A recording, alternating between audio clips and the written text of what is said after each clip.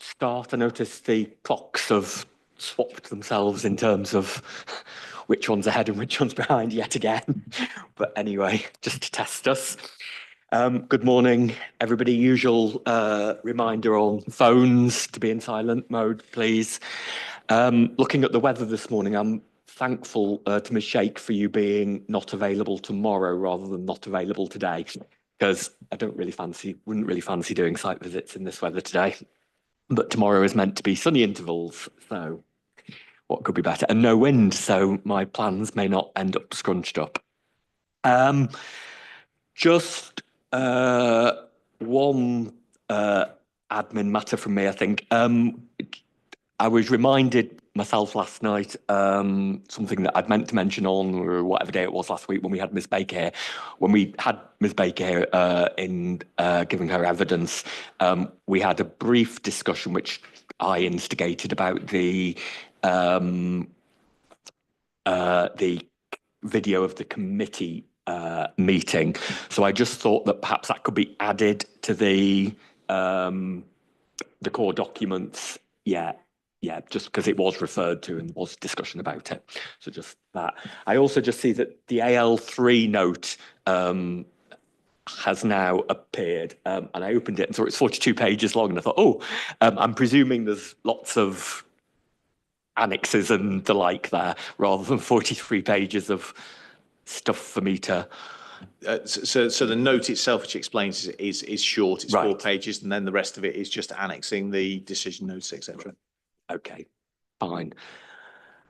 Is there any other administrative points from anybody? Two points, one of which is the A4 version of the comparison document rather than the A3 one, which I think you asked for yesterday morning. All right. So if I can hand that. All right, thank you. Very demanding, aren't I? I want it in A4, not A3. Less to scrunch up. I've heard more demanding requests from inspectors, in fairness. I'll remind people of that. I was told to be the least demanding inspector there is. Sorry, and the second thing, sir, you'll recall that we mentioned on day one of the inquiry that were you, upon reflection, to want to go and see a comparably sized DHL operation, then there is one comparatively near in Milton Keynes. We think it would probably take about half an hour to go round in terms of seeing it. And obviously Milton Keynes is 8 kilometres to the south of here. Were you to want to do that, sir, on reflection, then we can facilitate that at some stage tomorrow. Were that to be something that you would find useful? If not, sir, obviously the offer is there and we won't be offended if you don't take us up on it.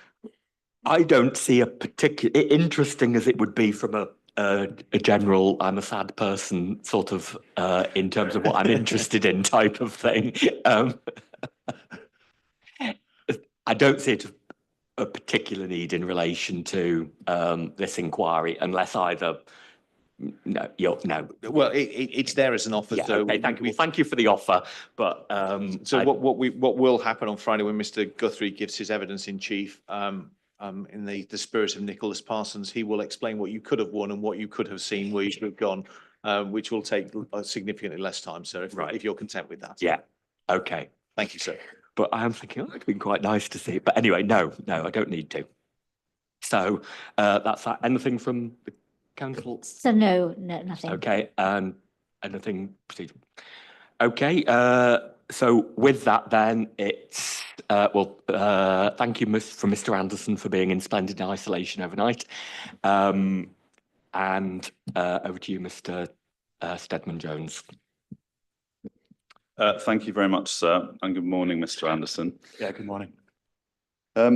So I have edited overnight to some degree, so hopefully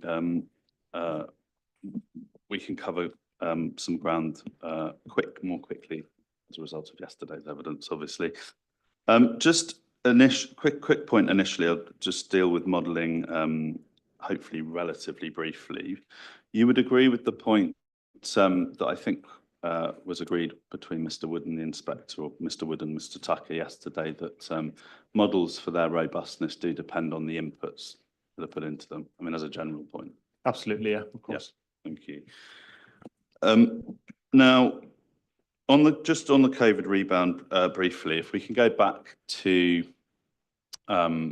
the Save Toast to Now proof, and I think you were looking with Mr. Tucker at page 9, or perhaps Mr. Tucker was looking at page 9 of that proof, the table 1 with Mr. Wood. And I just want to be clear about what you were saying in your evidence and the differences between Mr. Wood and you.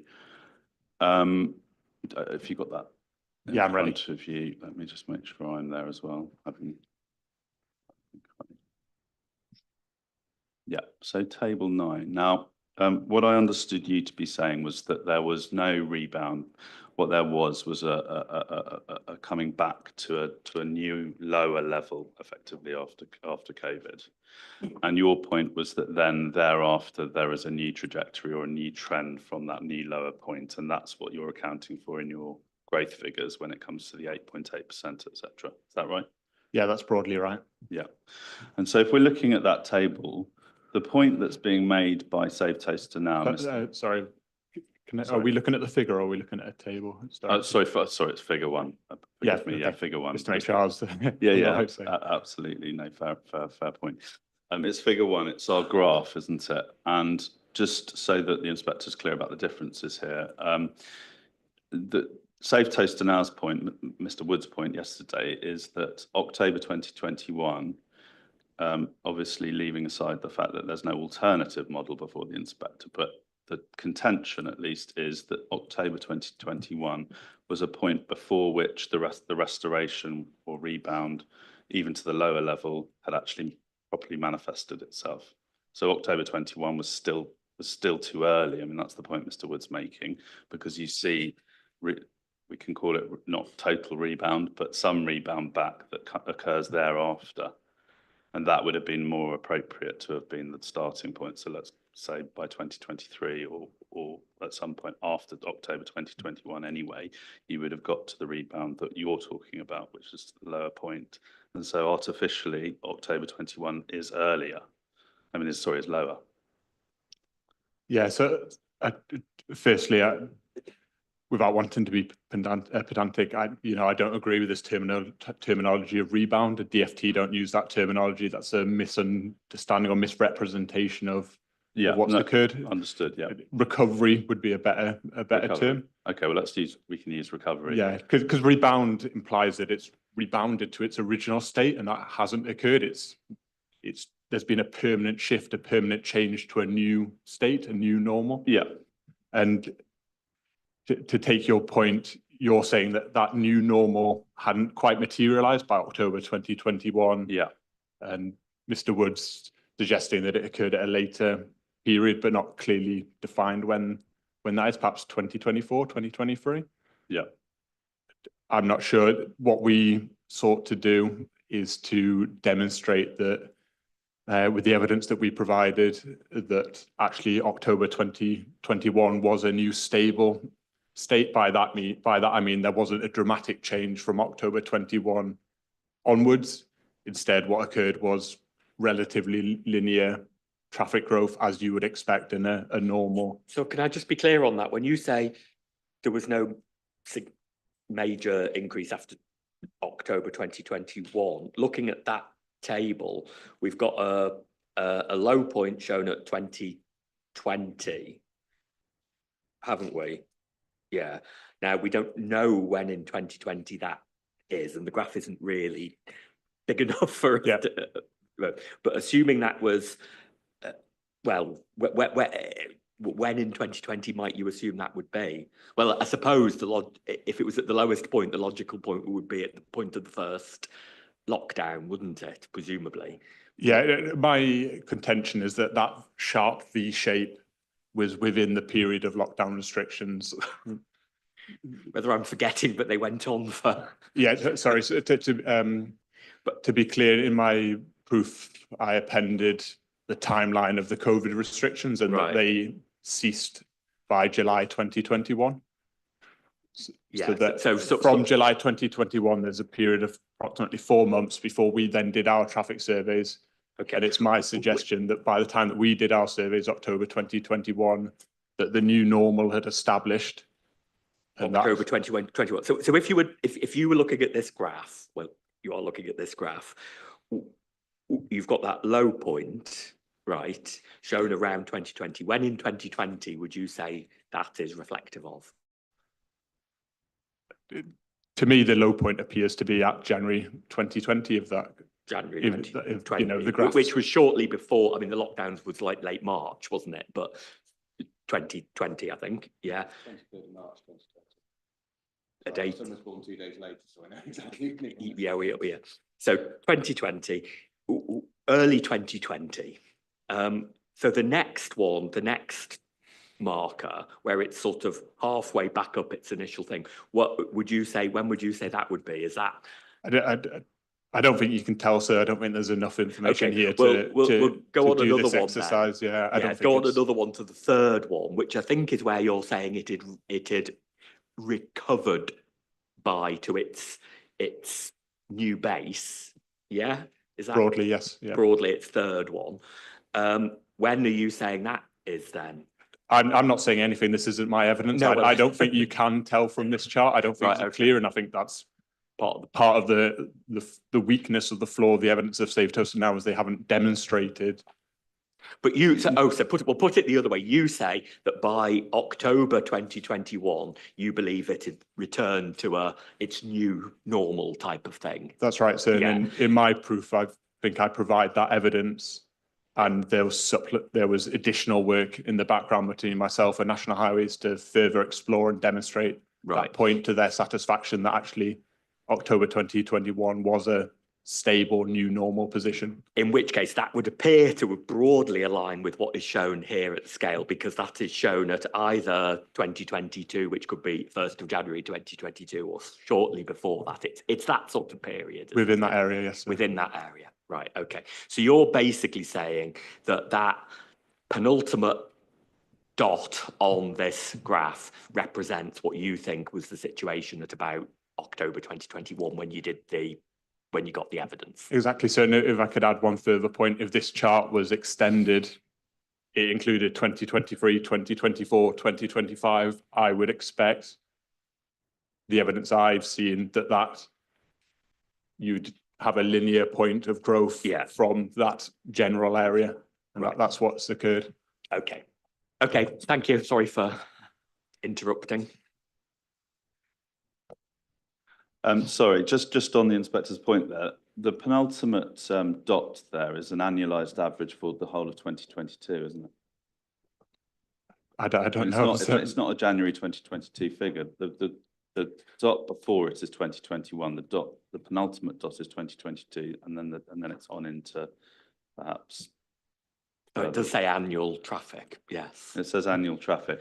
I mean, so the point would be, and again, the inspector can make a decision. I don't want to labour this. It was gone through in detail yesterday, but all we would say here is that there is the vertiginous ascent, if I can put it that way, continues into the penultimate dot. You would agree with that? I mean, I appreciate you saying your evidence is better, Yeah. but in terms of this, the utility or otherwise of this national information, that would be right, wouldn't it? It continues into 2022. If I can be honest, I don't know what vertiginous means. Vertiginous, well, going up at a steep height. So if you could just phrase it in more simplistic language, so I can clearly understand the I have question. just done that. So going up, it continues to go up in a major way, not just a trajectory-based growth way, that according, as I understand your case to be, from the new normal. From 21 into 2022, on these average figures, the ascent, so going up, is sharp still, isn't it? I would suggest that the difference between the penultimate and the final point, the growth is not dissimilar from the trajectory prior to COVID. Forgive me, I'm not talking about the ascent between the two final dots. I'm talking about the one before that to the one. Okay, yeah, of course, yeah. From its lowest point in 2020, the average for 2020 into 2021 is a big ascent. Absolutely. And similarly, from 21 into 2022, it's still a very big ascent. So the new normal is not arrived at least in these average figures, until you get further beyond 2022. Of course, but I mean, the limitation, the weakness of the Safe Toast Now evidence is using average figures for 2021, which was heavily distorted by COVID, which had restrictions throughout the first 7 months of COVID. So using annual figures for 2021 doesn't really tell you anything. You need to be looking at Q4 2021, which is when we did our modelling, and to identify the difference from that point onwards, which is what I've sought to do in my evidence. No, I understand that. I'm not talking about 2021 now, I'm talking about 2022. We still have a sharp rise in 2022. So leaving aside 2021, we still have the rebound or the recovery back to the new normal still going on in 2022, which is after October 2021. That's the point. On the national figures, I understand you don't think these necessarily are appropriate, but on these figures, that's right, isn't it? You know, I fundamentally disagree with this point, and I think the weight or how much you can infer from these figures, the way they've been presented, is very limited. I wouldn't feel confident commenting much further on them or what you can infer from them. Okay, well, we'll leave it there because I think hopefully the inspector at least understands the difference. Just on your 2022, because there were further tests done in, or surveys done in 2022, weren't there? That's right, yeah. But that data hasn't been presented in any detail anywhere. What they were just updates, and you referred to them, but they're not presented for scrutiny.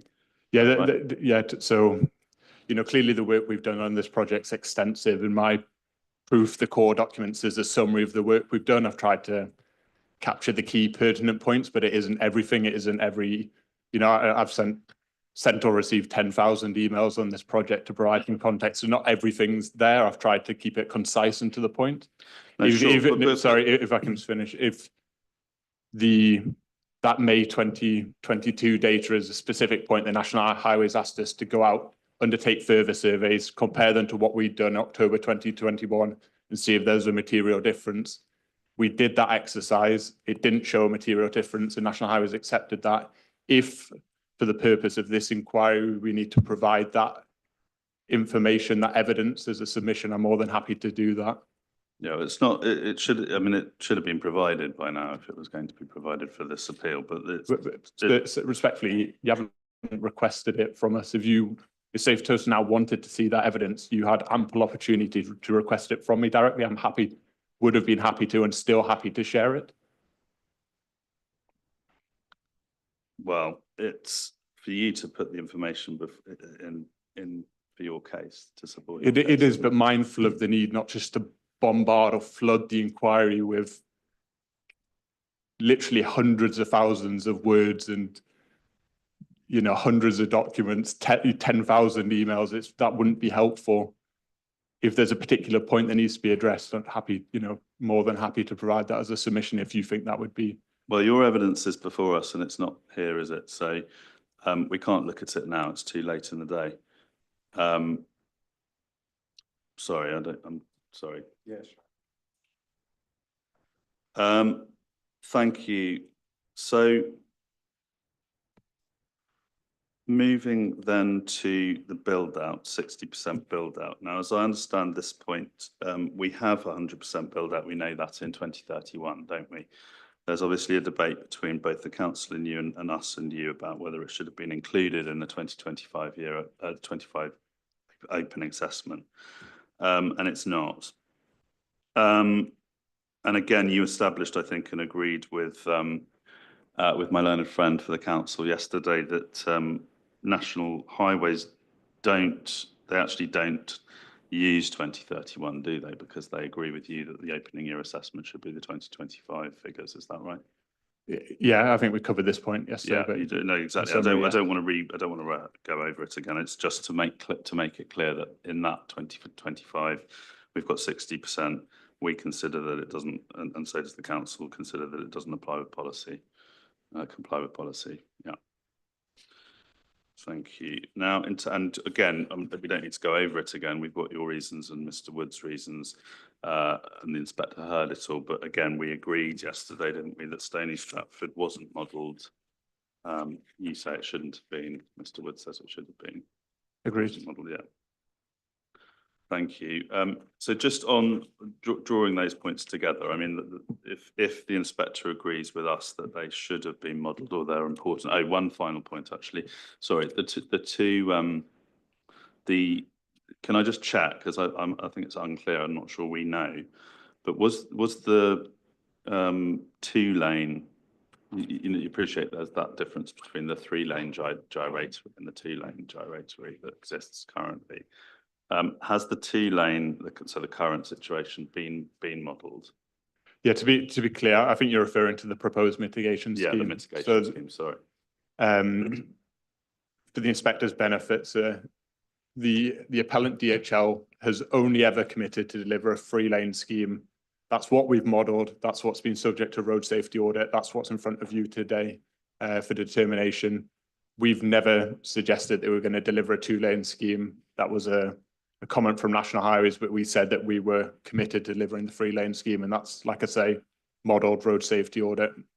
So that hopefully there's a clear position. Hopefully that clarifies the confusion. There's a clear position for you to understand in terms of what you need to judge.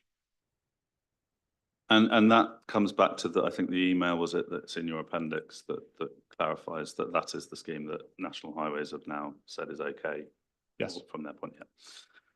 Thank you. So, but just drawing together the COVID rebound point, the build-out point, the model area.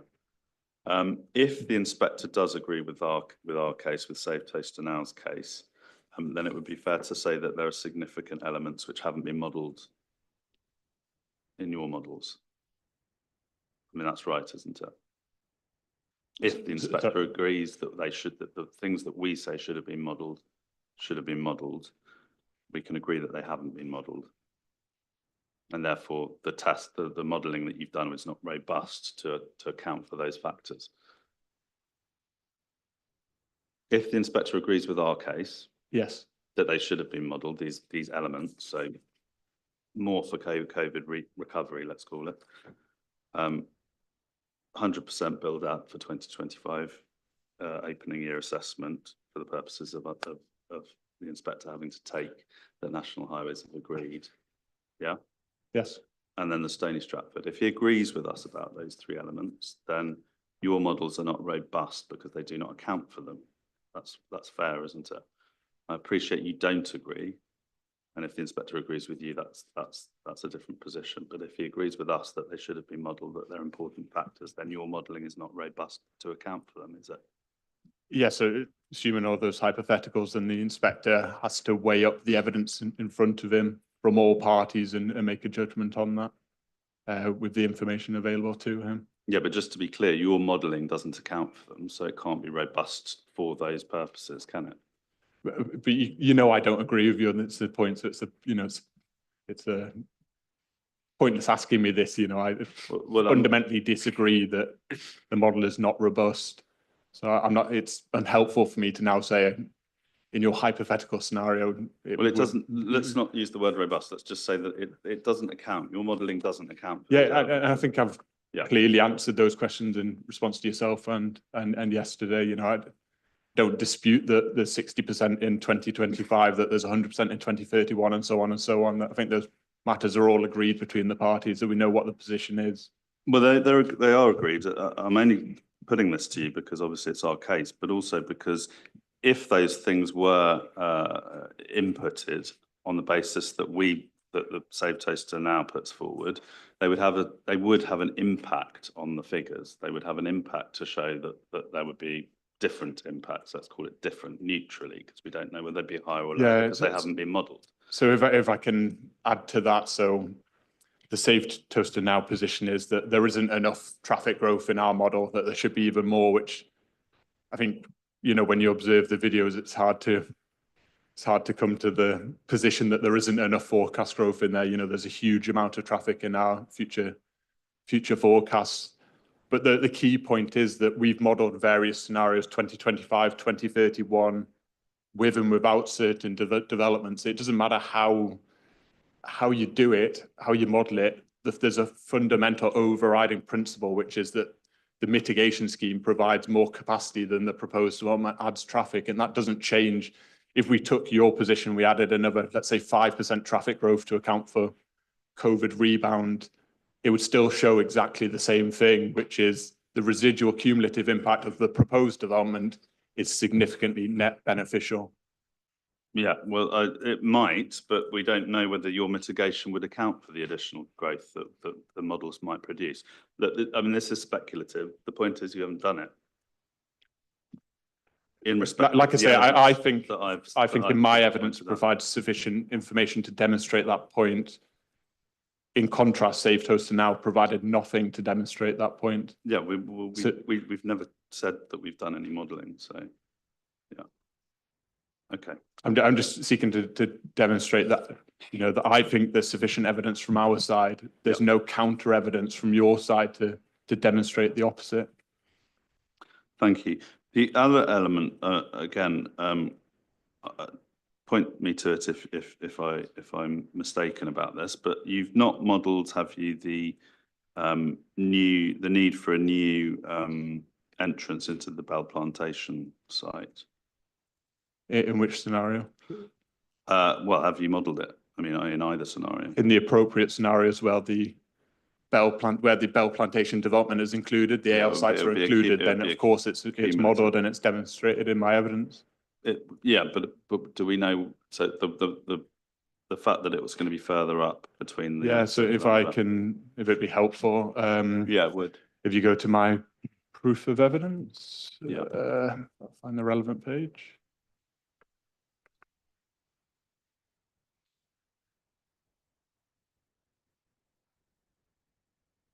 Okay, so it's image 5.3 on page 40. Page 40.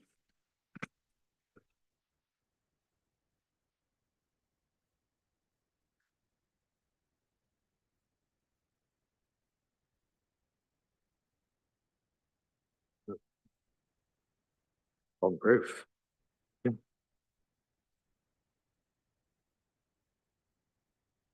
Yeah, so I can see it there. Yeah, And sorry. Sorry.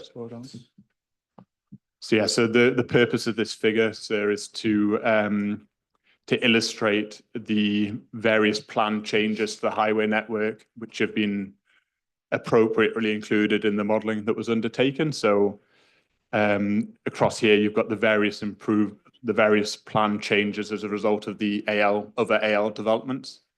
And the specific point you asked was about the access to the Bell Plantation site. So that is addressed by the box in the top left-hand corner. And this would be modelled in the 2031 cumulative. Yeah. Yes. Yeah. And also in the 2025 scenarios where the AL sites are included. Yeah. So to be clear there, it's showing that a new access is formed to access the Bell Plantation development, and the existing access, which would be further to the south, is no longer there in the model. It's closed off.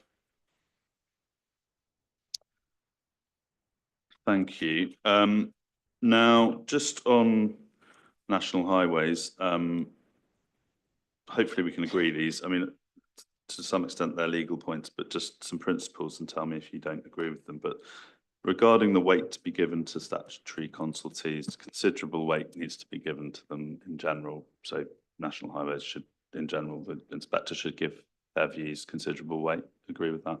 Yeah, agreed. If their logic is sound, their position is sound, then yes, yeah. I'd agree with that. And but it's context specific, and you've got to look at what's said in a given case, obviously, and assess. The inspector has to look at that and consider it, see, as you say, whether it's assertion or it lacks evidence, or whether it's reasonable, and so on. Agreed. Yeah, and the decision maker, the inspector, can depart from the views of statutory consultees for cogent or compelling reasons. Agreed. Yeah.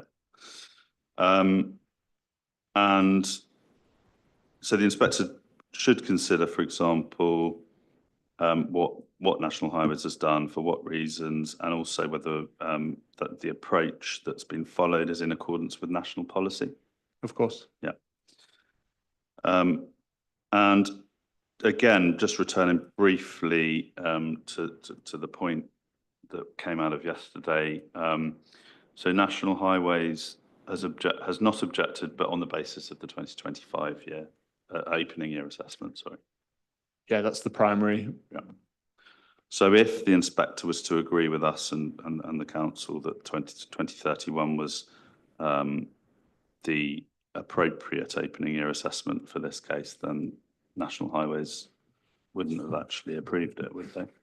Or agreed that it, or not objected to it? No, I think they On would that have come to the basis. same conclusion. You think they would, but and they haven't in fact, have they? Sorry, if I can continue. My case is that a lot of this inquiry has been spent arguing about 60%, 2025, 2030. In my position, it doesn't really matter to a large extent. I can argue the points. I think what we did was correct, was robust. National Highways got it right.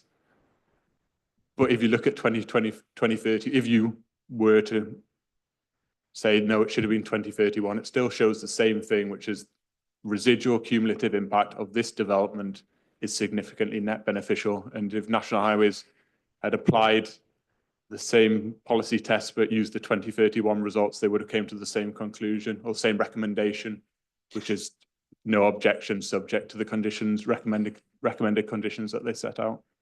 Thank you for restating your case, Mr. Anderson, but that wasn't my question, was it? I'm asking you, or putting to you, that it is correct, isn't it, that National Highways haven't approved this development on the basis of a 2031 opening year assessment, have they? Yeah, I think I answered that before. I agreed the primary driver for their response was the 2025 results. Yeah, but that does go to the points I put to you already, and that we've agreed about the weight to attribute to National Highways' conclusions in this case, doesn't it? Sorry, I'm not sure if I follow. Can you just? Well, National rephrase? Highways haven't approved a 2031 opening year assessment. So if the inspector considers that to be the appropriate opening year assessment, that is not the basis on which National Highways has okayed this scheme, is it? No, I mean, National Highways have reviewed the 2031 results. There's nothing fundamentally wrong with them. The modelling that we've done, the evidence ahead of you, it's a matter for the inspector to decide whether the appropriate policy test is the 2025 results or the 2031 results. No, indeed. But again, they've looked at 2031 and concluded that there's severe cumulative residual impact, and they've suggested or gone along with the idea that there should be strategic mitigation, haven't they? I think you're misrepresenting their words. They say, quote, potential for a severe impact. And then they say, quote, it would be preferable for a strategic mitigation scheme. Right, okay. Which Well, is a subtle but important difference from the way that you phrased it. Well, I'm not going to split hairs with you, but I think the inspector will have the points. So if we can move, I'll move to sustainability then. Just again, we covered the evidence in detail yesterday, so just want to put some points to you. First of all, on wider connectivity and bus routes, first of all, the buses are not going to be 24 hours, are they, that are being provided? I mean, the upgrade or the enhancement, sorry, to the bus service. The specification for the bus service is set out in the draft section 106. It's based on an hourly service, and there's a line in there referring to it, the timetable being tailored to meet the needs of the development with specific reference to the shift patterns of the development, whatever they are when they occur. So there is a appropriate mechanism in the 106, which would be helpful. I don't know if we want to be helpful to go there. Yeah. So it's under the, from memory, it's under the definition of bus service or bus service contribution. I'll open it. I can be clearer on that. So this would be in 90.06, would it? This is the draft 106. Yeah. Oh, that's the, sorry, that's the, yeah, so that's not. Is it So- under 2.4, the travel plan? No, sorry, sir. So just on the second page, where it has the definitions and interpretation. Oh, right. Oh, yeah. There's one, the one in bold, bus service. Bus service contribute. Oh, bus service means the provision of a bus service to service. Sorry, which page are you? Second page. Second page. So if I just read out the key bits, quote, tailored to the needs of the development of the site and its phase construction. The second point, quote, flexible enough to address the needs arising from the shift patterns of the site and the origins and destinations of those employed at the site.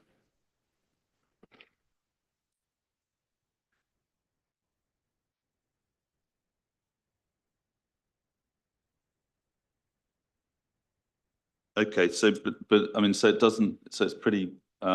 Well, let's call it flexible language, isn't it? It's flexible, but it needs to be flexible because we don't know at this stage exactly how the site will operate. We don't know who the occupiers are, what shift patterns they will be operating, whether they'll be operating 24/7, what days of the week they'll be operating, etc. So it needs a delivery mechanism which has a degree of flexibility so that it can be tailored to the needs of the development over time, because those shift patterns could change, etc. over time, but to appropriately secure appropriate public transport provision.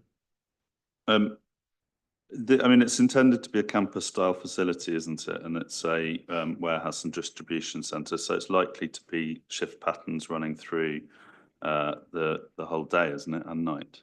I would imagine so. Yeah. So, I mean, why isn't there just provision made for 24 hours bus services?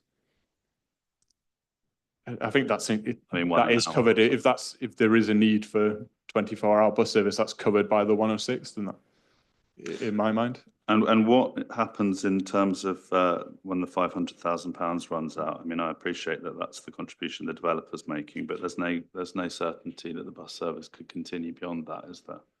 I think there's sufficient. There'll be sufficient employment at this site. I think there's a range of values, but there's circa 1,500 employees at this site, plus potential for more on adjoining sites, the rest of the Bell Plantation, L3, L2, etc., to support in the medium to long term a commercial bus service. So this is back to the point about whether other sites bring forward mitigation to sort of contribute, as it were.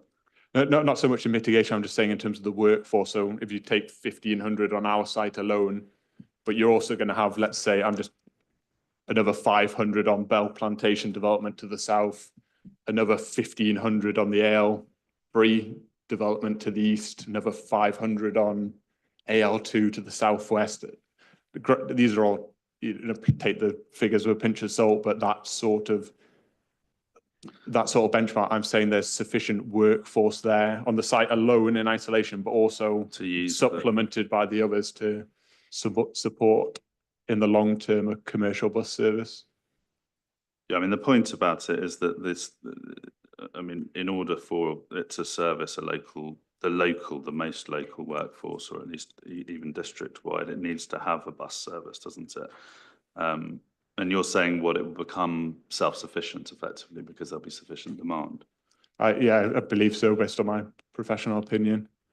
And there's no counter evidence to suggest otherwise. Okay, thank you.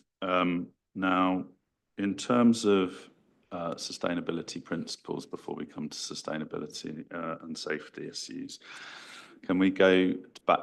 We've got the circular. Yes. Near open. We know from the circular, paragraph 17, which are the general principles, but we know from the circular that successful development depends on a movement network that makes connections to destinations, places and communities, both within the site and beyond its boundaries. Yeah. Yep. The company will support development promoters and local authorities applying the principles of the DMRB, or the Manual for Streets, the National Design Guide on Movement, Inclusive Mobility and Local Transport, Note 120. Yep. To ensure a priority is given to pedestrian cycle movements and well-considered parking services, etc. All is incorporated into development proposals, yeah? Yes. And at 23, moving on to new connections and capacity enhancements, Capacity enhancements such as modifications to existing junctions or road widening to facilitate development should be determined on a case-by-case basis. And the general principle should be accepted where proposals would include measures to improve community connectivity and public transport accessibility. And this will be weighed against any negative safety, traffic flow, environmental and deliverability considerations, impacts on permeability and attractiveness of local walking, etc., wheeling and cycling routes, etc., to manage down the traffic impact of the planned development or improve the local road network as a first preference. Yeah. Yep. And then final reference on the circular 48, please. Where this is assessment of development proposals. Where a transport assessment is required, this should start with a vision of what the development is seeking to achieve and then test a set of scenarios to determine the optimum design and transport infrastructure to realise the vision. Yes. Yeah. Yep. And of course, you say that your development complies with these principles. Yes. Don't you? Yeah. Okay. Now, can we just deal with the safety elements in relation to non-motorised users with those principles in mind? If we could go, please, to the most recent safety audit, and that's 0307D, and I think it's in our miscellaneous folder. Yeah. That we've identified, which is folder 2. So. Yeah. 303.07D.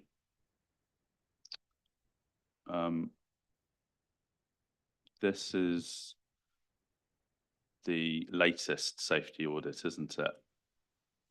Yes. And I just want to be clear about the safety audits that have been done. So there were two done in relation to the access arrangements, weren't there? The Section 78 highway works and the access roundabout that's being created.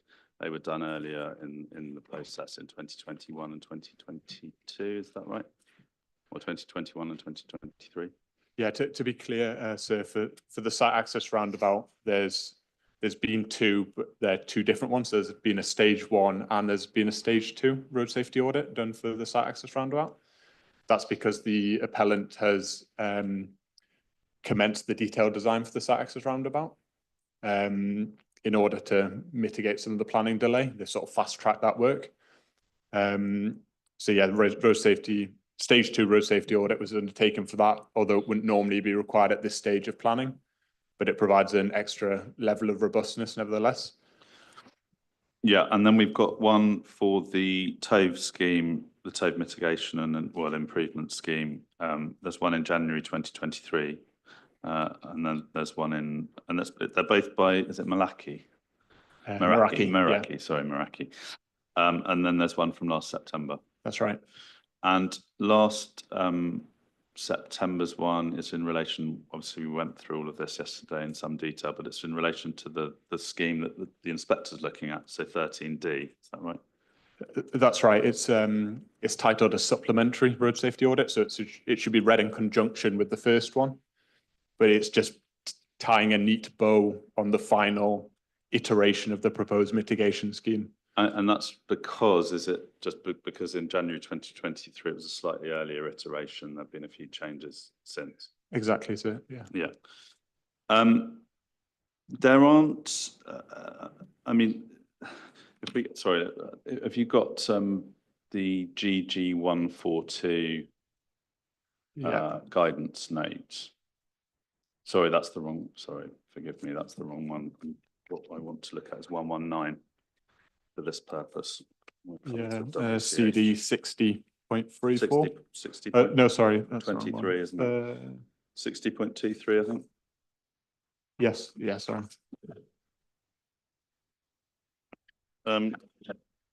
So if we've got table Schedule B, haven't we, which sets out a series of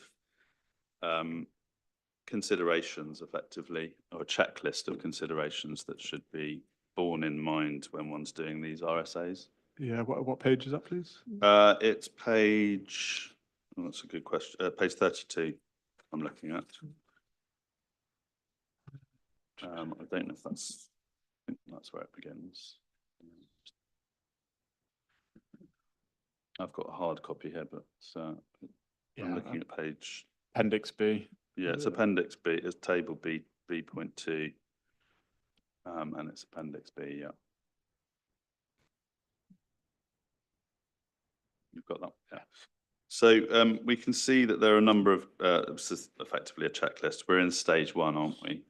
Yes. Yeah. So we look at, it goes through the various issues here. Cross-section, or departures from standards, cross-sections, landscaping, climatic conditions, adjacent development. On adjacent development, I appreciate you've taken us now to the fact that the new access into Bell Plantation site has been modelled. Has that new access been assessed for safety purposes in these RSAs? It will have been subject to its own road safety audit. Yeah. And within that we mentioned that there's 2 road safety audits being undertaken for this. From memory, the first one showed the wider context of the planned improvements. So it included the Bell Plantation in the pink lines that we were referring to yesterday. Yeah, no, I understand that, but I mean, so that the auditors saw the context, the potential context, wider context for the audit scheme, so they could consider any potential interactions or conflicts between the audit scheme itself and what was being planned wider. So is your point that it's been considered within the RSAs, or is your point that it's being considered in another RSA in the other application? I'm saying that their access works have been separately considered. Yeah.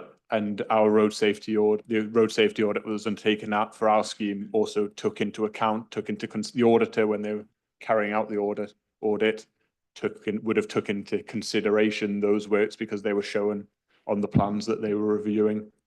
They would have been taken into account in the September last year, the September 2024 RSA. The first version, the original version, the September for this scheme. I mean, isn't the point here that there is a requirement to consider adjacent development and whether it causes interference and confusion? Yeah, I'm saying that that's been undertaken appropriately. And if you read the 2 road safety audits side by side, the second road safety audit doesn't supersede the first. It's titled supplementary. It's effectively an addendum. Yeah. So you're saying it's being considered and it isn't highlighted as a problem. Is that the point? That's right. Yes. Yeah. Okay. And in terms of if we look at, there's a number of specific road users. If we go down a few in the table, back in table B.2, sir. So down from adjacent development, we have specific road users. And again, thinking about the most recent, or even both together, 2023 and 2024 together, the RSAs, where we're looking at specific road users. Sorry, can I just check? I think I'm on page 36 of the PDF, which has apologies, yeah, I might have skipped a few pages along. Apologies, yeah. Specific provision required for vulnerable groups. Yeah. Yeah. Sorry to interrupt. Sorry. Thank you for the clarifications. Yeah. When we're thinking about specific road users, there have been a number of changes, and I appreciate some of them are meant to be positive things. I'm not for the moment suggesting they're not, but say, for example, the Toucan crossing or the upgrade of the crossing to the Toucan crossing. We know, for example, don't we, that this obviously one of the benefits of this development, if it comes forward, is the football club provision and so on. So when it comes to specific road users, there hasn't at least been expressly considered or identified as an issue. Special road users, so for example, children, first of all, children using, I mean, coming up from across the crossing the A43, walking up through into the facilities, perhaps along the pinch point. There's not been any identification of any issues around children, for example, who might want to come and use the football facilities. Yeah, so the Toucan crossing falls under the other road safety audits, the road safety audits for the site access works. Right. Yes, see the ones I referred to at the beginning about the stage 1, the stage 2. Yeah. The Toucan crossing forms that package of works because it's separate from the highways capacity mitigation scheme. Yeah. And as part of that road safety audit, the audit briefs would have been prepared, agreed with National Highways, and that has specific sections about non-motorized users. Yeah, I've seen those, but they don't refer to children, do they? And they don't refer can't remember from I mean, memory. given that those, I'm just looking at the guidance here, and obviously children are a category, aren't they? Or vulnerable users. The young is perhaps broader than children, but let's imagine teenagers playing football.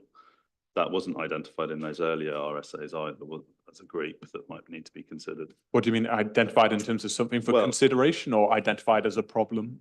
Well, I mean, I appreciate that if if it wasn't a problem, it may not have been identified. But then the question becomes, this is crossing 2 major A roads or walking alongside 1 A road, having crossed the A43, walking, potentially to play football.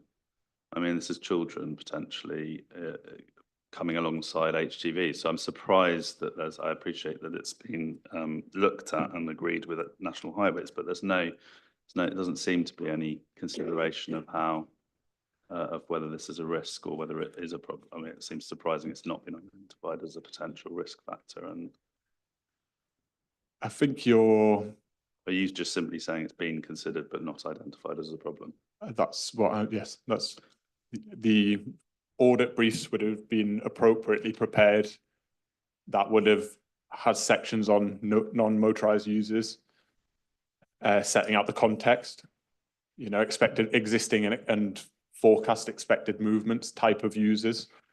And we do see that in relation to cycles and pedestrians in broad terms, yeah, because they are identified in those. When the road safety audit was carrying out the audit on site, they would have had this checklist that you've correctly pulled up. Yeah. They would have been walking around the scheme, around the Tove roundabout with this scheme drawing, going through this list and identifying the issues that the road safety issues that they perceive or they see as being matters, but they didn't identify any.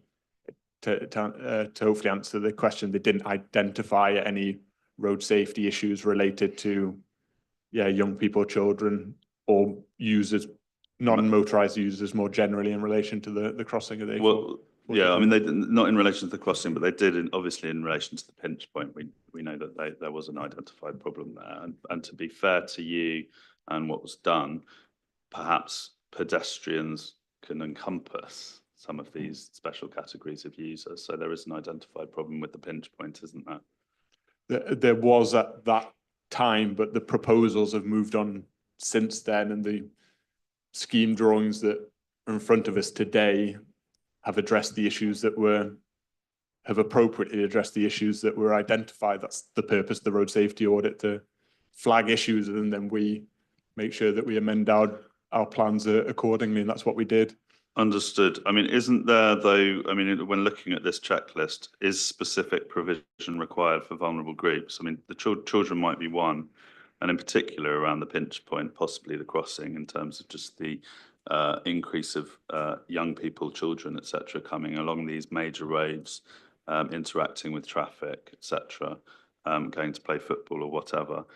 Isn't it surprising that they weren't identified as and considered, and perhaps just simply discounted to the extent that it's impossible to make specific provision? But isn't it surprising that they weren't identified when this checklist is considered? I disagree. I don't agree that you said that they were discounted. I think they were appropriately considered, and the road safety order in their professional opinion did not identify a road safety issue. Okay, and similarly, in terms of mobility or visually impaired users, there's no identification of those users as potentially Again, running the- into problems at the. Again, the road safety auditor didn't identify any specific issues related to the scheme for those users. Well, let's think about this in reality-based terms, because we've had to do that a number of times in this inquiry. I mean, if there's a mobility scooter going along the pinch point and there's a cyclist coming in the other direction, I mean, this is common sense, isn't it? And it hasn't been identified. What we refer to the pinch point, it should be correctly acknowledged that the appellant is seeking to address that. The existing footway at its narrowest point is 1.4 meters wide. The appellant's drawings in front of you today, sir, include widening of that pinch point to minimum 2 meters width. Yes, so you're widening it to 2 meters, which I mean, we may or may not need to go to this, but that isn't in accordance with safety guidance, is it, in the DMRB? I disagree. Well, it's okay. So should we go to that? I mean, I think the easiest place to go to that, at least, is in Save Toast to Now's proof at page 41, if you've got that in front of you.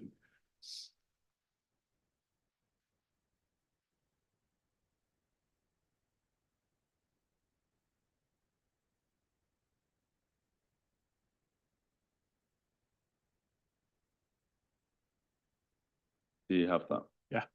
So do you have that? This is the table Yeah. From DMRB guidance. Now, here we've got the relevant distances set up. Sorry, it's actually on page, it's table E3.4, isn't it? Widths of segregated shared use route. So we're not segregated, are we? We're unsegregated, is that right? And at the pinch point we're talking about here in the approach to the Tave roundabout. The point we've just been talking about, the 1.4. Yeah, so it'd be an unsegregated, it'd be classified as an unsegregated shared use route. Yeah, is what we're proposing. Yeah, so don't we have to have 2 meters, which is less than 200 users per hour. And then on segregated and unsegregated shared use routes for pedestrians and cyclists, the separation from the carriageway should in addition be 1.5 meters, because we're on a bit of the road which is greater than 40 miles an hour, right? I would agree for the, ideally there would be a separation distance of 0.5 meters at that point. Important to note that the language, it says should, so it's not a departure from standard. If we don't provide that, it's not a requirement, it's guidance, so it's not a shall or a must. So, if you see, well, it's not good. Sorry, if I just finish the point. Good, though, if I just finish the point, 3.5 above is where it's referring to the width of the shared use footway cycleway. It's saying shall be a minimum, so you must do that, and that's what we are doing. We're providing 2 meter wide unsegregated shared use route, so we're complying with the standard. The next point, 3.5.1, that's desirable. It's a should. It's not it's not classified as a departure from standard. I fully accept that we're not providing that separation distance over that short length. I think it's circa 30 meters over a route of 700 meters. That's because we physically cannot provide that. It's because it's a genuine land constraint. It will require third-party land, which is outside of our control, but the appellant has done everything that they reasonably can do, reasonable being key word, and it isn't a departure from standard for the key design document, which is DMRB.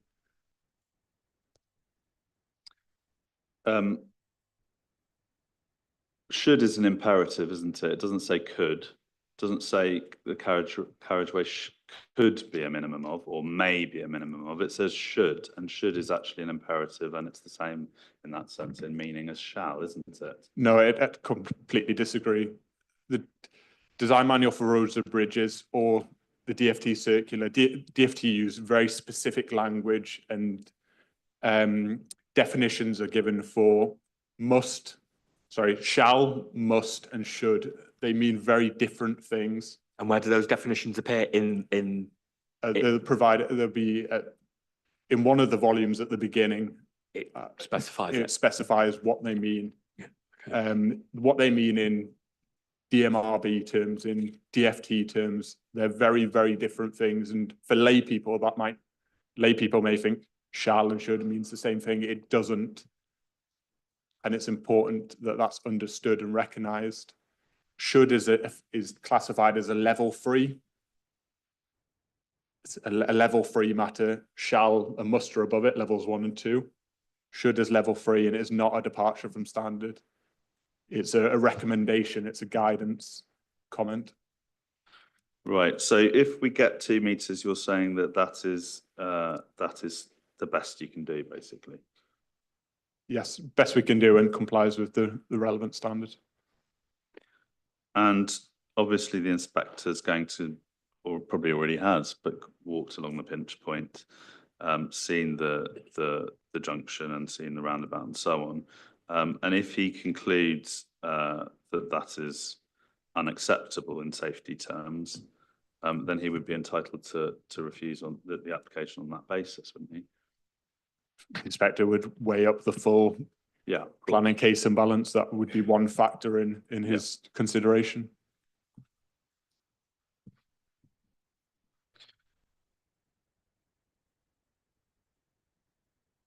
Thank you.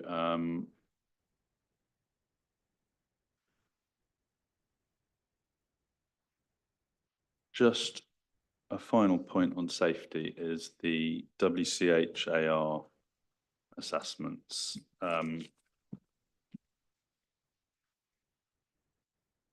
Again, I just want to be clear what was done. So there was a WCHAR done for the access roundabout, wasn't there? For the section 278 works, is that right? Yeah, that's back in 2022. And then we had an exemption note, I think, from you, wasn't it? And that was at sorry, so this is at 60.24, core doc 60.24. No, I think you mean Have I got that wrong? 25.06. The exemption note itself is 25.06. Your reference was to the DMRB, the relevant DMRB volume. Oh, yeah, sorry. 25 in CD1. 20, is it? No. Yes, no. Is this a CD1? Oh, 20, revised traffic mod 2502. 25.06. Oh, yeah, the exemption note. Yeah. Yeah, sorry, you're right. I'm just trying to work out, why I've got, you're right, because that's what we were just looking at, wasn't it? Sorry. So the exemption 2306, was it? 2506. 2506. 2506, sorry. I mean, I've been looking at it in the brief, which is where it's been.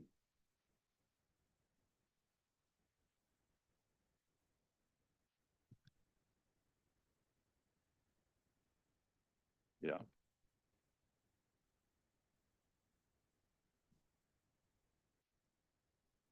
Thank you. Now, so this exempted you from carrying out a WHR or a walking, cycling, horse riding assessment and review of the of what we've just been discussing, the towed roundabout scheme. Is that right?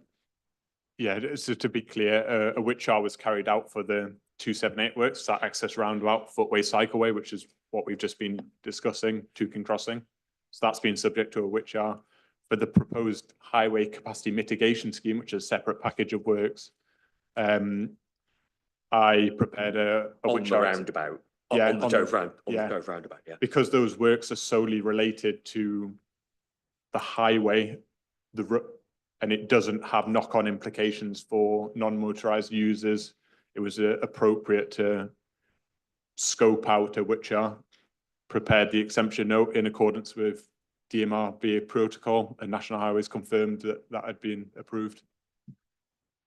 But is that true in terms of, I mean, again, if we go to 142, this is where was going to take you to, 142, which is 60.24.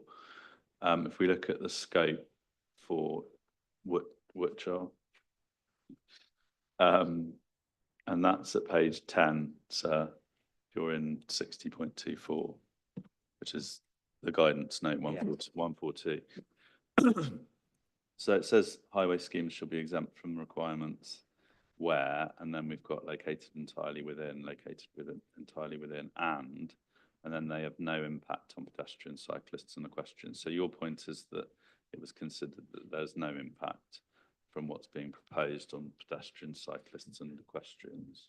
Yeah, sorry, can you just take me to the relevant page? So we're on page 10, and this is where Page 10. scope is covered, and then it says aspects covered.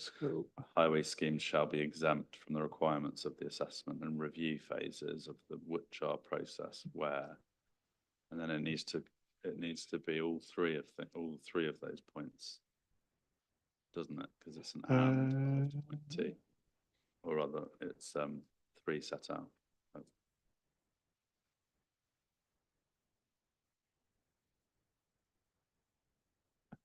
My interpretation is that it was, sorry, it's a while since I've seen this, that its interpretation is one of, it just needs to be one of the 3. That's just based on a quick skim read. No, so, maybe that's right. Hold on, sorry. I was exempt from this.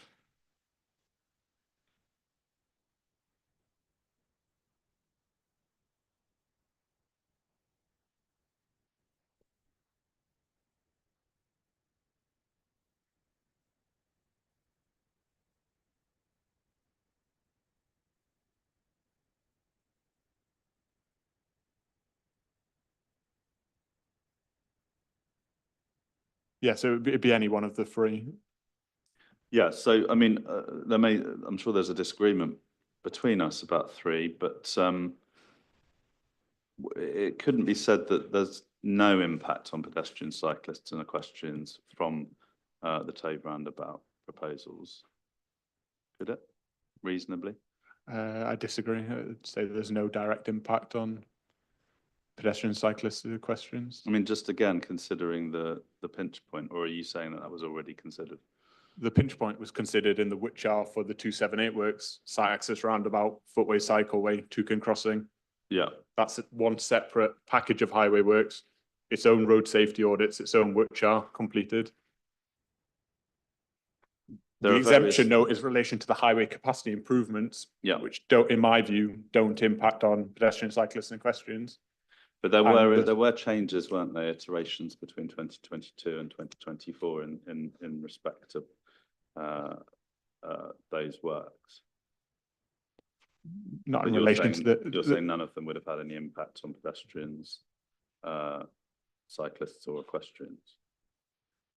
I'm saying that the highway capacity scheme as it is now largely unchanged for a significant period of time, apart from minor alterations, doesn't have an impact on pedestrians, cyclists and. What about the changes to the that were identified in the RSAs? I mean, there were 3, weren't there, identified in the September 2024 RSA. You're saying none of those could have had any potential to impact on pedestrians, cyclists, or? Sorry, can we? I think it'd be helpful for me just for memory if we can just go to the RSA that you mean. It's A307D. We were looking at it earlier, weren't we? So it's page 3. The scope of where the scope of the RSA in September was done. So it's additional lane destination text and shortening of proposed red hatching and shortening of proposed length of 2-lane provision.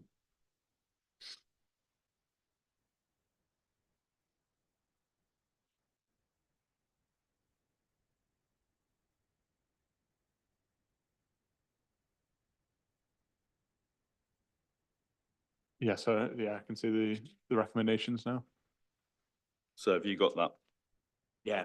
Yeah. So I mean, none of these. I mean, these are. I mean, I'm not a safety expert, so I'm not saying I know. But the point is that none of these changes were assessed under a Woodchar, were they? I'm not sure if I understand the. Well, Your point is that there's been nothing that could have had any impact on pedestrians, cyclists and equestrians since the first WHR in 2022, right? No, sorry, no, that's not correct. I'm saying that for the proposed highway mitigation scheme, in my view, it doesn't have an impact because the nature of it, the works that are shown on the drawing, it doesn't have the potential for an impact on pedestrians, cyclists or equestrians. On that basis, I prepared a WHR exemption note in accordance with the appropriate protocol. National Highways reviewed that and agreed with me that it doesn't have the potential for that. I am unaware of, and haven't seen any evidence from Safe Toaster now, what specifically about the mitigation scheme do you, I know, sorry, I shouldn't be asking the questions, but it might help to jump to the pertinent point. Well, the But pertinent what point is about that there what are about various- the mitigation scheme This do is you this- perceive as being the issue to? I'm not answering questions from you. The pertinent point is that there were significant changes, and I'm just saying to you, I don't consider it to be reasonable. It isn't reasonable, is it, that none of those had any potential impacts on pedestrians, cyclists, or horse riders? And they should have therefore been assessed by an up-to-date WHR last year. I and it wasn't disagree. done, was it? Yeah, I'm saying the scheme in front of us, the one we're determining today, Which is the was- one that, was- just to be is the- clear, that is the final- RSA in September was done in relation to, wasn't it? yeah, Yeah, so. and the which I was That's what done I'm talking shortly about. before that in relation to a very closely related scheme. The scheme's barely changed at all over the past 4. You know, if you open the original modelling report 2021, the mitigation scheme is pretty much very, very similar to what it is now. We've spent 4 years debating it, going through all these processes, but the fundamentals are the same. I think it was appropriate that WHR was exempted from the mitigation scheme. I stand by that, and I still see no evidence in front of me of where there is the potential for a conflict between pedestrian, cyclists and equestrians and the proposed mitigation scheme. Okay, well, we'll agree to disagree.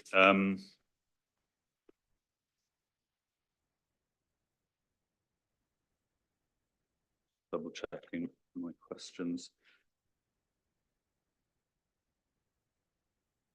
Thank you. I don't have any further questions. for Thank you. Mr. Anderson, thank you. Okay, thank you.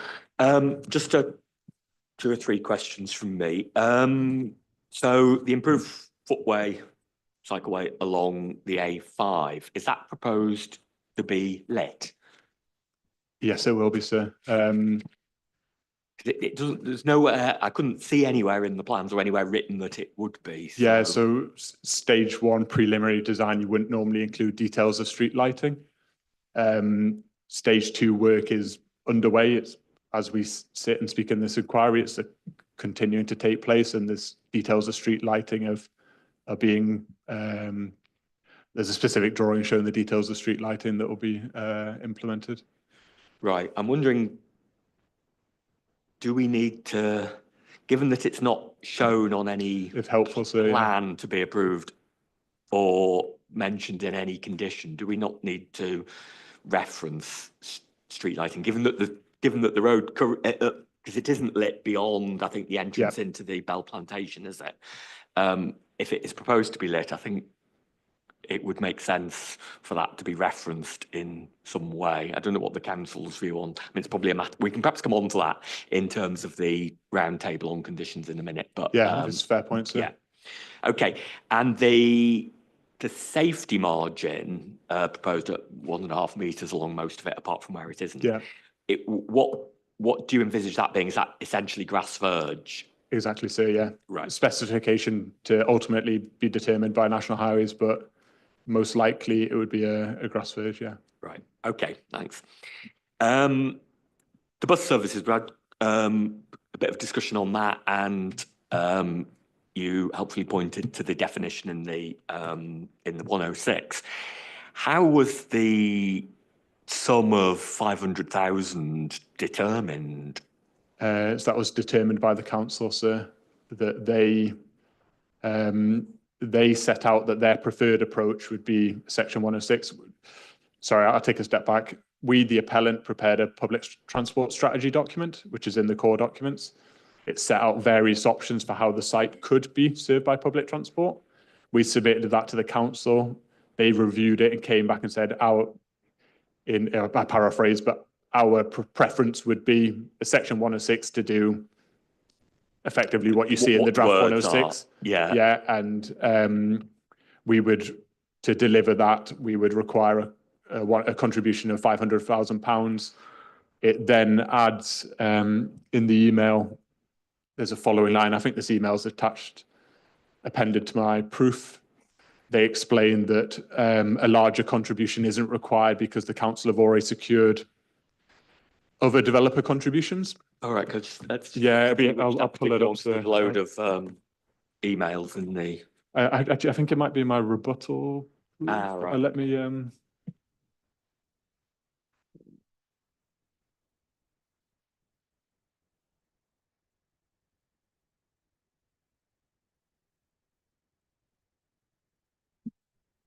think it might be appendix 6 of the rebuttal, sir.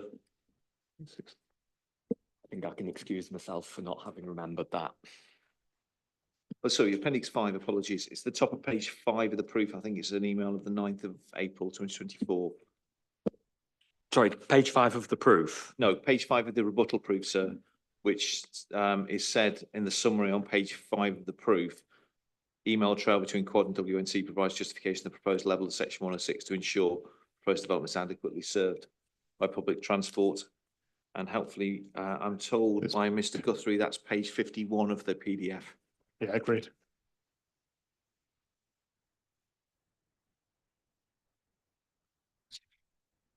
Okay, so basically, the council said we need £500,000 to do what we think needs to be done. Yeah, and they've provided justification for that. Yeah. Normally it could have been higher than that, but because they've already secured funds, they've got government grant funding. The sum of £500,000 would be sufficient. Right, and DHL said, right, okay, fine, and yeah, it's in the 106. Okay, thanks for that. So I think the final one is AL1. If you can get that policy AL1, if you could get that yes. To hand. So this sort of goes to cumulative impact in a way, but in a way that nobody has so far picked up on, which I thought was slightly strange. So I'll ask it. So of relevance to the whole, your concerns about this in access and transport, obviously point 5 of the policy, and in particular D. So a transport assessment and travel plan will be required to assess the transportation implications of the proposed development and to identify appropriate mitigation measures, right? So I read proposed development as well. Does that mean the whole of the allocation, or does it just mean any development on that allocation? What's your view on that? Do you think it means? I think it was covered in the examination of one of my colleagues prior that I agree that it relates to the application, the development, so not the entirety of AL1. Right. I mean, other aspects of AL1 talk about, say, go to 2.2, an integrated, coordinated and comprehensive planning approach will be taken for the site and a master plan must be prepared prior to the submission of a planning application covering the development of the whole site. Yeah.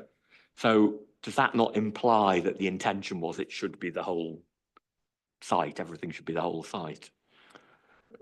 Potentially, so I defer to others who probably have a question for the Mr. Guthrie. Yeah, we'd probably be able to better respond on that. But I could see why somebody may take that view. Okay, just in terms of following that through, just from a transport point of view, then just to be clear, I don't think anybody's made this point, but as far as you're aware, neither the council or National Highways came to you and said, hang on, you need to be doing your assessment on the whole No, site? yeah, at no point. I mean, obviously, with the cumulative impact Yeah. thing, which takes account of the rest of the site, the AL1, but nobody had specifically said your application for this development needs to consider the whole site. No, absolutely not in emails or in meetings. And Okay, and that point hasn't been put by the council. yeah, and just to add to that, so the gist of basically what we were directed was to bring forward a scheme for your site, your part of AL1, and make sure it washes its own face, that it should be a standalone scheme and considered in isolation from the rest of AL1. Okay.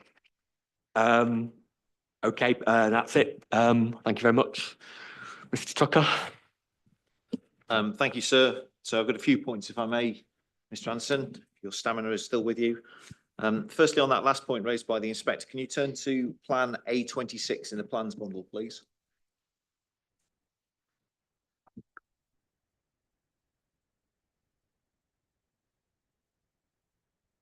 Yeah. You told my learned friend, Mr. Kabir Sheikh, that, and indeed the inspector, when this point was raised, that this is a scheme that you haven't presented modelling upon, but you understand it would mitigate down to a less than severe effect for all the AL sites. I'm not going to ask you about that. I'm going to ask you about the specific question raised by the inspector. In terms of this scheme and just the two parts of AL1, what's the effect of these works? Yeah, again, caveated that I accept that we haven't formally submitted this evidence to you, sir, but I think you can see that the residual cumulative impact of the proposed development isn't nil detriment or just slightly beneficial. It's substantial. You can see the significant residual benefits that are provided. If you were to also carry out the works shown on AL26, you would again provide a scheme that is better than nil detriment for the entirety of AL1. So let's just think about how that works out in practice. Let us assume at the appeal coming up in June that there's some discussion about what happened at this appeal. I think there's an outside chance given attendance at this inquiry. But let's just assume that if a scheme comes forward as part of that scheme, which seeks to promote the residue of this, if the residue of AL1 comes forward, what's your position about whether or not there would be a meeting of that part of AL1 criterion 5 subparagraph D for the whole of the allocation? Yeah, I think it'd be fully met if it was interpreted in that way. Okay, thank you for that. It's helpful. Just going back to my learned friend, Mr. Kabir Sheikh's cross-examination right at the very start.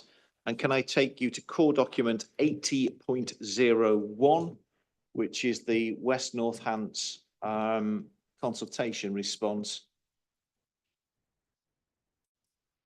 Yes. That you were taken to. So 80.01. This is the as Highway Authority. This is the local highway authority explaining their position. Which is now gone walkabout, forgive me.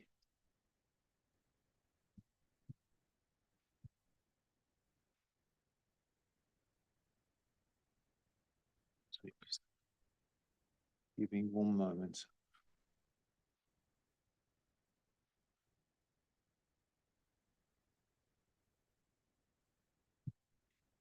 Just Yeah. as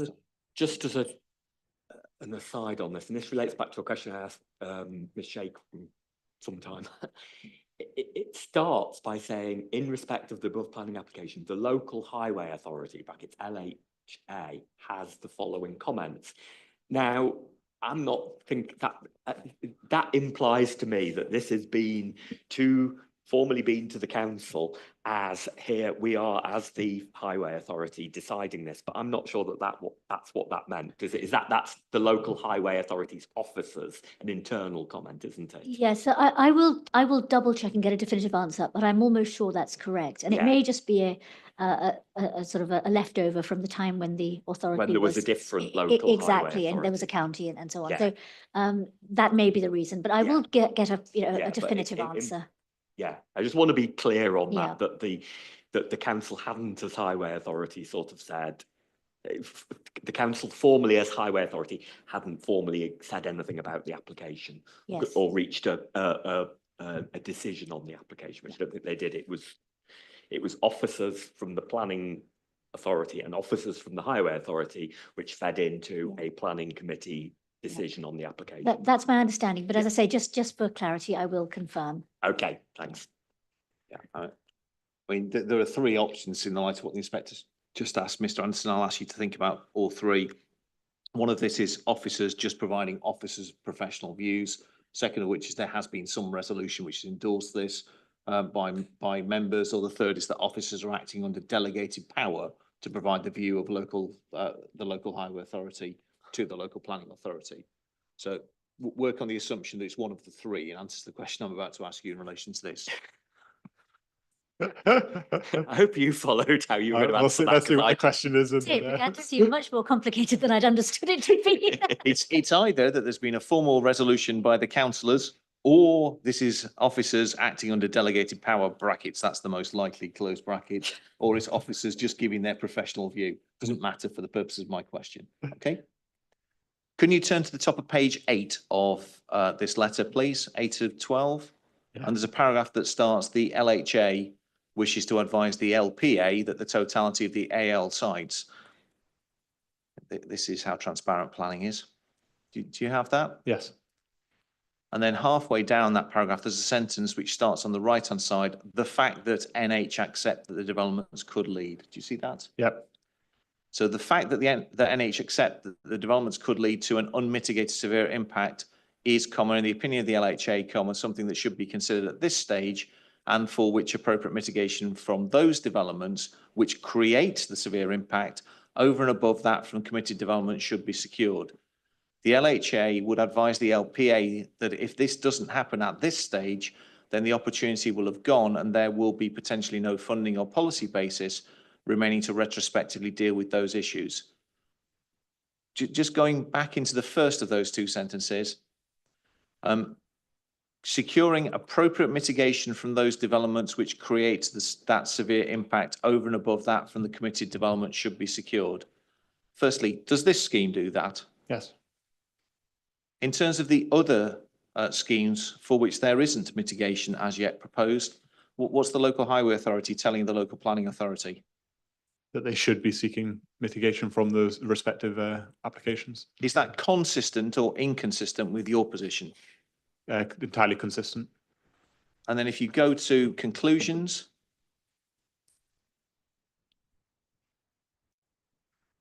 again, first paragraph, halfway down the sentence that says, as such, the LHA is unable to object to this proposal despite its concerns, ... Do you see that? Yeah. And it talks about the difficulty being created, then says the opportunity will have clearly been missed to seek appropriate mitigation from those developments which lead to the impacts in addition to the already committed developments. If this appeal is allowed, will this scheme have addressed that issue? Yes, it will have done its respective part. What is the local highway authority telling the local planning authority in relation to as yet unconsented schemes? That again, that they should be securing suitable mitigation from those applications. Then it says NH have suggested that they will work with the council to deal with these future impacts, but there's no scheme currently identified, and it's assumed there's no funding available from the council to progress such a scheme. My learned friend put to you, well, you could all wait until there's a scheme that's produced. Do you have any observations about that in the light of the information that you have about where such a scheme is at the moment? Yeah, as far as I'm aware, the council has made no attempt and is not seeking to make any attempt to address that point. I think that's evident in the emerging local plan. So, you know, that prior to the preparation of that draft, the council was well aware of the issue and that would have been an appropriate time to start at plan making stage for the next plan, to start to build in a mechanism or policies to address the issue. Thank you. You were taken on a trip back to Gloucestershire at one stage during my learned friends cross-examination, and you sought to draw a distinction between the Cheltenham-Leckhampton appeal decision, which is core document 113.06, and this case, because in that case there was some effect on the network that fell below severe. In this case, you say there's actually a net benefit to this scheme. In relation to those other schemes, which give rise to the concerns you've described, are they similarly distinguishable from the Cheltenham appeal decision, or are they similar to the Cheltenham decision? No, they're similar. I think that's what I was trying to emphasise yesterday, that the council have got the right case about severe residual cumulative severe impact, but they're just applying it to the wrong application. That if they run this argument with the other applications, they've got the evidence basis. That's the modelling work I've done, and they've also got the policy hook, and they can support that with the appeal decision that they themselves have presented. That's a sound basis to seek mitigation from the respective other applications, but they've unreasonably applied that argument to this application where there's a material difference in the position of the appellant. Can you then turn, please, to paragraph 115 of MPPF?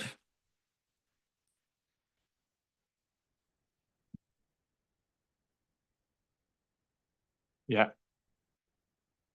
My learned friend put to you, there might never be circumstances where those schemes might provide mitigation because, let's see if I can quote the words I wrote down at the time, it's not possible to secure mitigation unless each scheme gives rise to a severe impact.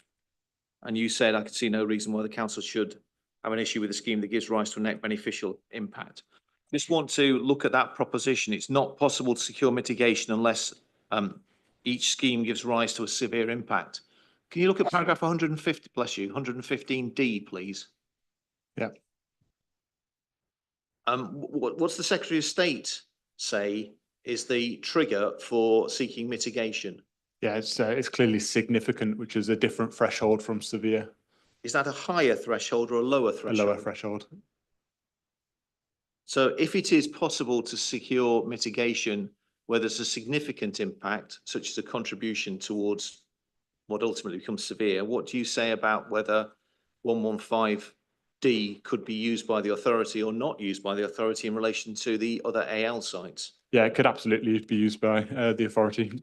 115D and 116 together presents a sound policy basis to secure mitigation from the other applications. A couple of questions from this morning. You said that you'd provided the COVID timescale within your evidence. Is that Appendix C? I believe so, yeah. Yeah. Thank you. And then you were asked in the context of specific road users, and you were asked in relation to the mitigation to the roundabout. What you weren't asked, but I want to understand what your position is in terms of the baseline against which you judge those issues. As part of your analysis, has there been a consideration of the road traffic accident data for the tow roundabout? Yeah, absolutely. Is this currently, in terms of the road traffic data, a junction which has a particular problem in terms of road traffic accidents? No, it doesn't, sir. So this is an important point. And it relates to the first date in the inquiry. We heard various comments about general traffic conditions and perceptions of unsafety, but it's important to distinguish between something which is perceived to be dangerous and something that is actually dangerous. So people may drive through tow roundabout and not feel particularly safe, but it does not mean that the junction itself is unsafe, and the accident data supports that. I think there's an average of 2 accidents per year per annum at tow roundabout. That's in the context of 50,000 vehicles per day. Personal injury accidents. Road traffic. There's different terminology, but road traffic accidents. This is reportable accidents rather than just bumps. reported accidents as officially recorded by DFT. There's an average 2 per year. Right. Generally, they're slight, occasionally if serious. There's not been a fatality. Yeah. I know that. But we say reported as in effect, personal injury, accident.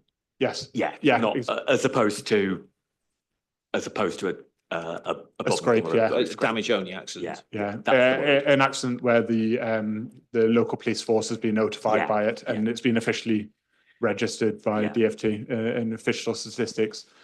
And the key point is that any accident, of course, is you'd seek to be zero, but for this type of this scale of junction, a 5-arm roundabout carrying the volume of traffic it does, 50,000 vehicles per day, that accident rate 2 per year is not abnormal or atypical in any way. And that provides you the evidence, actual evidence that that the junction is not inherently unsafe. Thank you. And then the final question. My learned friend dipped his toe in the water of matters etymological and philological and asked you about meanings of should and imperatives and all that sort of thing. And you responded by saying, in DMRB, I paraphrased in my note, these are used as terms of arts. And then you made reference to a level 1, 2, and 3. And you said that's within DMRB in terms of the definition. The inspector may have an encyclopedic knowledge of DMRB, but would you be able to provide that part of DMRB for the inspector should he wish to see it? Yeah, of course, absolutely. We can provide that as a clarification, the specific paragraph reference and the appropriate volume where it sets that out, sir. Good. I don't need to ask you about the etymological derivation of should, shall, would. Please don't. Mr. Guthrie has been firing it away in the WhatsApp group, and I'm really not keen on putting it to you. Thank you very much indeed, Mr. Anderson. Thank you, sir. Yeah, thank you. Okay, thank you very much. Sorry again that you were held up overnight. No, not at all. That's fine. Thank you. Thank you. My body is saying it's time for a break, but I'm also concerned that if we have a break and then start the 106 and conditions discussion, it'll then drift and we'll not get on to Ms. Ford.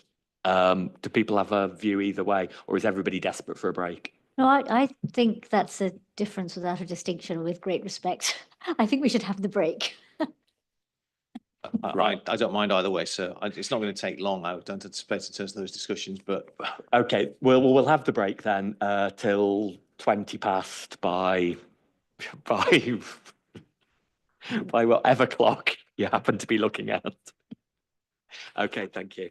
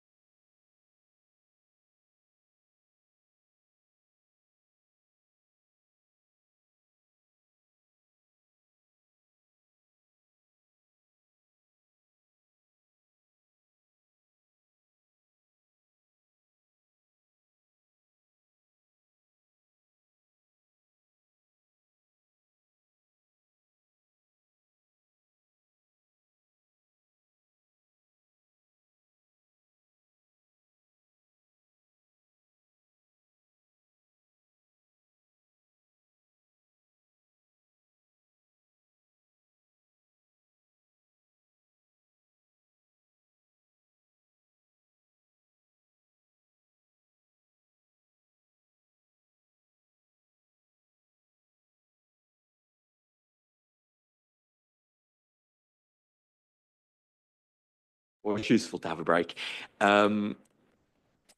I note that it just talks about create highway access.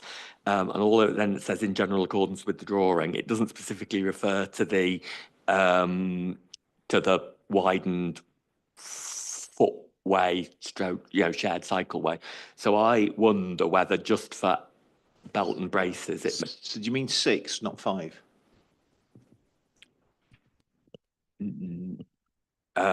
Sorry, yes, I do mean.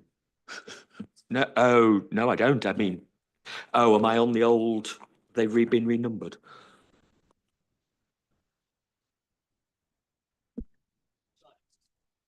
Site access is 5, 6 is tow roundabout, I'm told. Yeah, so it's 5. We're It's talking 5, about. it's 5, yes. Sorry. Is that not what I said?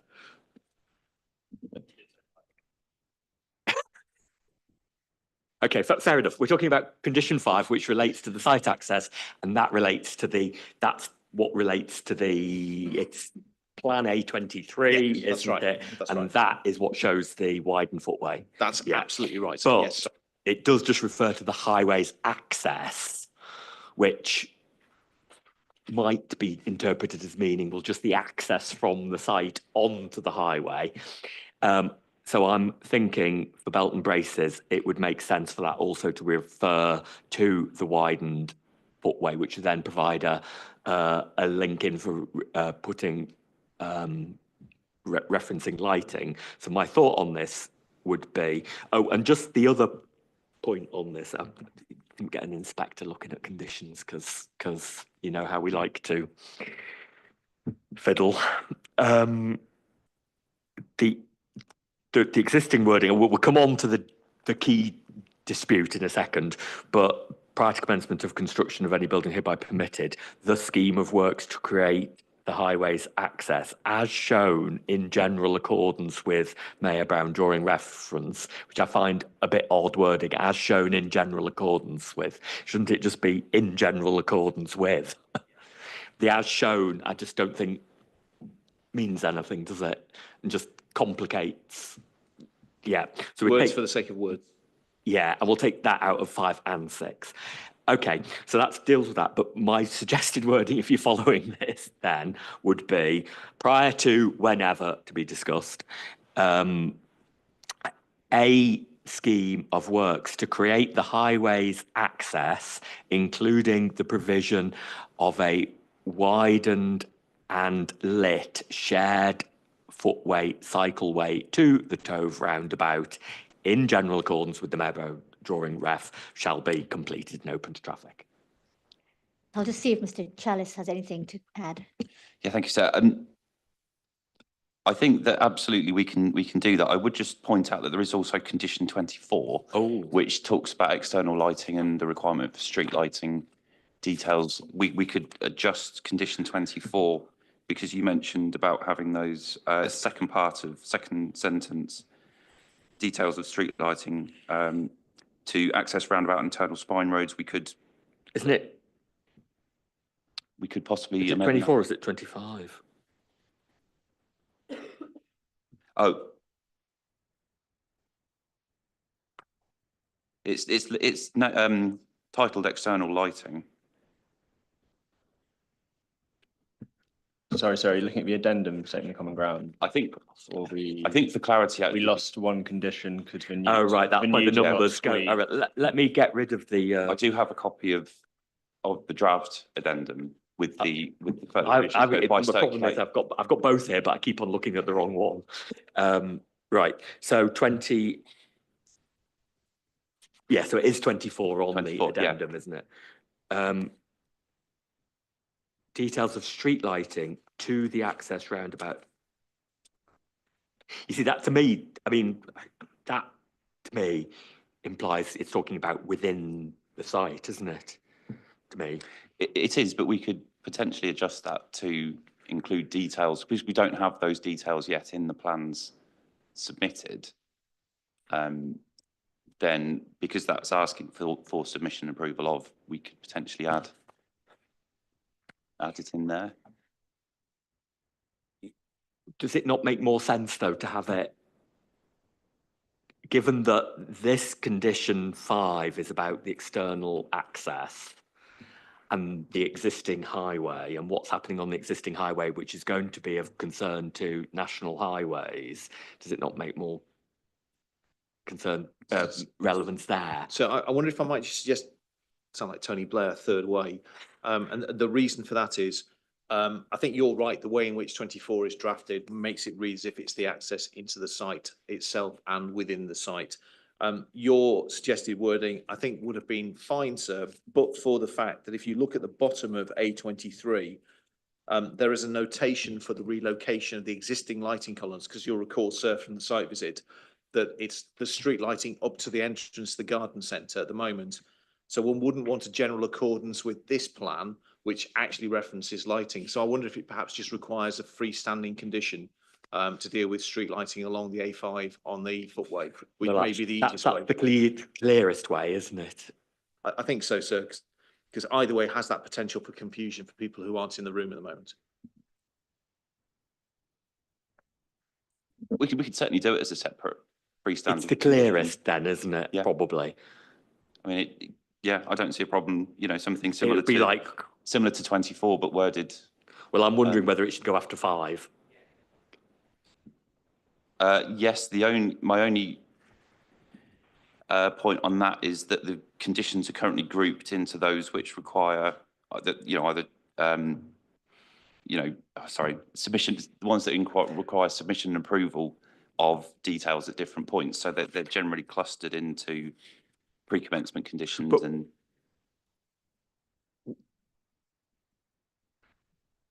Are we saying here that it would be submission of details, or?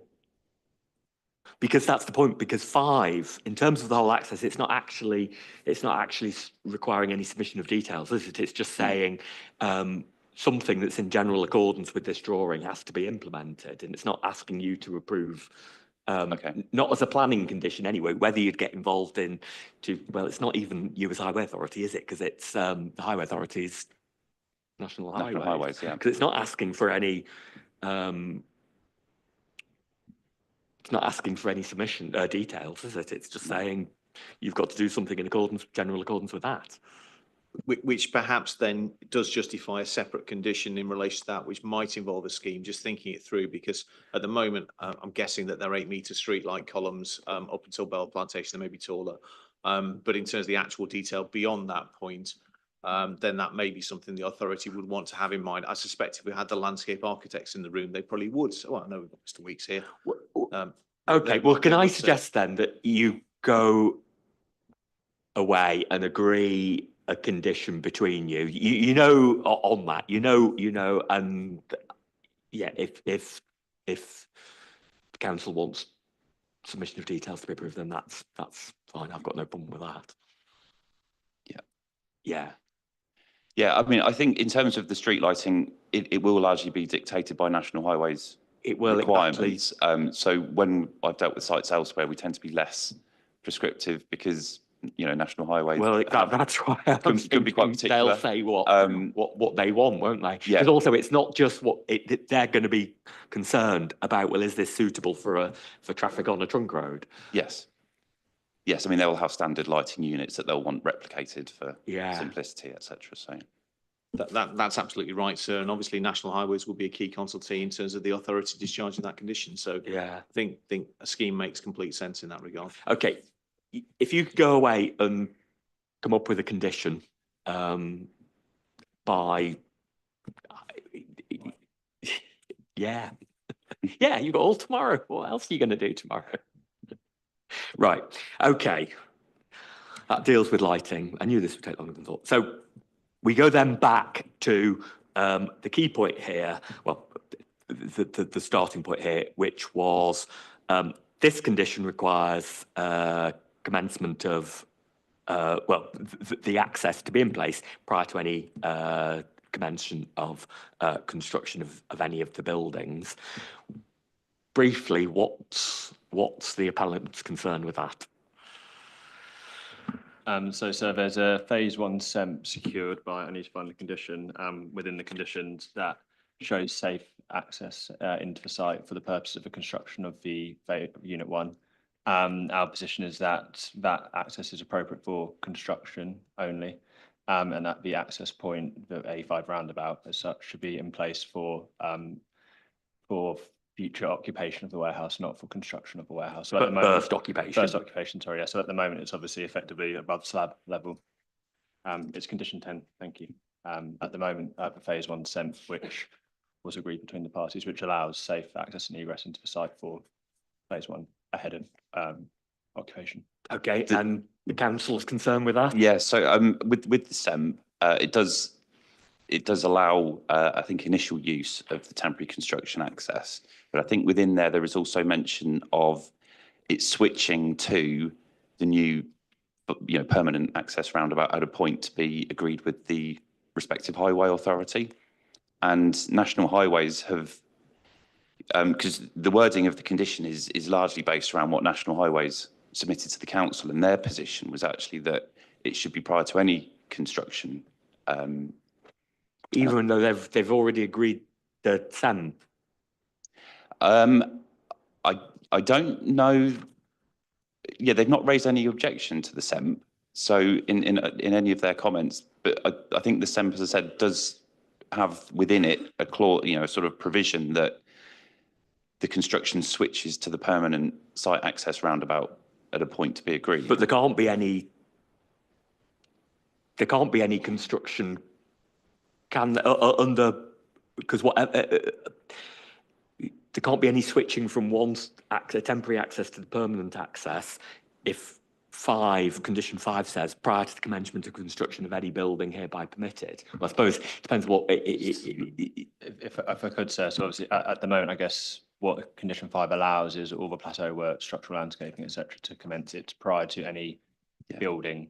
As such. So there is still quite a significant amount that can be delivered prior to that condition being triggered as such. So that sounds like you're talking yourself out of your own argument there. I still think that it's entirely appropriate that ahead of operation of the building, it's not required to have the A5 access, because that's when the vast majority of traffic will be utilising that access point. You do risk delaying the delivery of the scheme if you're waiting on the A5 access to be delivered when you have other parties, National Highways, etc., approvals ahead of that. So we still think that it could delay delivery of the building, as the building won't be able to move above slab level if those approvals are delayed. I think, so from the council's point, just to sort of reiterate, it was National Highways who said that you shouldn't do any construction work within the site until the roundabout's built, essentially so that you can utilise the roundabout as a safe means of access for the construction. It seems to be quite a common thing that highway authorities do now, is require you to construct the site access roundabout so that you've got a proper access for the significant amount of construction traffic that can result from the development. The council was willing to be sort of slightly more pragmatic insofar as undertaking initial earthworks is sort of a process that's contained within the site, wouldn't necessarily generate a significant amount of traffic over and above that involved in the construction of the roundabout, would enable things such as construction of the earthworks for the spine road that will connect to that roundabout and deliver, to allow, well, as I said, a certain amount of pragmatism. But the point at which you get to constructing actual buildings above slab level, then in the council's view, that's the point at which you would likely see a significant increase in the amount of construction workers on site. So I think to a certain extent, there's three positions on offer. There's the National Highways position, the council's position, and the appellant's position. We're very happy to leave it with you, sir, to determine. Right. It's blue pencil clause at the moment, so we're very happy to leave it there for you to determine. Can I put thoughts of Safe Taste and No forward as well? Yeah. Yeah, thank you, sir. We effectively agree with the council that it should be prior to commencement of construction of the units, because essentially what we seem to be looking to do is use a less safe access, i.e. clearly the roundabout which is proposed for the whole site is the better of the options. And if we are saying that you don't have to put both those access arrangements in, but also then the improvements to the tow roundabout and the footpaths and connecting links, then it means you're losing all of those benefits and the safety features which come with them for anyone who's involved with those first phases of construction. And there will be, as has been indicated, quite a lot of vehicles and potentially people walking, if there is any local people, or cycling, if there are any local people actually involved with the construction who would be using the footpath link, which, you know, clearly if that is upgraded first, would make it a safer route and option for them. It would seem remiss, I think, to actually not take that opportunity and keep it as a commencement rather than occupation.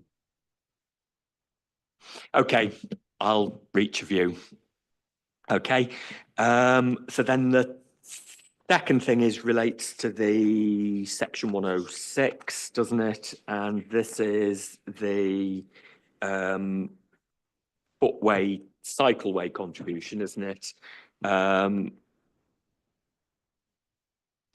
Which is 9. And do we need, is there a definition of that? Probably. It's on page 3 at the bottom, sir.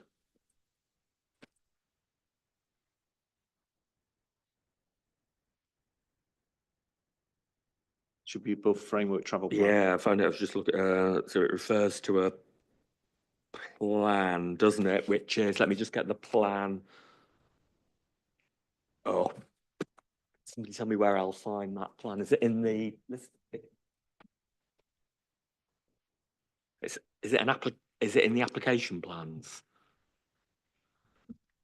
No, it's not an application plan. We'll find a reference for you, sir.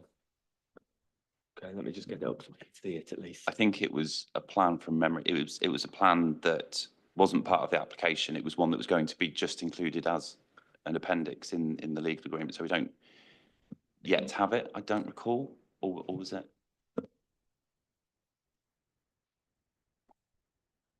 So yeah, just to confirm, so the plan is illustrative only. Effectively, it's just a dotted line between the south of Tove Roundabout to Old Tiffield Road along the eastern side of the A5, just demarking the extent of the footway cycleway works.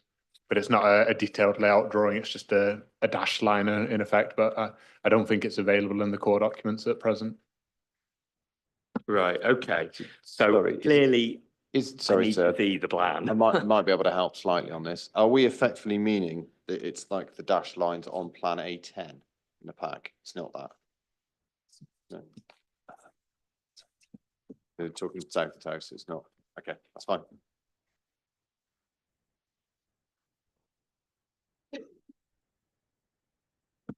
It goes further than that though, doesn't it? Goes further than 8. It does go off that plan, I think, yes. And it's not, you say it's from the south side of the roundabout. Yeah, so it's between There. the Tove Roundabout and the Tiffield, Okay, Old yeah. Tiffield Road junction.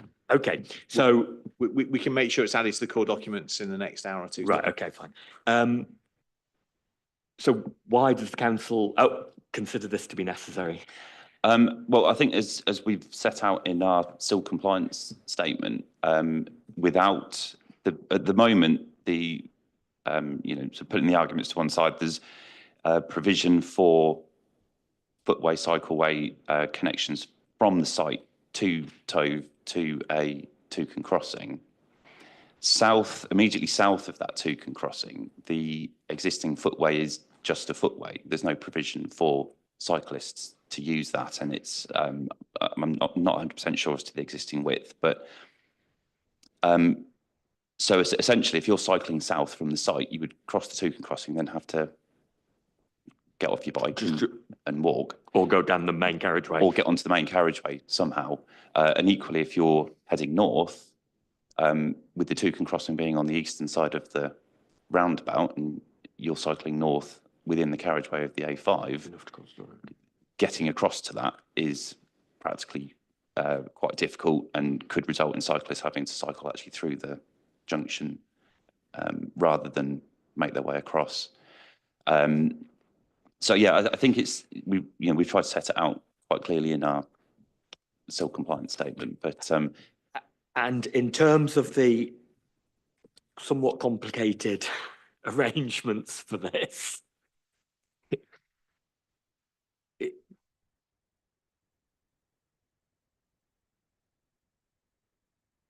that this is provided the DHL have to pay this contribution for this, only after 6 years if it hasn't already been secured from the other AL1 site. And what's the justification for going? It is a bit complicated. I do accept that.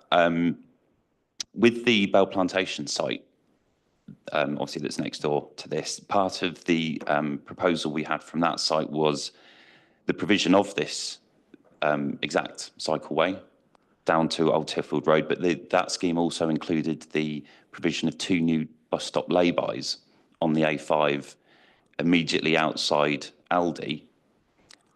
So at the moment, the bus stops on the A5, the nearest bus stops on the A5 at the north end of Towcester are within the carriageway, just south of where the River Tove Bridge is on there.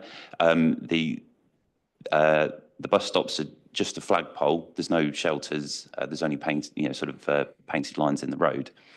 So the Bell Plantation scheme was proposing to bring those bus stops closer, create them as distinct lay-by bus stops, keeping the buses clear of the carriageway, providing shelters on both sides of the road and a new crossing, and that was integrated with their provisions for the 3-metre footway cycleway that linked Old Tiffield Road to the Tove roundabout. So with that in mind, we were content that with that being an allocated site and something along those lines coming forward from that part of the site, we sort of dealt with the situation more as I think as I've described in the civil compliance statement, more as a sort of a backstop to ensure that in the unlikely event that the remainder of AL1 didn't go ahead, there was provision there To get that. to get it at some point. Okay, and from the appellant's point of view, what's your problem with it? Can I start off, sir? We actually don't have a positive problem with it. The position that Mr. Anderson takes in his evidence is we are essentially neutral. We don't think it's necessary, and that's based upon probabilities and necessity.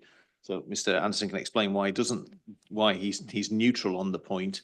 However, sir, you've got the additional point that's being discussed that we raised yesterday, which is if this money isn't deployed towards the link, then that money would then be essentially in default for the authority to use with regard to further highway mitigation works. You'll recall that element as well.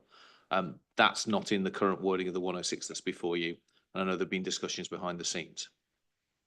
So I just raised those 2 points, sir. We are entirely neutral. We're not instructed to argue against it, nor to agree with this provision. It's really for you to take a view on what the authority has to say. So looking to Mr. Anderson, why don't you think it's necessary? Yeah, if I may, sir, a couple of points. Firstly, in relation to policy, the AL1 policy refers to, one of the criteria refers to connecting to existing safe crossing points and connections in relation to footways, pedestrian and cycle access. Our interpretation of that policy, and perhaps Mr. Guthrie can come on to it, is that it's referring to the Tove roundabout. That's where it means. It means a connection to AL1 we're talking about here. Yeah, sorry. So if it helps just to read the relevant part of the policy, it says provision of new footpaths and cycleways that link to existing networks and safe crossing points on the A43. And I think so. If I can just come back on that from the council's point of view, I think we see that as sort of 2 separate elements. There's links to existing networks and safe crossing points, not only so far as safe crossing points, and then beyond that, you're on your own. So there's got to be a connection to existing networks, and only going so far as the Toucan crossing doesn't take you to an existing network. And if I may, sir, just our counter argument is that there isn't any existing cycle infrastructure at Old Tiffield Road at the point that council believe the work should stop. You can extend the footway cycleway to that point, but you ultimately end up with the same issue of a footway cycleway not connecting into any existing cycle infrastructure. Yeah, I was going to ask, what is the relevance of Old Tiffield Road? Well, the relevance of that point, sir, is that National Highways have a scheme of highway improvements that in the pipeline to undertake through Toaster Town Centre following the completion of the relief road. And that includes provision of, enhanced facilities for walking and cycling, sort of slightly detrunking the road, even though not officially. And it includes provision of toucan crossings at Old Tiffield Road. And then also from Old Tiffield Road in that area, there are other potential connections through open space for walking and cycling, both to the southwest and to the east. Okay, and save Toast now, you've already said you believe this should go ahead, don't you? Yes, yes. And I mean, in terms of what we're talking about here, playing slight devil's advocate, either this link is needed or it's not. If it's needed, then it should be covered by this application because it's not being provided explicitly by any other approval at the moment. And if I think we are reliant on the sustainable transport movement to actually indicate that this scheme is offering suitable alternatives, then they should in fact be paying for this link or providing this link in one way or another. Obviously it'd be through financial contribution because it's off-site, as is sort of stipulated. So I think the sort of concept of you've only got to pay for it if it doesn't come forward from someone else within 6 years is slightly peculiar. Well, it is slightly peculiar, but this comes back, doesn't it, to a situation is, well, if you've got all these different schemes, which the council has allocated in different sites in its plan, and they've all got, how do you deal with these matters short of a comprehensive scheme that the council leads and says, right, you pay this, you pay that? Well, that would have been nice to have, wouldn't it? But it is a bit of a dilemma for yourself to have to deal with. And on the alternative side, you look at it and you go, well, first one who comes along ends up paying for absolutely everything and the others get off scot-free. It depends on what the contributions are needed are and what mitigation is required to the A5, for example, the A43. And it may be that whoever comes along fourth gets the bum deal, if I phrase it that way, and having to do some rather expensive bits. Okay, I understand everybody's positions. I'll consider it. I do like the concept of slightly detrunking. I shall refer to that at some point in the future. That West Northamptonshire Council talking about slightly detrunking. Say we do have the plan, it turns out. It's within 90.15 and there are two documents. When you click on that link, it's the second document. 90.15. Within core document 9, sir, obviously. Oh, right. Oh, so it was there all along. Or maybe I just didn't print it out. Probably just didn't print it out. So it is there all along. I suspect everyone's clicked on it and assumed the 106 is 90.15, but just going back to it, there are two documents within that file. Right. Okay. Right. Okay. That's very helpful. I think that, well, there was just one other, well, the point you've just raised there about this money would go elsewhere, potentially. Is that the case? Because normally, and I haven't been through enough, read this line by line enough to see whether it's there. Normally it's, well, if after X period of time this hasn't been implemented, then we get our money back, isn't there? So that's not in this, is this? So the provisions to ensure that default position arises haven't yet been put in there. My anticipation is the default position would arise in the event that Bell Plantation 2 is granted and implemented, and thereafterwards that money would then default. That's my anticipation. Default as in not be payable. No, default as in then the alternative use of the money then arises. So if Bell Plantation is implemented after 2 years, obviously the obligation within the 106 to pay after 6 years doesn't arise. It would then be trumped by a provision that money would have to be paid over as a sum, but for a different purpose. But so this is this private agreement. Well, not private agreement. No, it's a 106 obligation. Yeah, sorry, not private agreement. Sorry. This is what you've been talking about. I mean, it doesn't appear here, does it? It's not yet, but it will do. Right. So And then, well, just before going on to then, there was something else that Mr. Anderson said yesterday, and I thought, oh, and he talked about a blue pencil clause on if I thought that, I may have misunderstood, but basically, if I thought the transport, not talking just about this, but the transport works generally ought to be delivered in some other way, that there could be a blue pencil clause on that. That is what you said, isn't it? That's correct, sir. Yes. So at the moment in the draft list of conditions, there's a condition specific to the delivery of the proposed highway mitigation scheme. Which is 6. Yes. Yeah. Let's Which is an agreement between the parties, but as an alternative for your decision, your determination, the appellant is equally willing, instead of that condition, to provide a section 106 contribution to the council of approximately £2.5 million, which they could use to deliver an alternative or the same mitigation scheme. So it could be pooled, for example, with other developer contributions to deliver a strategic highway mitigation scheme. Or if those other developments didn't come forward, they could use the money just to deliver the scheme in front of us. Yeah, can I clarify? Mr. Anderson's absolutely right in terms of the willingness of my client to go down that route. As you've seen from the emails, that's not in the 106 because the council have not indicated a willingness to accept that approach. And so we remain willing to do that, sir, but that's a willingness that I think goes nowhere forensically. You're not in favour of that?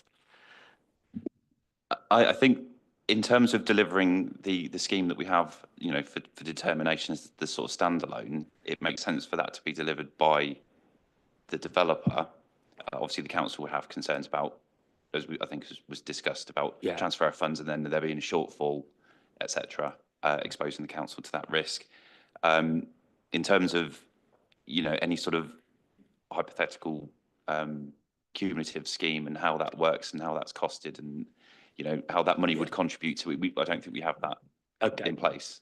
Right. Okay. Understand on that point. So then to come back to the alternative wording that's proposed. So there's new wording proposed for section 9, basically, of the. Yeah, there will be additional wording so that essentially my clients would be responsible to pay that sum of money. I think it's £242,000. In the event that Bell Plantation 2 doesn't come forward, that would be directed, if you think the blue pencil clause warrants it, towards that link. Yeah. In the event that Bell Plantation does come forward within that 6-year period, which we anticipate is more than likely, my client's instructions to the lawyers is to say that they want to stand by that sum of money going towards essentially future mitigation. Of anything? Of anything on the A43 corridor. So basically, rather than arguing that this isn't necessary, you're now basically saying you're content to offer 242,000 to any transport improvements that the council sees as necessary. Subject to that decision tree I've just outlined, so yes, essentially yes. But was the decision tree was, let's just go through the decision tree again. If Bell Plantation comes forward and they provide this link, you pay nothing. No. You still pay 200. So if Bell Plantation comes forward and is implemented within 6 years, then the money would then not be payable for the link. It will be payable into a fund for highways mitigation on the A43. If Bell Plantation doesn't come forward within 6 years, then the money gets paid for the link. Right, but basically you are committing to paying 242,000 or whatever the figure is, come what may, and it's just what it's then spent on. Correct. And that could be, for example, the wider scheme in the front of Bell Plantation. And I mean, I'm presuming the council is going to say marvellous, thank you very much. But, so I think Mrs. Hall is going to explain this. So if I may say, just to sort of clarify the position, this provision was agreed at the point of going to committee. So that's the position that this would be included. Subsequently, discussions have moved forward where the appellants have indicated it may or may not be. We are now where we are today with these discussions. The additional information that the appellants are putting forward today has only landed with ourselves and I believe yourself in the last few hours. So we do need to understand from the appellants how this would work and how it would be considered SIL compliant. Well, that's what my next question was going to be, is how is it SIL compliant? Well, I think this is one that frankly we are leaving to you still. Hold on. Rather than saying well partway through an observation, this is one we're leaving to you, sir, because my clients are a multinational company who stand by the position that they are paying a sum of money towards local infrastructure. In terms of the specific justification that's being sought by the authority, that's for works that we don't think are necessary. In terms of there being a need for a cumulative scheme that has to be funded by somebody other than the public sector in whole or part, then we recognise that there is an issue. It's therefore a matter that my client is saying that they are happy to stand by that figure within the 106. And the way in which it would be SIL compliant, sir, would probably only be in circumstances where you thought that there was a harm that needed to be outweighed by a benefit. So it's not the drilling down into the specific issue in terms of whether or not we're providing sufficient highway mitigation. On our case, we are in spades. The issue is whether this provides an additional benefit to assist the authority in delivering the overall strategic scheme. For example, if you took the view that there was some landscape harm that might otherwise be in the balance and that needed to be outweighed by something else. So it's only in those circumstances it becomes necessary in terms of the overall planning balance, not for a specific highway reason. Okay. So, I mean, I think as Mrs. Hall's explained, this was originally a commitment given by the applicants at the time. 240 for anything? Not for anything. Well, so for general transport, or are we talking specifically about? Specific, it was specific. The number 9 wording? Yeah. So that was their position at committee. Yeah. And that's what members obviously looked at as well. I think what Mrs. Hall's explaining is that the decision now that that's not SIL compliant is a new one that's come about at appeal, where the appellants have now put forward their position that they're not sure, and they've got this blue pencil clause. This latest wording, which is that it can be used for anything. So I mean, I think we have transport, but for you to identify whether you think that something might be required. So the best will of the world, it's lovely to be given money, but I don't think that's going to be SIL compliant. It's difficult to see how you could find that or how we could justify that. So I think we're maintaining that the original wording is SIL compliant and is necessary. Okay, well, I understand that. I mean, ultimately, if I'm going to have a section 106 in front of me, signed, sealed, and delivered, that's for you to decide what you're going to, how you're going to take that, isn't it? And what that wording of 9 is going to say. It absolutely is. In terms of our position on the 106 as drafted, our position is one of neutrality. We're not arguing against it. It's a matter for you, sir, to decide whether the blue pencil clause is triggered. And the reason for that is the position of Mr. Anderson's professional view that it's not necessary, and therefore our position is neutral and putting it in your hands, as it were. So we're not raising a positive case against it. In relation to the secondary argument, there are 2 elements to this which need to be taken offline, one of which is if the authority is not willing to sign up to a 106, which includes that element, because the authority may be willing to sign up to it, subject to the blue pencil clause they would ask you not to trigger in the light of what my learned friend has said. Or in the event the authority does sign up to that 106, then refuses to sign up to that 106 with that amendment, in which case we would have to put it into a unilateral undertaking. The real position is, sir, my firm instructions from my clients are that we stand by that sum of money, mindful that there appears to be a deficit in terms of public sector funding for works on the A43. Okay, right. Thanks. Well, I'll see what. Yes, I mean, we'll have to see, but obviously the council can't just accept money because it's a nice thing and that there's a deficit in public sector funding generally. So we'll have to look at it. And from a SIL perspective, we have that responsibility, and we won't be putting up or signing up to something that's not SIL compliant, in our view. Yeah. Okay. Well, we'll see what comes and deal with it. Well, that's clear. I'll make sure the solicitors behind the scenes are advised not to progress amendments to 106 in those circumstances. We'll take a view as to whether or not to put it in the unilateral undertaking. you said the unilateral undertaking as if there is another, Yeah. we haven't got, there isn't any other one at the moment. But is that's there? clear from my learned friend that this is not to be an amendment to this document, and that's understood. We'll take your view.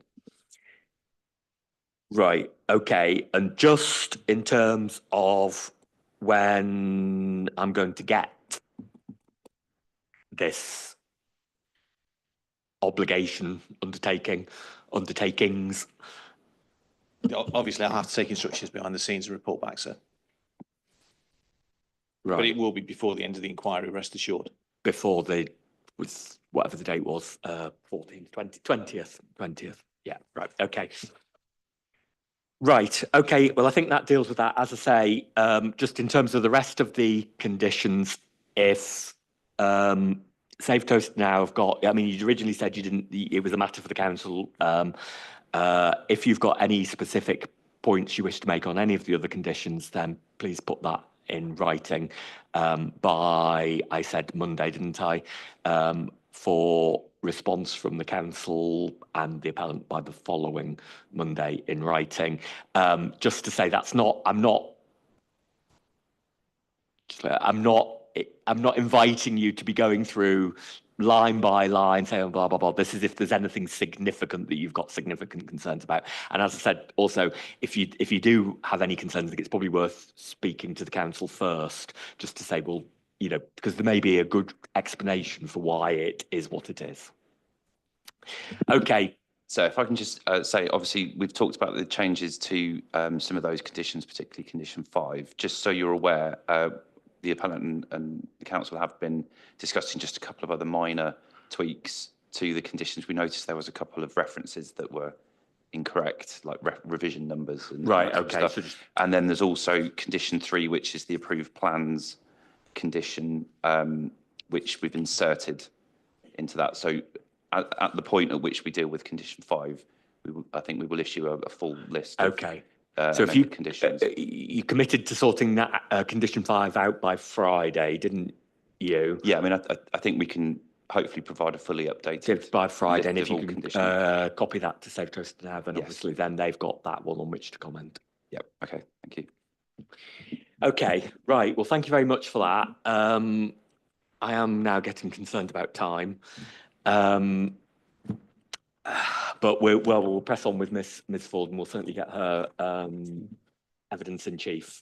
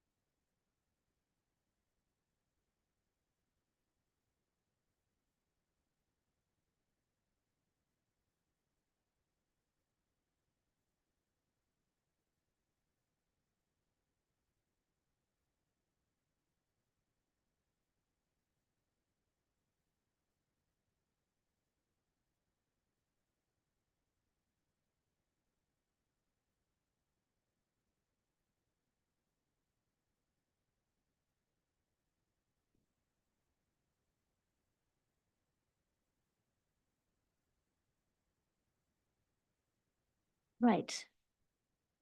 Ms. Ford, are you sitting comfortably? I am, yes, thank Good. you. You are, if I can introduce you, you are Sandra Ford, is that correct? Correct. You have been a planning director at Marron since 2023, and you hold a postgraduate diploma in town planning, a certificate in professional planning studies, both from the University of Central London in Birmingham, and a postgraduate certificate in urban design from Oxford Brookes University. That's correct. You tell us you are a chartered member of the RTPI, you're an elected member of the RTPI's General Assembly, and a member of the RTPI's England Policy Committee. Correct.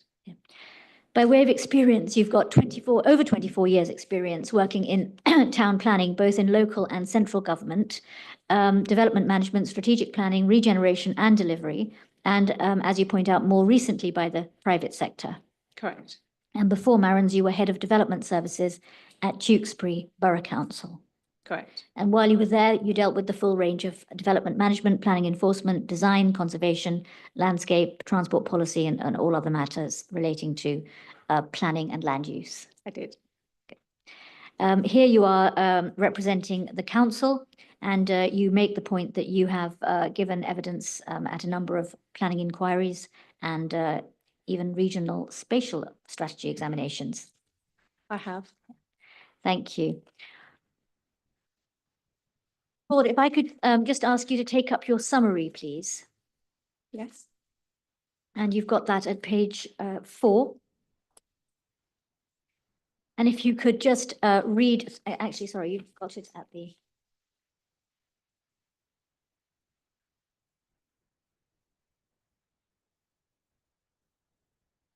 You've got, if you could read your summary out, please. This proof of evidence addresses planning matters that are relevant to the determination of the appeal in the context of the council's refusal of planning application, and the references there, sir, for the development of land at the land north of the Bell Plantation, Watling Street, Towcester. The submitted outline application sought permission for, and obviously it details what the application was for, sir. The application was considered at the Council Strategic Planning Committee on the 10th of September 2024, which resolved that planning permission should be refused, contrary to officer recommendation on the grounds set out in the 2 grounds for refusal. The formal decision notice was issued on the 12th of September 2024. My evidence focuses on the planning assessment of the appeal proposal relative to the development plan and other material considerations. I make reference to and draw on the conclusions from the proofs of evidence prepared by Mr. Paul Reynolds of Tapestry Studio in relation to landscape character and visual impact matters, and the proof of evidence applied by Ms. Jenny Baker of Mark Ides Associates in relation to highway and traffic issues. My evidence will address the overall planning balance. Having regard to Section 38C of the Planning and Compulsory Purchase Act 2004, the starting point for assessing development proposals is a development plan, which comprises the West Northamptonshire Joint Core Strategy, adopted in 2014, and the South Northamptonshire Local Plan, Part 2, adopted in 2020. My evidence considers the impact of the development on the local landscape character, views and visual amenity, and in particular the requirements of policies SA and S10 of the Joint Core Strategy, and policy AL1 and SS2 of the local plan Part 2, which require specific requirements to be met. My evidence considers the impact on transport, and in particular the requirements of policies INF1, INF2, S10, C1, C2, and C5 of the Joint Core Strategy, and IN1, SS2, and AL1 of the Local Plan Part 2. Under transport considerations, policies INF1 and INF2 of the Joint Core Strategy and INF1 of the Local Plan emphasises the importance of ensuring that the necessary infrastructure required to mitigate the impact of development can be provided within an appropriate timescale, or there is a reliable mechanism in place so that can be delivered. Furthermore, policies S10, C1, C2, and C5 of the Joint Core Strategy require that new developments should have good access to public transport and other sustainable means of transport, such as cycling and walking. Policy SS2 and policy AL1 also require the provision of good access to public transport. I consider whether the appeal proposals are in accordance with the development plan and NPPF as a whole, and conclude that they are not. This proof also considers whether there are other material considerations in this case which indicate the appeal should be determined other than in accordance with the development plan. Whilst there are benefits associated with the appeal proposals, The provisions of these are considered insufficient material considerations to indicate a decision otherwise than in accordance with the development plan and the NPPF as a whole. The appeal should therefore be dismissed. Thank you very much. Can I just ask you, Yes. just on that final paragraph 212, you say, whilst there are benefits associated with these proposals, the provision of these are considered in sufficient material considerations. Am I right in thinking you mean that I consider there are insufficient material considerations? You It's about- personally, yes. you Yeah, I personally consider- yes. think there are. You're not just reporting somebody else's view there. No, this is my view, sir. Your view, yeah, I Yes. consider. Okay. Thank you. Now, Mrs. Ford, you've produced a proof of evidence upon which this summary is based, and the inspector and others would have read that. So we don't need to take that as other than read. I've just got a few supplementary questions for you. The first is, you've based your evidence and your conclusions, we know, on the expert evidence of Mr. Reynolds and Mrs. Baker in reaching your conclusions. Having heard the evidence now at the inquiry, can you confirm what your position is in relation to the planning balance? My planning balance has not changed from my original assessment from what I've heard. Mr. Guthrie, in his proof of evidence, talks about the SPD, and he's quite vehement in various places. He says he's going to give it, sometimes he gives it little weight, sometimes he wants to give it no weight, and he's not very happy with it.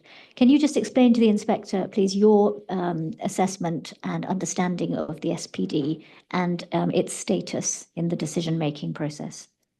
Certainly, sir. The SPD was, as far as I'm aware, there was no challenge to the SPD. The council undertook the necessary minimum statutory consultation period for that. The SPD was consulted upon. The council considered the representations, and as you would expect with any SPD, there are some people who will like it and some people who will be in support and who object to the SPD.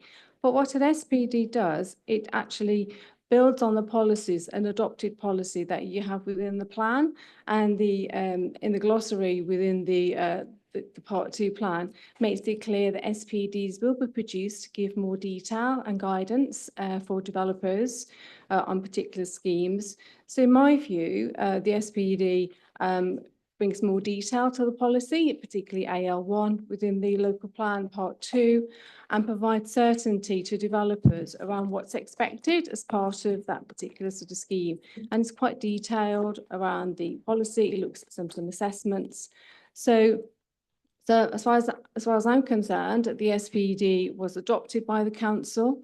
There is always the provision for an SPD to be challenged at any in their set period. That was not done. So as far as I'm concerned, sir, that the SPD is very clear about its intention and should be afforded full weight as far as a material consideration. Okay, can I just ask that, you said it's the intention to produce supplementary planning documents was set out in the glossary of the Part 2 plan. It does not specify one will be done for specific AL1, but the glossary does refer to supplementary planning documents, sir. On page, I'll just find that for you. This is at the glossary. This is where it says on the glossary. My version isn't page numbered here, but it says a local development document that may. Well, it says definition is supplementary planning document, a local development document that may include a range of issues, thematic or site specific, and provides further details of policies and proposals in the development plan capable of being capable. Yes, that's what you're referring to. Yes, sir. But it doesn't say there an intention to produce any at all, does it? No, but I think it's helpful in setting out the SPDs, what the purpose of those SPDs are. I'm presuming, and I don't know if somebody can do a word search on this, I'm presuming it only says that there in the glossary because somewhere in the plan it refers to SPDs. Correct, sir. Do we know where it refers to SPDs in the plan? It does refer to SPDs being done for a couple of areas, but not specifically to the policy AL1, which is pertinent to this appeal, sir. So just so I'm clear, so the plan itself refers either in policy, is it in policy, do we know, to the SPDs, or is it just in supporting text? In supporting text. So in supporting text to some other proposals or Yes. matters, it says we're going to produce an SPD, Yes. hence the glossary of terms referring to it, so people know what an SPD Exactly. is, but nothing was said at all in relation to AL1. That's correct. Yeah. Okay, thank you. All right, Mrs. Ford, now just going back to the SPD and AL1. Could you explain, please, the interaction between the SPD and AL1 with reference to AL1 paragraph 6 and do you see the first line, just to be in the right place? Key site specific design and place shaping principles, whole development in addition to those required under policy SS2, and then there's a whole range of points there. So could you explain, please, the interaction between the SPD, AL1, with reference there to policy, to the reference to policy SS2?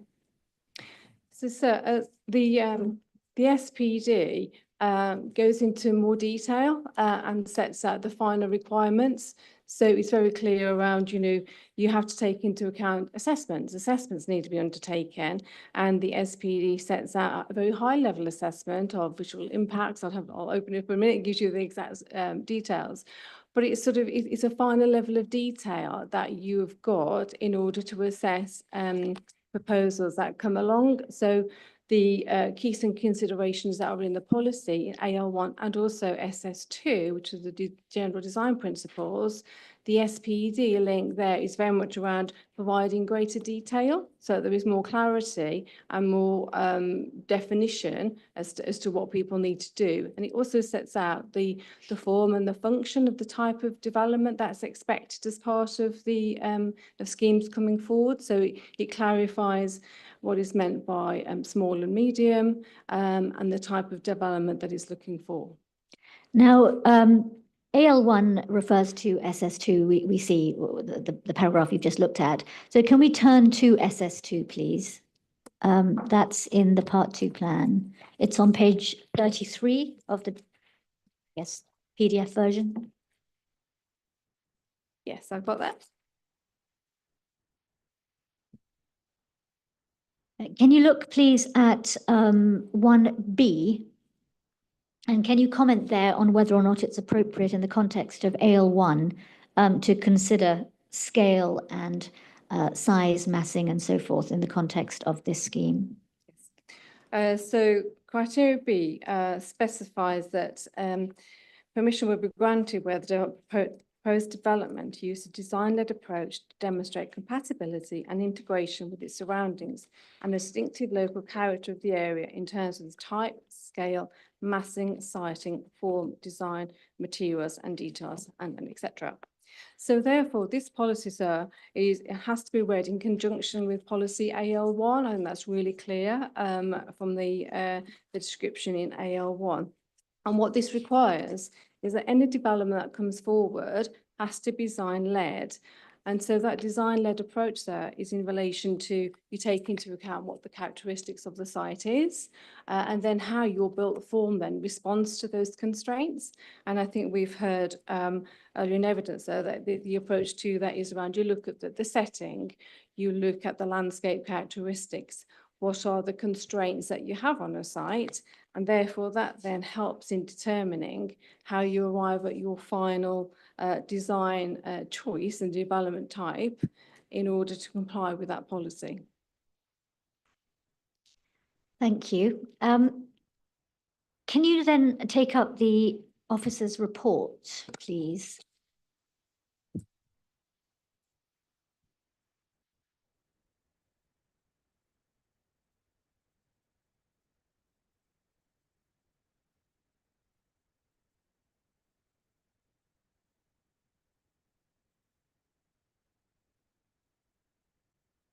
Lisa?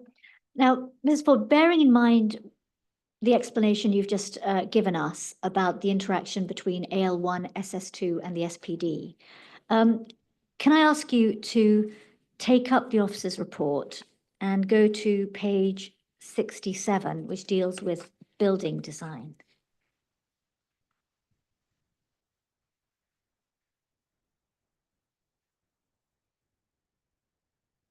Yes. You got that? Good. And if you look through that section, is there any reference to the SPD there?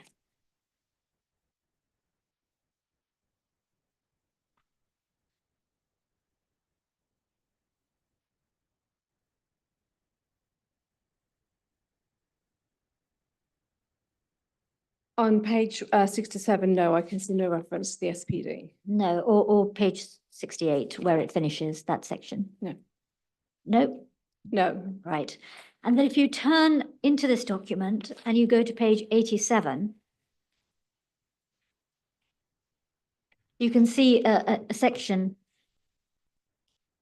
a separate little section saying height scale massing, and there's the SPD mentioned there. Do you see? Yes. Yeah. And there's a discussion there about the SPD. Now, first of all, I want to ask you this. The first section, building design, deals with design and talks about SS2, but without reference to the SPD. And then we go to page 87, and we can see a section on height, scale, and massing dealing with the SPD. See that? Yes. So in your view, is it appropriate to separate the two documents out in that way, or should they have been looked at together? In my view, sir, they should have been looked at together. The whole issue of the context of design, how you assess the site, the actual evolution of a scheme, that should all be assessed in the whole context. To separate them out into individual components, that fails, in my view, to assess the whole development in its entirety.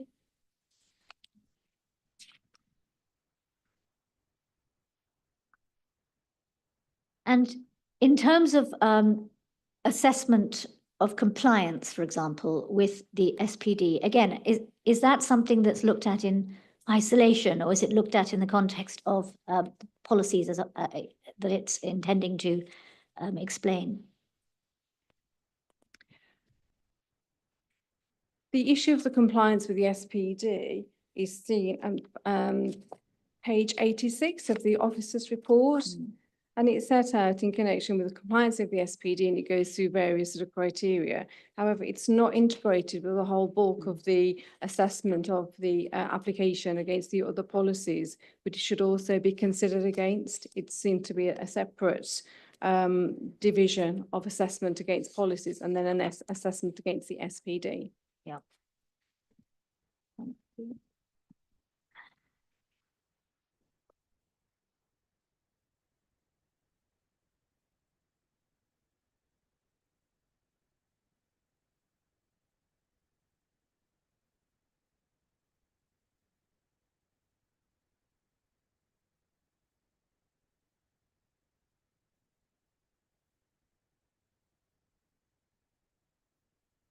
So overall, if you were going to summarize how the requirements of the SPD in terms of scale, massing, size should be taken into account, what's the approach that you advise the inspector? The SPD clearly sets out and gives a lot more detail than is set out in the policy. It actually defines the whole issue around that the development should be of a small and a medium nature. And I think in that context, though, we should look at the development plan as a whole. We've got the JCS gives the spatial sort of hierarchy, the settlement hierarchy, which basically, you know, has Toaster as a rural service centre. So we have that sort of context. Then we could go into the main details. And then what's provided in all of the documentation around the various sort of Toaster and what its form and function that it should be taking forward, it is of that sort of localized need that is required to address. So therefore, what the SPD does, it defines it even, so it gives greater clarity around the SPD is looking to provide small and medium-sized buildings to accommodate the localized needs, and the SPD sets out, you know, the localized needs for the area, to support the existing local businesses. So it's very much that localised, and because that's localised, it's of a small and medium-sized buildings that should be provided, and it sets out the scale as to what those are, and it defines large as well. So in my view, the whole issue of the SPED is very clear that this type of buildings that has been sought by the SPD is of a much smaller scale as that what we've seen as part of the development that's been proposed. And this is why we've got this whole issue around this is why the application has been refused in connection with the impact that it has within its setting and its context, because of the scale of the size of the building that we've got, particularly zone 1, is so large in connection with the context with it's been developed. And we've heard that the scheme, particularly zone 1, which we've heard has got the size it is because it's operator requirements. That's for a regional sort of level of operator, as opposed to the local, small and medium that's been sought of the SPD. Thank you. Now, if you could please take up the inspector's report to the local plan. And so I'm just trying to find it's CD4, and I think it's 4004.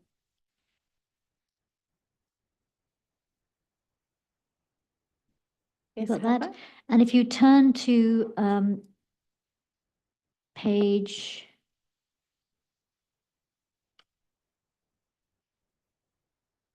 What does he deal with? Yeah. If you turn to the section where he deals with the toaster site allocations, so that starts at para 101, page 28.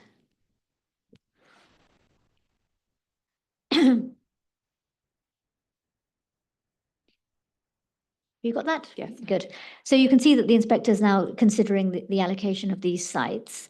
And if you go down to paragraph 107, you can see what the inspector thinks about the fact that there's going to be built development on these presently open fields. Do you see that? Yes. And he goes through the fact that, and he talks about Caldecott and so on. But if you look at the 5th line down, it says, moreover. If you read through that, please, to the end, what is it that the inspector there thinks is going to happen when schemes come forward? Moreover, site-specific design and place shaping principles set out in policy AL1 require a detailed strategic landscape assessment of the whole site to provide a high-quality landscape setting. In addition, the criteria set in policy SS2 would be relevant to any development of the AL1 site. Taken together, these criteria provide a strong policy basis to ensure sensitive design of the LA1 site at the planning application stage. We would ensure that the character of Caldecott and the living conditions of its occupants will be appropriately considered. So what do you say there is the relevance then of SS2 and the criteria in the inspector's mind? Well, I think what this policy is and what the inspector here is saying is that when a planning application is submitted, there will be a detailed land assessment that will be undertaken to assess the scheme that's been taken forward, and that any scheme should be within a high quality landscape setting, and it should make sure that there is the living conditions and the impact on those areas should be taken into account. So it's the site specific design criteria which is clearly set out within the policies, will be used to ensure that the any development will be integrated within the area and there would not be the visual impact as we've seen on the development. Right, and where he says, moreover, site-specific design and place shaping principles set out in policy AL1, and we know that refers to SS2, how relevant is that, do you say, to the scale and massing of a building? Well, it's absolutely key, because I think what the policy is basically saying here is that you have to take into account the scale and the massing of any building that you've got, And obviously, the greater the mass and scale of a building, the greater impact that you'll have. And so therefore it's in how you mitigate that. And there are certain sites that actually there's a tipping point where actually the actual scale of development is of such that actually you cannot mitigate it, and the impact of that is so high that obviously planning application should be refused. Yeah. All right. Thank you. Now, I'm not going to take you through all the policies, but just going back to AL1, if we can, please.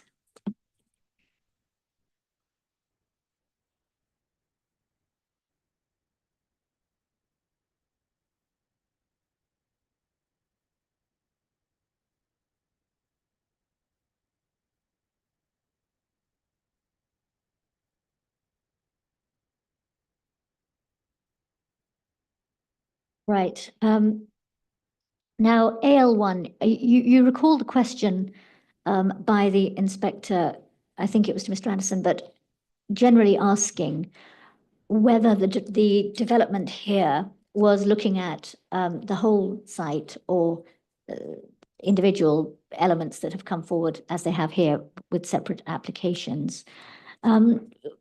Can you just look first at the description of development at para 1? What does that suggest to you? The development description talks about the whole of the allocation, and they're actually expecting everything to come together, and that there'll be a variety of employment types to reflect the diversity and resilience and the economic sort of strategy. Yeah. Now, we know that they haven't come forward together, but in terms of the approach that is being advanced here at 1 and 2, for example, and 5 in relation to access and design and so forth, what is your understanding of the purpose of these requirements? And if you could apply that to the council's approach to requiring the cumulative residual impacts to be addressed in the transport context? Well, the policy AL1, obviously the site boundary of that covers the planning application that we're dealing with here, sir, and also the one that's recently been refused. So in essence, what the council intention, my understanding of the policy is that you look at everything in the whole. So you look at the whole of the site that is actually covered by AL1, and you'd look at everything in its entirety. I think that's borne out there by the paragraph number 2, when it talks about an integrated, coordinated and comprehensive planning approach will be taken for the site, and a master plan must be prepared, etc. So my view, sir, is that the whole of the site will be considered comprehensively. In connection with the whole issue of the residual cumulative impact, I think again, sir, the whole of the allocations that we've talked about to date, everything has been talked about as everything as an individual planning application, as opposed to the whole of the sites being looked at comprehensively. And therefore, we've got this issue of the residual cumulative impact, and a failure to look at the whole thing in its entirety. We end up with a piecemeal approach to all the things that we've discussed so far, sir. Thank you. Now, I want you to just comment on this, please, as well. I obviously don't want you to get into the expert evidence at all, but just from the planning perspective, the position of the council is that, as you know, that there's no mitigation scheme that addresses the residual cumulative impacts that everyone agrees will arise in 2031. And the suggestion is being put forward by the appellant that, well, you can allow our scheme and let matters be sorted out down the line. And the council's position on that is that there's no method of achieving that. So the point that sort of comes up then is, does that mean that none of these schemes should be permitted until these severe cumulative residual impacts are addressed? And the council's position would seem to be that yes, none of them should come forward till the matters are addressed in a scheme that will address those cumulative impacts for the local community and for others. What is your planning evidence, please, on that? I think it's fair to say that it's and to cut to the chase, though, I think you like that term. I think we've got a real issue here, so around the fact that the council have got an adopted plan which allocates sites for development, but unfortunately there is no mitigation scheme in place to address the cumulative impact, which we know and has been accepted here. By 2031, there's going to be a severe impact on the Tove roundabout. So from my perspective, sir, the idea that you've been asked to approve one application that can be accepted, can wash its own face, as it were, in connection. I don't think that's the right approach. I think we know, because what will happen, in my planning view, if this application is approved, there'll be other applications that will come forward. There is no requirements in policy terms at all to expect those developments to have no detriment. And I think that's the argument that's being put forward. So therefore, and it doesn't have an impact. So you've got to. Well, I was just going to say, I think you're not quite answering Mr. Jake's question as I understood it, which is basically, well, it's been put that that none of these applications will come forward in the circumstances the applications might come forward, but none of the developments will be approved because of the situation that we're at. Is that your view that is the likely and sensible outcome? It is, sir, unfortunately. So you think, right, okay. It is, unfortunately, sir, yes, because of the fact that. And unfortunately, why is it unfortunate? Well, I think this should have been dealt with at the local plan stage, where actually, you could say, well, actually, we've got these sites coming forward, and it's not a great position to be in there. So who's we don't want to get into blame, but we are into blame when you get into appeals. Whose fault is it that it wasn't dealt with at the local plan stage? So like I say, I'm not blaming anyone here. So it's just an observation in connection with, I think there has been an issue in connection with the fact that National Highways haven't been as engaged perhaps as they should have been. There's an issue, I think the modelling when the local plan was done may not have been advanced as it should have been. So I think this whole issue has been sort of not going the road, as it were, and it's been left to the planning application stage to be dealt with. And I think that's why that's unfortunate, because we've got a situation now, so where you're being asked to deal with an issue, dealing with a cumulative issue, which for a planning application, we've got an issue where you say, unfortunately, no one wants to see applications refused. Of course they don't, sir, but when you've got issues where there is going to be a severe impact on a highway network, then the policies are very clear and that you need to have a mitigation strategy in place. Otherwise, we're going to have a situation in 2031, if developments are approved and come forward, that we're going to have a real issue at 2031 within this location. Okay. Thank you. And just a final point on that. So again, not apportioning blame, although we know, I mean, you can see the documentation that National Highways have not taken this forward on their own network. But leaving blame aside, is it bearing in mind that it is known that there will be a severe cumulative residual impact, and National Highways have identified that, and it's. Hold on, you can't lead on that. That's not known. That's not an agreed position, as Mr. Anderson explained. The words are potentially, not known severe impact. Happy to use the word potential. I think we've had the evidence. The inspector's heard what's been said and what Mr. Anderson's fairly agreed as well. But I'm happy to use the word potential. But let's put it in this way. That if it's known, or if it's likely, or there's a potential based on what we've seen from the appellant's own modelling, that's not in dispute. No one's challenged that modelling, and the modelling shows that impact.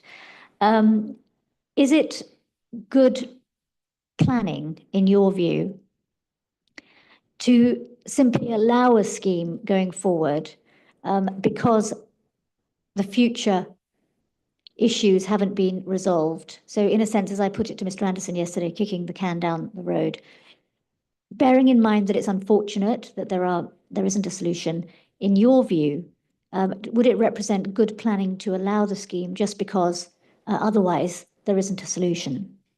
No, it would not be good planning, as I've outlined previously. Thank you. Mrs. Ford, as I said, your proof has been read by the inspector and he will be familiar with the policies and the arguments. And he's, of course, heard all the evidence over the last few days. So I wasn't going to ask you anything further, but is there anything you want to add at this stage? I think so, as I sort of mentioned in my one of the earlier questions, we have to look at the plan as a whole, and the joint core strategy clearly sets out the settlement hierarchy and where Toaster sits in with that. And I do feel that the proposal that's been put forward, which is for, as we've heard, is for a regional hub, is out of kilter with the hierarchy for Toaster and the type of the small and medium sized of buildings that the policy is seeking to achieve. The policy is seeking to achieve. Where does the policy seek to achieve small and medium buildings?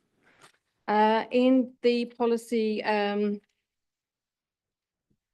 the supplementary, well, in the justification. So in the supporting text, yeah. In this justification text on page 1, 2, 3, and there is. Yeah, but the policy itself Sorry, doesn't. yes, the Yeah, the policy justification, itself doesn't. Yes.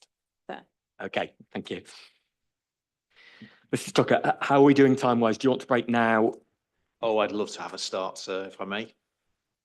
And I'm happy to break at 1 o'clock and then perhaps take a full shortened lunch break. There's more that's been given in evidence now than is in the proof of evidence by quite some margin. So I'm afraid that my estimate hasn't gone down. It had originally, but I've now got about half an hour's more, I'm afraid. Okay. But you want to start now? Yes, sir. I'd be keen to. Well, are you happy to have a break in the middle or? I'm fine to carry on. Okay, sir. well, we'll. Thank you very much, sir. Good afternoon, Ms. Ford. Good afternoon. Can I understand a couple of points here at the very, very outset of your evidence? You took this brief back in November of 2024, didn't you? That you tell us that your paragraph 1.4. Yes. And informing your view as to whether you could professionally support this, presumably you had sight of the decision notice. Yes. Good. Can we have a look at the decision notice? It's in a number of places. You quoted in your evidence, but I'm going to look at the original, which is core document 30.01.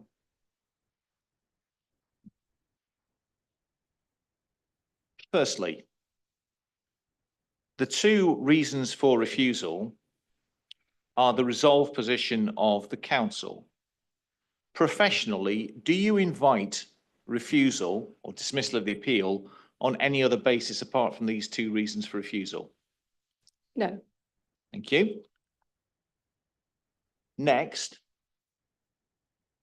the reasons for refusal, as required by the General Development Management Procedure Order, identify which are the relevant policies which are said to be breached. Do you say that the council got it wrong in relation to the identification of the policies of the development plan that are said to be breached? No, I don't. No. Do you invite the conclusion that there is a breach of other policies? No. Well, sorry, sir, can I just cover? Obviously, I do consider that there are other policies within the plan and which is this application does not accord with, but they were not reasons for refusal. Yeah, those two answers can't stand together. Your proof of evidence identifies breach of, I think it's 2, 3, 4, 5, 6, 11 other policies which are said to be breached. Yes. Which are in addition to those which are set out in the reason for refusal. So I'll go back to the question that you answered no a moment or two ago. Is it your professional judgment that your client got it wrong in relation to policies which are said to be breached? I think there are additional policies that could have been listed, yes. Could have been is not telling me that it's wrong. Is it your professional judgment there should have been other policies in this and therefore the resolution is incorrect? Or rather that your evidence goes further than the resolved position of the council? My position probably goes further, Yeah. that in my professional opinion is that there were more policies that were breached there. Goes further than the resolved position of the council. Thank you. We'll look at that in due course. And your analysis of the other policies which are said to be breached, we should find set out within the your proof of evidence, shouldn't we? Yes. Good. In relation to the second reason for refusal, there is no alleged policy which is said to be breached. You see that? Yes. And yet at your 6.13, you identify INF1, INF2, S10, C1, C5, SS2 and AL1, Yes. all breached. Yes. I see. In any event, let's see if we can cut this quickly down rather than trawling through 7 additional policies. Whether that second refusal is made out or not, second reason for refusal is made out or not, depends entirely as to how the inspector resolves the debate between Mr. Anderson and Ms. Baker, doesn't it? Yes. Thank you. If Mr. Anderson is right in his approach, that reason for refusal is unsupportable, whether you're in breach of the MPPF policies or the development plan policies in your professional view, and vice versa. Yes. Yeah, good. Well, that does foreshorten that. Thank you. First reason for refusal, let's just have a quick look at this. That requires 2 stages. It requires an assessment of the landscape and visual impacts of the proposed development, and then it requires the application of a planning judgment with regard to compliance with policy and the overall planning balance, doesn't it? Yes. And Mr. Reynolds' involvement in that is the first bit, your involvement is the second bit. Agreed? Yes. Good, thank you. Reasons for refusal should be clear, precise and comprehensive. Let's have a look at what the harm is that you then feed into the planning balance in the first reason for refusal. Proposal by virtue of size, siting, scale and design of the proposed buildings will result in unacceptable significant impacts on local landscape, character views and visual amenity, especially to the east, north and west of the site. That's the harm that's in the reason for refusal. Agreed? Yes. Mr. Reynolds couldn't tell me what was wrong with siting. Do you address that in your proof? Or is it really that they're too big? I do believe that the units are too big, but in connection with the siting. So if you just give me a moment, I can just have a quick look. Thank you. Of course. Thank It's you. not a memory test. Thank you. Yeah. So in connection with, I just want to make sure I'm quoting the right policy. That's all. Not dealing with policy at the moment. I'm dealing with what the harm is before we feed that into the policy. And you recall Mr. Reynolds couldn't tell me what the problem was with citing. So I'm asking you if you are adding to his evidence in that regard, or I can mentally put a line through that in terms of the evidence before the inspector. Oh, so I have relied on the evidence of Mr. Reynolds in connection with the landscape assessment. Yep. And he doesn't deal with citing. I asked him that. Do you deal with citing separately, or do No. you just rely upon Mr. Reynolds? Right. Okay. So essentially the point is it's too big and it gives rise to adverse landscape and visual impacts. Yes? Yes. Okay. Which part of the first reason for refusal supports the proposition that, as I noted down, the proposed development will be out of kilter with the settlement hierarchy within which Toaster sits? Which part of the harm is identified in the resolved position of the council? By the way, I know Mr. Weeks says this, but I'm interested in terms of whether the reason for refusal says it. The reason refusal, which relates to the SS2B, links very clearly to the design-led approach and to the distinctiveness, character, and the scale, massing, siting, design, form, and materials. That's a clear policy that's been recommended that on which this application was refused. So Okay. that's where scale is dealt with and siting is dealt with in that reason for refusal. Yeah, I wasn't asking about that. I was asking about a policy-led suggestion that these buildings are out of kilter with the role of Toaster within the settlement hierarchy. Because that's not the harm that's addressed in the first part of that reason for refusal. And the second part addresses policy with the word therefore contrary to.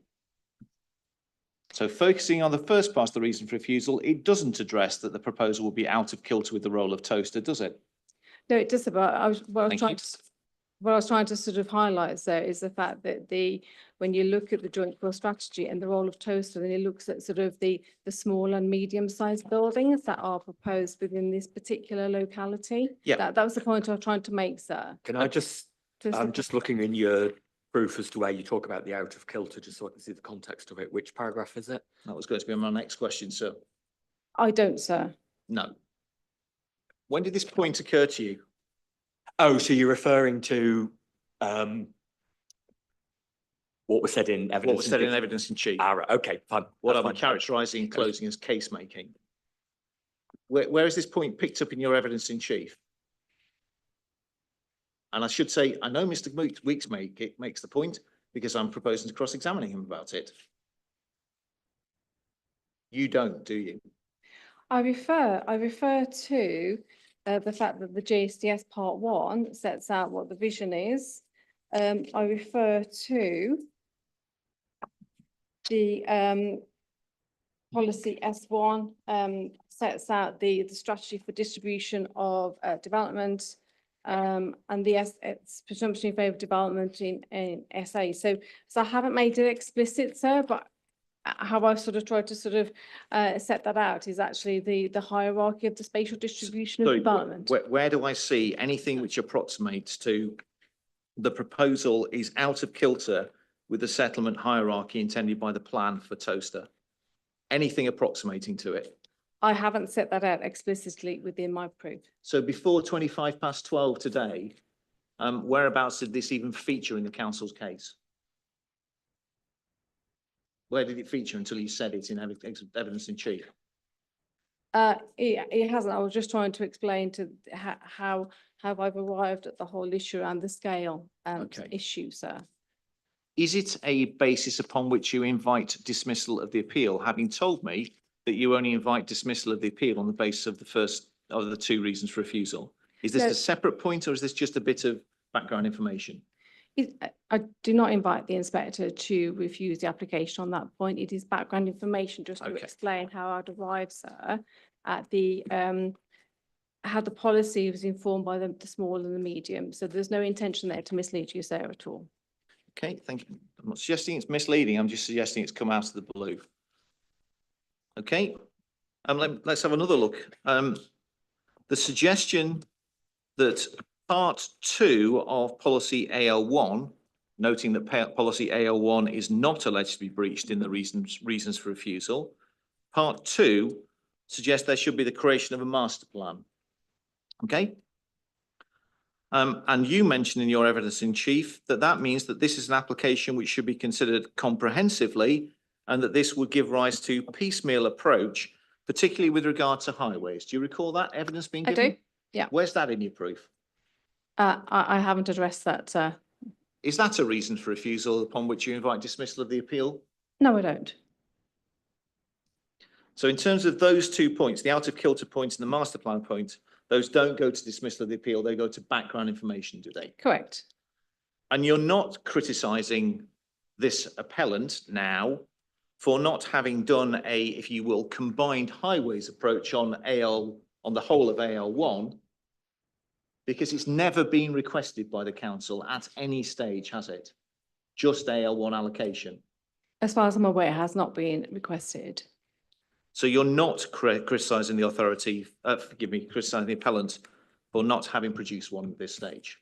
I think it would have been helpful to have one, definitely, but I'm not criticising the appellant because they haven't been asked one as being clearly articulated. And it would be literally impossible, absent an adjournment, for which I'd have something to say at the end of the inquiry, for the appellant to now produce one when we hear about this at 20 past 12 on day 5 of an inquiry, wouldn't it?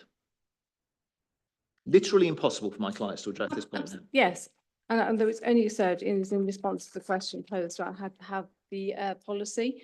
So it's in response to that question, sir, around how these sites should be considered. Thank you. The inspector asked whereabouts in the second part of the local plan, as in part 2 local plan, there's a reference to an SPD. Let me give you some references and please check them over lunch, which we're about to go to in a few moments. There's a reference to an SPD in relation to infrastructure on page 151. That's under policy INF1. There's a reference to a parking SPD in policy SDP, ironically, number 1. And there are 3 references to a housing SPD in paragraphs 4.11, 4.10 and 4.3.3 in the second part of the plan. You can do a word search, the joy of the modern version to electronic evidence. There is no suggestion that there should be an SPD in relation to the employment allocations anywhere in the Part 2 plan, is there? No, there isn't, but that doesn't mean to say that one wouldn't be produced. Nor does it mean that it's unlawful, because there was no challenge, as you rightly say. The inspector obviously has to look at it and obviously has to assess the weight to be applied to it. Let me just see if we can get some amity with regard to what the role is of an SPD. Do you have PPG to hand? No, I don't, sorry. It is actually a core document, believe it or not, but it just takes you to a link. The whole of it. No, it's only the plan making part of PPG I want to go to. Is this relevant material considerations bit, or 6? It is, but you won't get to it, so you'll have to look at it from the directly. It didn't work when I clicked on it. Oh, that's not surprising. So if you go to the PPG, if you would please, chapter 61, which is plan making, and it's paragraph 8 when you get to it.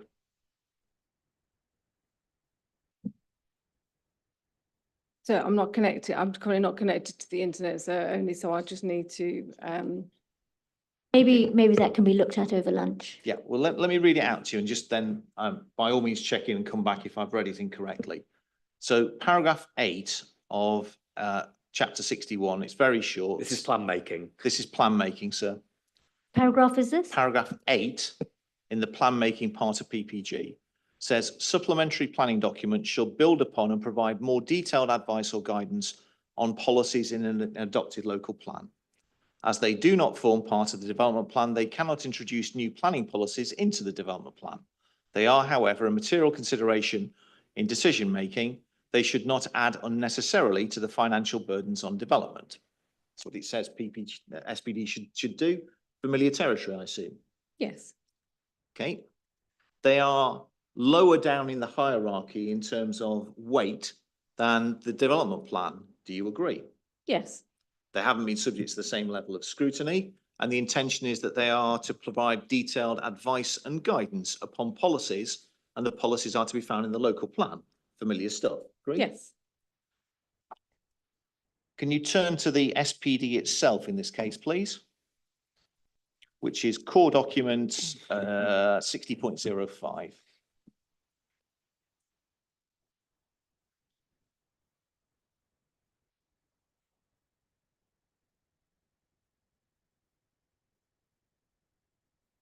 Which now won't open. Apologies, mine's not opening either, sorry. See if I can get to it a different way. Is there a internet problem, do we think?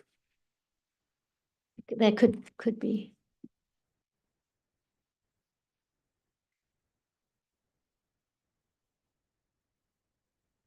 Yep.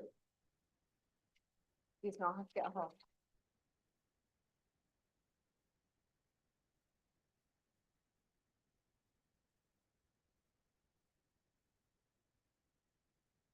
It's working up again, happy to say.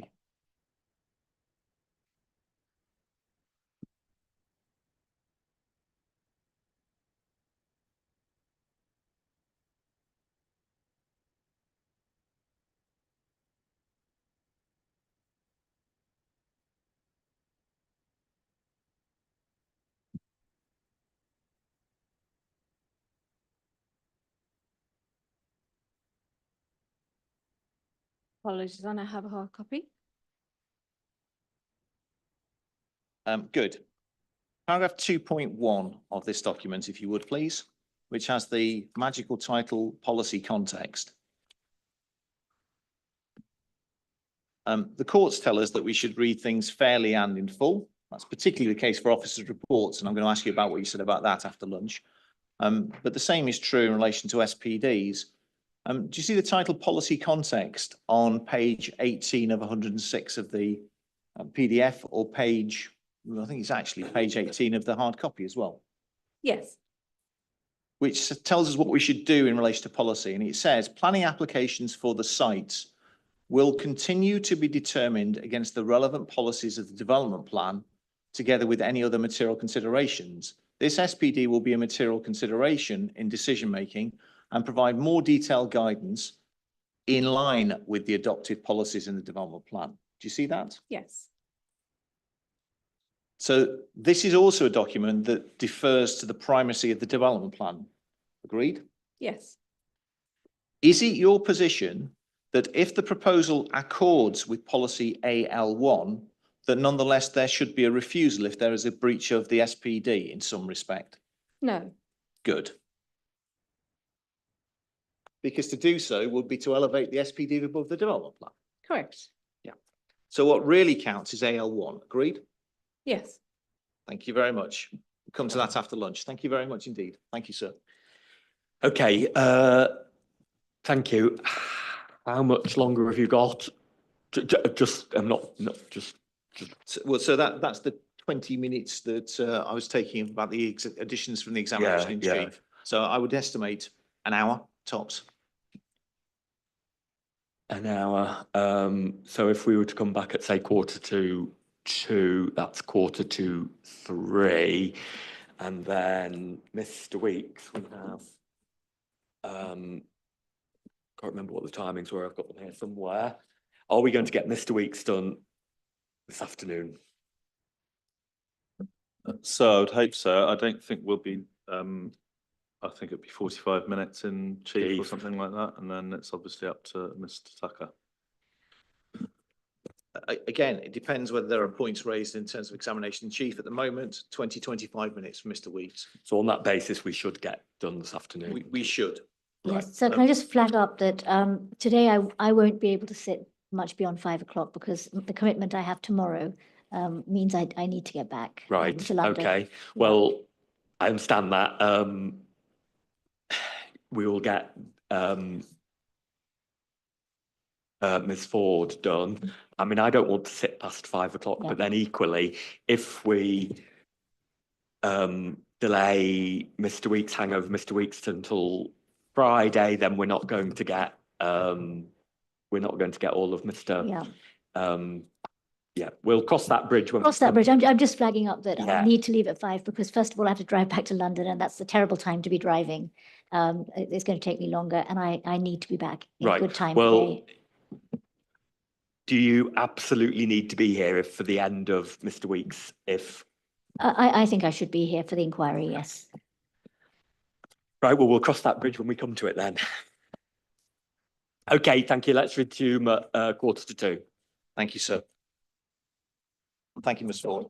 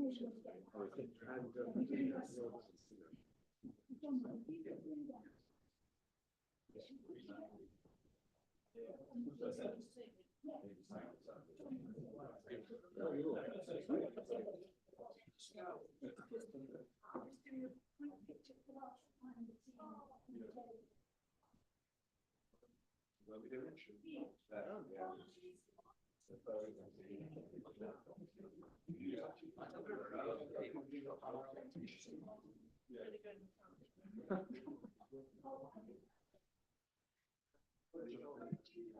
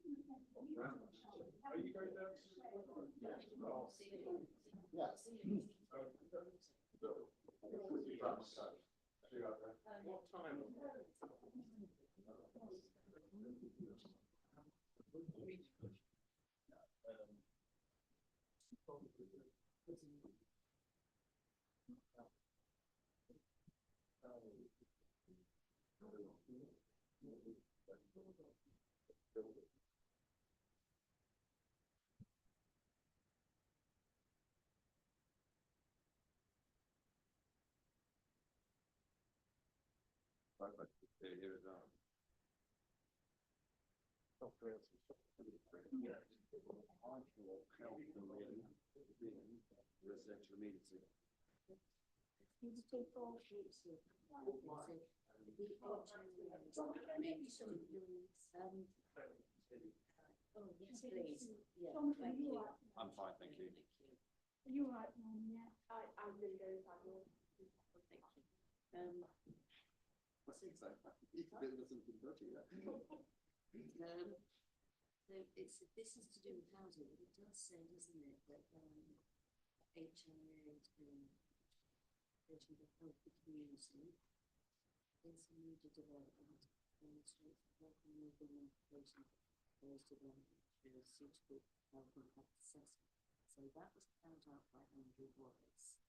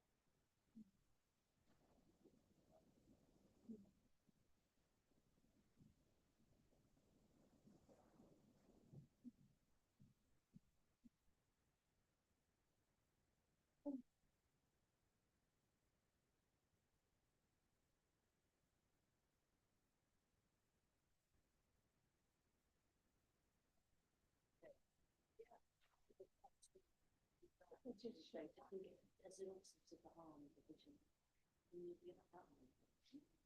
Yeah, I think it's where the level, you could say, I think the vision is where the level is 42,000. But it's small gate needs to be. He did say vision. Yeah, he said anything. So like the harm vision. Yeah. Just said chuck the load of money charges. Here isn't it? Yeah, of course it's right. Yeah, that's good. That's what Yeah, I think. All right. Yes.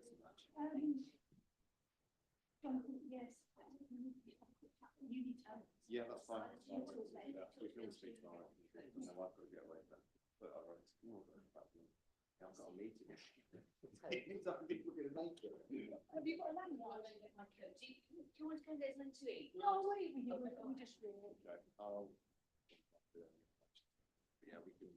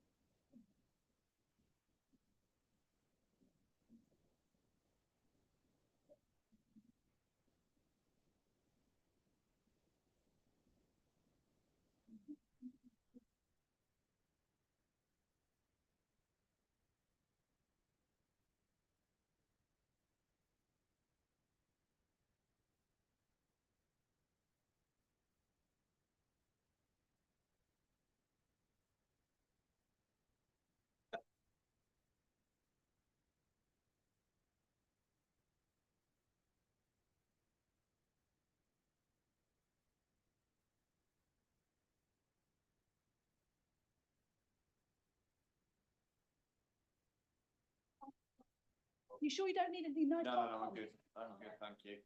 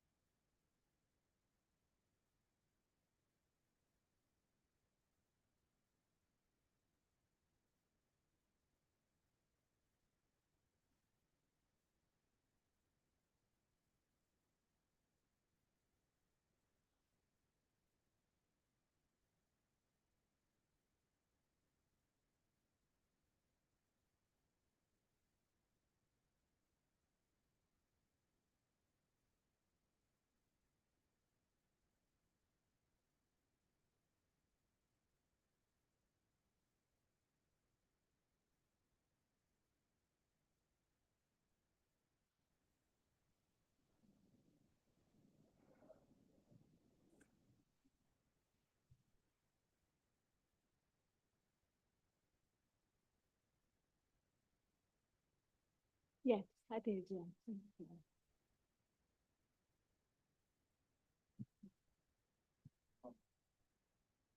Sorry? Yeah.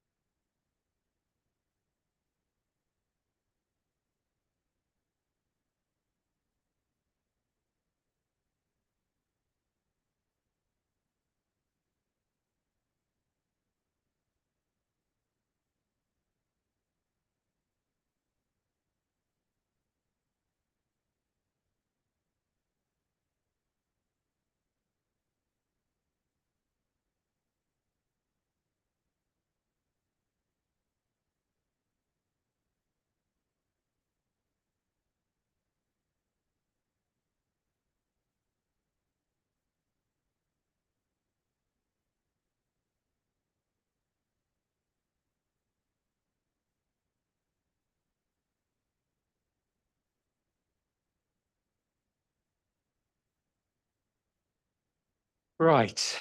Okay, if we could make a start again, please. Mr. Tucker. Thank you very much. Good afternoon, Ms Ford. Good afternoon. I trust you dined well. Not bad. Excellent. I'm sure they'll look after you at West Northants. Next, can I go to policy AL1, please, which is to be found within core documents CD4/40.02. And when you get to it, you'll find it at page 128. And no doubt yours is scribbled upon and coloured in as mine is. Yes. Can we agree, firstly, that this is the most relevant policy for the inspector to consider because this is the site-specific allocation, This along with policy SS2 as well. which it incorporates? Yes. Yeah, good, thank you.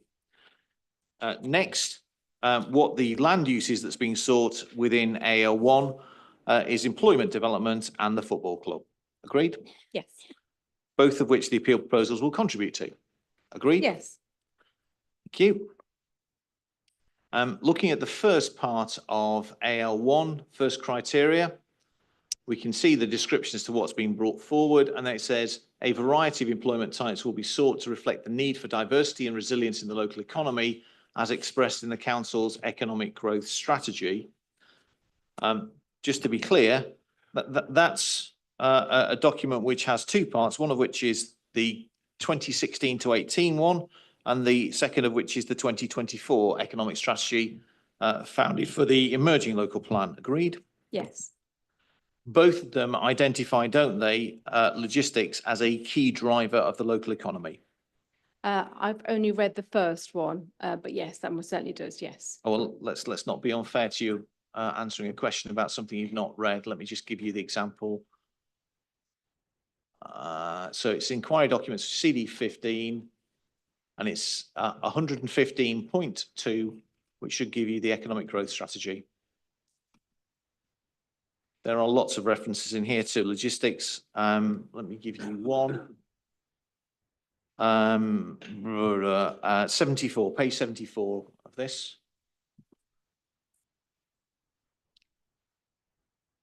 This is under current sector strengths for.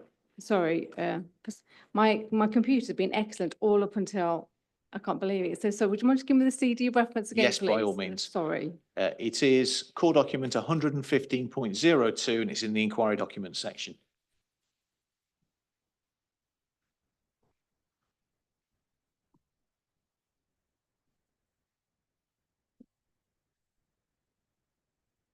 You can plough through this document and see about logistics and supportive industries, etc. Yeah, and certainly, yeah, I've read the 2016 to 18 one as well, and I'm very comfortable that it all refers to. It all refers to logistics. Yeah, I've got no issue with that at all. Yeah, it's just to make sure that Yes, in fairness, that your answer is one Yes. that's informed by this document. yes, So current sector strengths, page 74, you can see key drivers includes logistics. You see that? I can't see it because unfortunately my system, but I'm not debating that at all. I'm not arguing that Okay, point. well, at all. let me give you the references so the inspector has the references. Key drivers for current is page 74. Key drivers for future is also logistics. Okay, so there's no watering down within that document, but I'll ask Mr. Guthrie in relation to that. I won't, Mr. Briley Smith will ask Mr. Guthrie about it. But in any event, there is nothing between us with regards to the evidence that was given by Mr. Brooks on day one about there being a generalised need within West Northants for additional logistics. No. And you haven't sought to take issue with his evidence about there being a less than 2 years supply within the council area, have you? No, Thank you very much. Underpinning AL1 is the inspector's report to which you were taken within your evidence. Let's just have a quick look at that. Core document 4, and it's 4.04, please.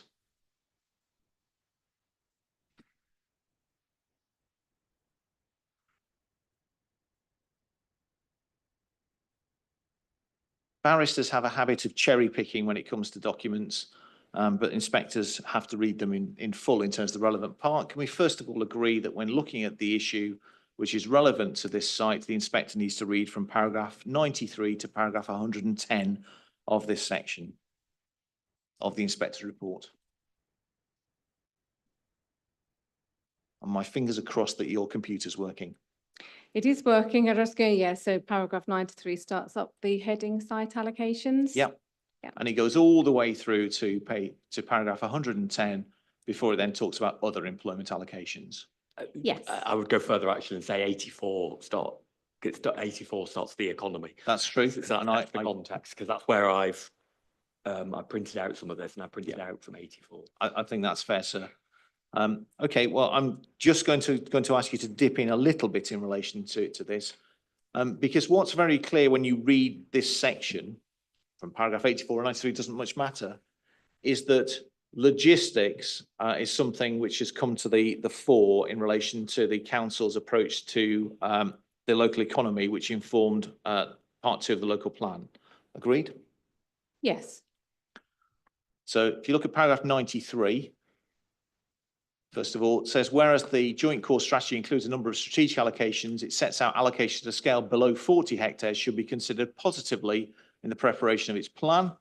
The framework makes it clear that local plans should allocate sites to promote development and flexible use of land, and local plans should be based on a clear understanding of business needs and the economic markets operating in the area. Just pause there for 1 second. If you go back to AL1, please, back to AL1.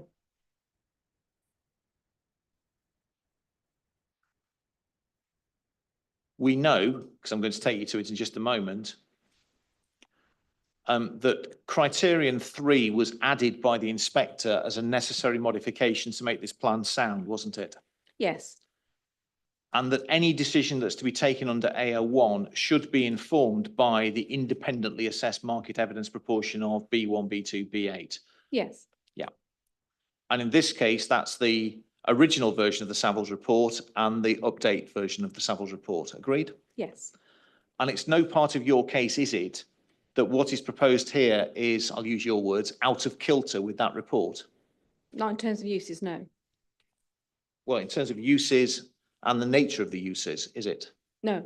I'm In not other arguing. words, we're proposing what the Savills report says is needed in Yes. the marketplace and for which there's an insufficiency of supply. Yeah, Yes. okay. Thank you. That's helpful. Go back to the inspector's report, please. Just to be clear what you said, my understanding is part 3 of the policy, it wasn't inserted by the inspector. There was an alteration. That's correct. Yeah, just in relation to what would be ancillary or taking out the words ancillary or something like that. That's right. But my understanding was that an independently assessed market evidence proportion of B1, B2 and B8 was what was already originally there. But it was tweaked by the. And it was the tweak after that. Yeah. Yes, that's Yes. right. Yeah. So if we go back to the report from the inspector, just to see what was before the inspector at that time, we had the employment land study from 2014, which talks about low levels of industrial development that have taken place. You see that? Yes. And then 95, it talks about the specific position of the district, it's obviously the district being South Northampton at the time, within the Golden Triangle, largest concentration of logistics and distribution in Europe. And then the inspector says he's mindful of the findings in the South Northamptonshire logistics study that the district will be well placed to take advantage of this location, the projected growth in the logistics and distribution sectors. And moreover, the logistics study also finds that local growth in logistics can be opportunity driven and led by the supply of sites. Just pausing there. This is the section which leads to the endorsement of the allocations, which are the AL allocations. I'm not sure I understood your evidence in chief. Are you saying that these are locations, the AL sites, but this site in particular, where logistics is not appropriate? Is that what you're saying? No, I'm Okay, not saying good. that. No. So is the issue that lies between us then not about providing logistics on this site, even larger scale logistics? It's about the impact of this particular proposal. Yes. Yeah.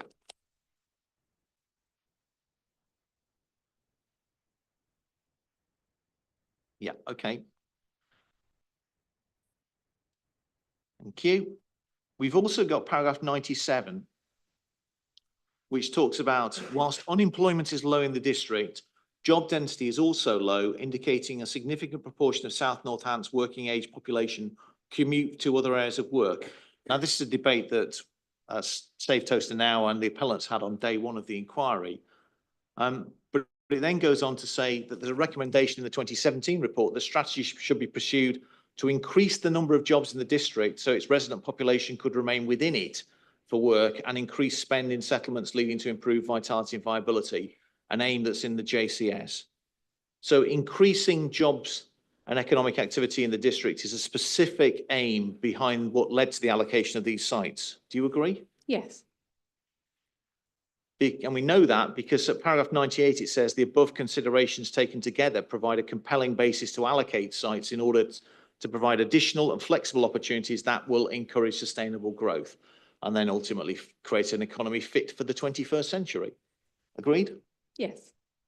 What it doesn't say anywhere there, does it, is to suggest that the allocations, including AL1, should only be brought forward for small and medium-sized development. Doesn't say that anywhere, does it? No. The nearest you get to it is 101, paragraph 101, where it says policies AL1 ... seeks to allocate for employment use. The 3 sites are in different ownerships, and whilst there are linkages between them, they're brought forward independently and to differing timescales. For these reasons, I consider the sites are of an appropriate scale to be allocated by LPP2 and not matters more suited to the JCS review. That's actually not concerned with the scale of what's coming forward. That's a reference back to the division between strategic sites and non-strategic sites that the inspector discussed at paragraph 93. Do you agree? Yes. Yeah. That put those 3 together and they're way over your 40 hectares, which is what the core strategy said. Exactly. Okay. And then if you turn to 107, the paragraph to which your attention was taken, first sentence tells us that there's an inevitability that there will be some degree of adverse change from built development being brought forward onto what's currently an open site. That's inevitable on either your case or ours, isn't it? Correct. And then it talks about a gap between the site and Caldecott to the north. And then the sentence you were taking to in chief. Moreover, site-specific design and place shaping principles are set out in AL1, require a detailed strategic landscape assessment of the whole site to provide a high-quality landscape setting. In addition, the criteria set out in SS2 would be relevant to any development of the AL1 site. And then it goes on to talk about the sensitive design of the AL1 site. My understanding of that paragraph, and please tell me if I'm wrong, is that saying you need to get the detailed design of the landscaping and the scheme right to be brought forward, but it doesn't place an upper limit on any particular scale of development. It's about the effects of development. Do you agree? I do, yes. Good, that's helpful as well. Thank you. Go back to the local plan next, please. Part 2 local plan. AL1.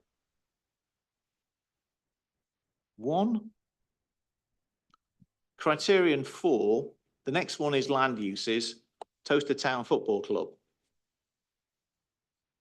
I have to say, I'm from the north of England and Yorkshire, and I thought keep mentally saying Towster rather than, which is the way you pronounce Towton, I'm afraid. So different parts of the country, different references. So if I fall into that, apologies in advance. I don't think I've failed to so far. But Toaster Town Football Club, what is expected? It requires a site to be provided within the allocated site with a precise location dependent upon suitable topography. Pausing there, you don't suggest that the location for the football club is inappropriate, do you? No. Then says design and layout of the employment elements of the mixed-use site should be compatible with and not prejudice the delivery of the football facilities. You're not suggesting there's a breach, are you? No. And then it talks about funding for the football club may be funded in part from contributions from SIL. You see that? Yes. That's a matter that's down to the council, isn't it? Yes. Mr. Guthrie tells us in his evidence that there is an expectation that there would be potentially funding through the FA in relation to facilities, but this policy doesn't require the construction of the clubhouse or anything of that nature, does it? It's a provision of a site. Correct. Good. Thank you. And the local plan, you can turn it if you want to. It's paragraph 13.2.1 describes Toaster Town Football Club as a very important local facility. You don't disagree with that, do you? No, I don't disagree with it at all. I'm just trying to find the paragraph. So what was the paragraph number? 13.2.1, right at the very end. Yeah.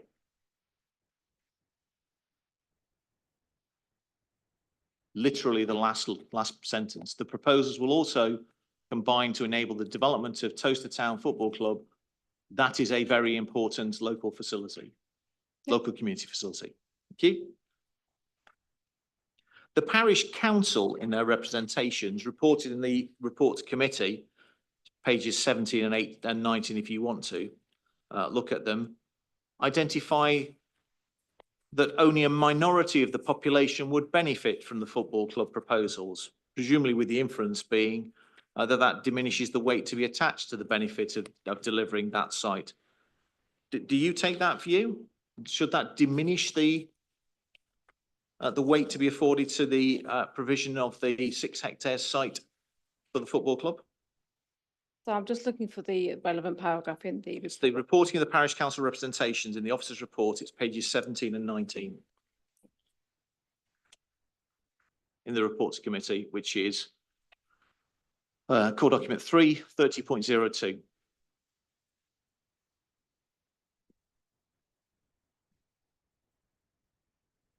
Eastern Neston Parish Meeting, object, contrary to part 2 of the local plan, ... Football pitches would only benefit a minority of the local population and wouldn't mitigate the impacts of the proposal. And then 19, Stoke Bruin Parish Council, football pitches would only benefit a minority of the local population and wouldn't mitigate the impacts of the development. So we've got the local plan saying very important community facility, and we've got the parish meeting and then the parish council saying diminish the weight to be attached to it because it's only a benefit to a minority of people, kids playing football and their respective families and those who are involved in it, presumably. Yeah. Should that diminish the weight to be afforded to that benefit in your judgment? No. Good, thank you. We're at 1 on that. Thank you. So far, we haven't had a breach of any part of AL1. Let's have a look back to the local plan, please. Part 2. Then we turn to 5, criterion 5. And I think here we do have an issue as to whether or not appropriate mitigation has been identified, which is 5D. Is that fair? Yes. And that's the resolution of the issues between Ms. Baker on the one hand and Mr. Anderson on the other. Correct. Thank you. 6. We've got a number of subparagraphs here. There's a heritage element. You don't allege that there is a justified reason for refusal on the basis of heritage impacts, do you? No. There's a particular issue in terms of Eastern Neston Grade 2 registered park and garden. The report to committee, 7.183 if you want it, says less than substantial harm at the low end to the registered park and garden.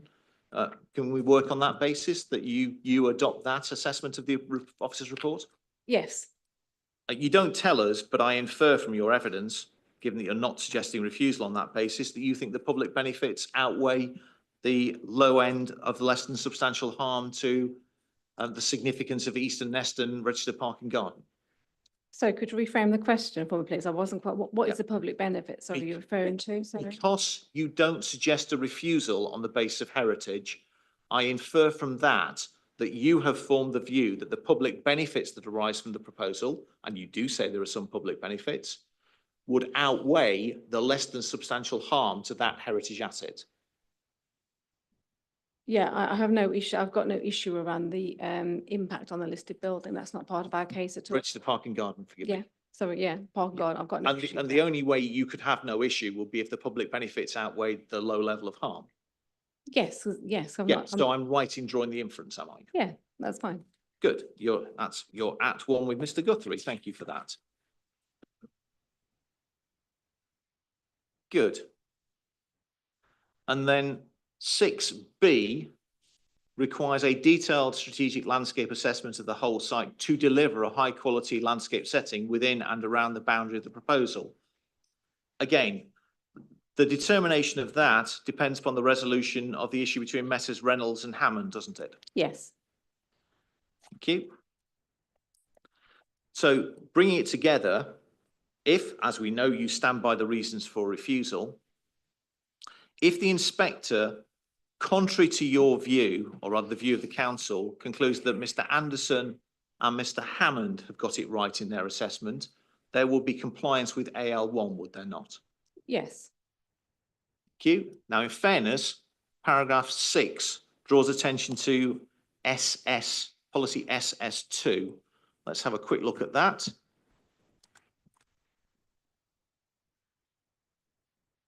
Which is page 34 of this document. And we know it's SS21B that's the issue.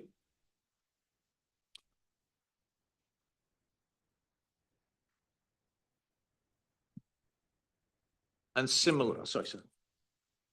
Page 33 of the printed copy, 34 of the Oh, sorry. Thank you. of the virtual. Again, whether SS21B is conflicted or not depends upon the debate between Messrs Hammond and Reynolds, doesn't it? Yes. Thank you. So going back, the most relevant policies, AL1 and SS2, if Messrs Anderson and Hammond are right, our highways and landscape consultant, then there would be compliance with the 2 most important policies in the plan for the determination of this appeal. Do you agree? If the inspector takes the advice that's been given, yes. But I think it's worth setting out that I think it was agreed in the appellant's landscape witness that the scheme that's currently proposed cannot be adequately mitigated within year 15. So there is an issue that the landscape, you will still see the visual impact of the buildings at year 15, and I think that was set out in the evidence. Well, that if we that's have your, had. your recollection of the evidence, then we'll be making submissions about it. Mitigation doesn't mean making visible, does it? The discussion that we had earlier was that in year 15. No, no, you no. will still- Please answer my question, then by all means qualify. You've been very good at answering my questions directly. And if we fence, we're not going to get in within our timescale. Mitigation does not mean making visible, does it? No, it does not. Good, thank No. you. You wanted to qualify in some way. I just want, the qualification was that point if the evidence is accepted. And I think the point I was making is that we have heard that the buildings will still be visible at year 15. Yes, That's the point I was making. but that doesn't mean they've not been adequately mitigated, does it? The fact you can see buildings, if they've been successfully integrated into the landscape by the mitigation, doesn't mean that you've breached SS21B, does it? Because SS21B doesn't require you to create invisible buildings. Not even the SPD says that, does it? No, but it's a whole issue of the scale and the massing of the building. That's the point I'm trying to make, sir. No, I know. It all comes back to the judgment. It between- does, yes. Precisely. And then because it's referenced in the report to committee and because the reason for refusal and because it's the resolved position of your client, I am going to take you to S10 of the core strategy being core document 40.01.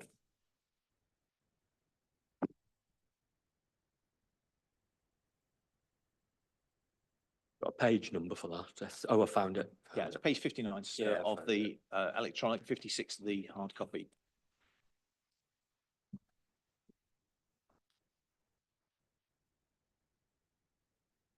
And it's criterion I that's said to be breached by the proposal, by the resolved position of members. And I just want to understand how we should read I in the context of there being a specific allocation which will give rise to some harm as noted by the local plan inspector. We can delete mentally any reference to built environment and heritage assets insofar as it relates to your case, can't we? Yes. So we're really looking at whether development will protect, conserve and enhance the natural assets and their settings. Essentially, does it give rise to landscape and visual harm? Correct.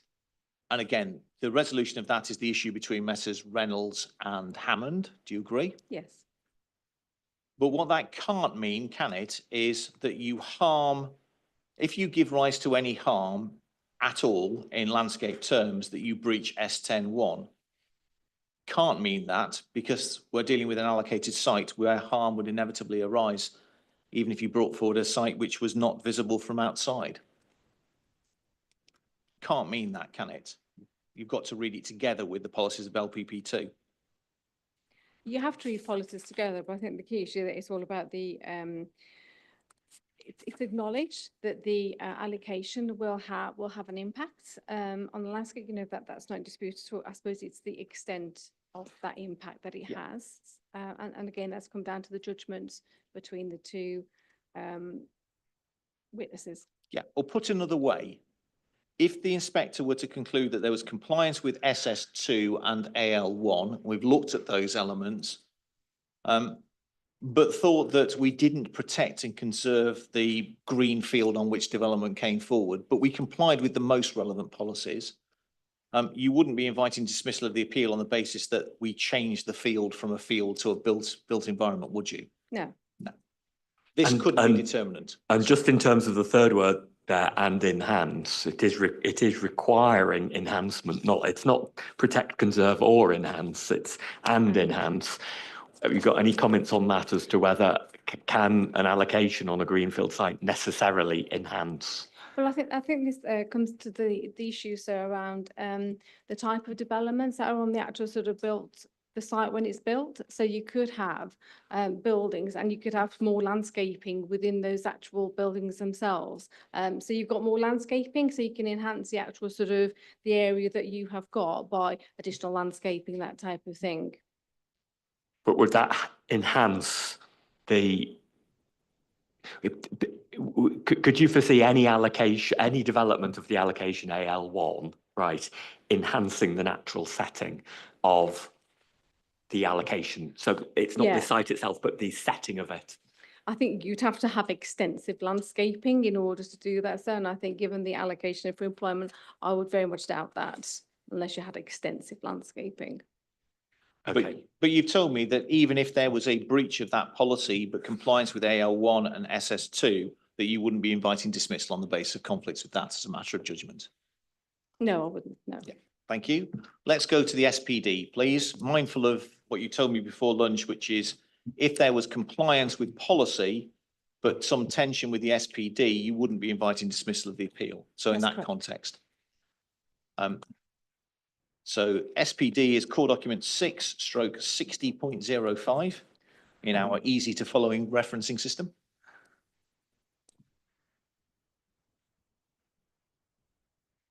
Imagine how many boxes we would have filled if we did this the old fashioned way. Well, I have got a hard copy only because for some reason, my, the link to the SPD doesn't want to work. So I have got a hard copy if this doesn't open. Well, Yeah, no. when you I've get got a to hard it, copy. it's I'll just- internal page 18. Unfortunately, not with the page numbers have been omitted. So if would you mind just telling me what section that we're in? Section 2, Apologies. same page that we started off with. I didn't take you to the second paragraph and I ought to have done before lunch. Yes. I too don't have paragraph, page No. numbers. Really? Well, they've been cut off the bottom. Oh, cut off the bottom. I'm so sorry. Right. So I took you to paragraph 2.1. I have your clear answer. Thank you for that. 2.2 says new planning policies cannot be introduced via an SPD. Therefore, this section explains the existing policy context within which this SPD sits. Further information on the requirements for producing an SPD are found in the regulations. We can see from that, this is not intending, is it, to be introducing prescriptive policies. It's intending to guide development. Correct. Yeah, good. Thank you.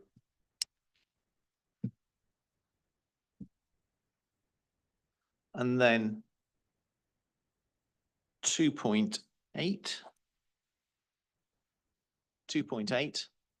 It's a paragraph we have looked at before. This in the context of South Northamptonshire's local economic assessment and talks about looking back to what the local plan inspector said at the examination. Do you see that? Yes. And then it says, the local planning examination in public agreed the role of new employment sites is set out in paragraph 13.1.5, that's of the local plan, to meet local demand and strengthen the rural economy, provide the ability to strengthen local supply chains, local flexibility and choice of locations, meet the demand for small and medium-sized units, contributing to reducing the level of outcommuting. Meet local demand and strengthen the rural economy. Well, we're not suggesting this is a rural enterprise form of development. Provide the ability to strengthen local supply chains. That's absolutely what logistics does, isn't it? In some quarters, yes. Local flexibility and choice of locations, that's for economic development. That's again, something that logistics does, isn't it? Some, yes, depending on their size, yes. Meets the demand for small and medium-sized units. If one takes this scheme together with what's happening on Bell Plantation number 2, there is the opportunity for small and medium-sized units, isn't there? There is an opportunity, yes. It doesn't say only meet the demand for small and medium-sized units, does it? No, but I think the inference there is it is for the demand of small and medium-sized units. Why is that the inference? Because you've got the first bullet point, talks about strengthening the rural economy. I took you there deliberately. I don't infer from that that is only strengthening the rural economy, do I?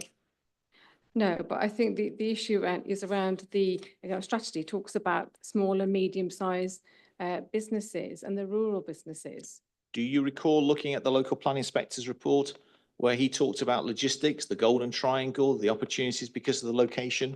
Yes, I do. Yes. So a person looking at this, reading back to the local plan examination would not be in any illusion that this is a site which was identified by the inspector for just small and medium-sized units.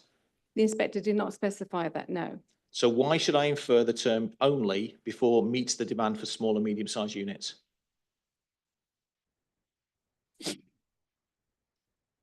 Some sort of germ warfare taking place behind me. Sorry about that. Okay.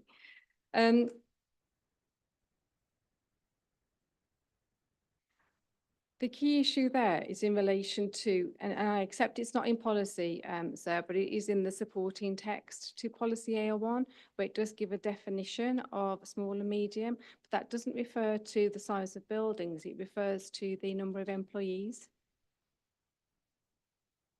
Okay, that still doesn't explain why I should read the word only in front of it, which is what you suggested to me a moment ago. Meeting a demand doesn't mean only meeting that demand, does it?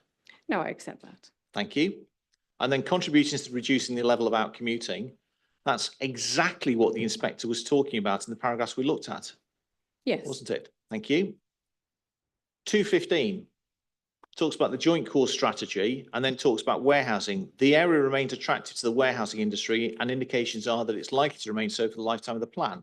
However, delivering new space to cater for the warehousing sector on a trend-based trajectory wouldn't be desirable nor sustainable in the long term in order to achieve a balanced economy.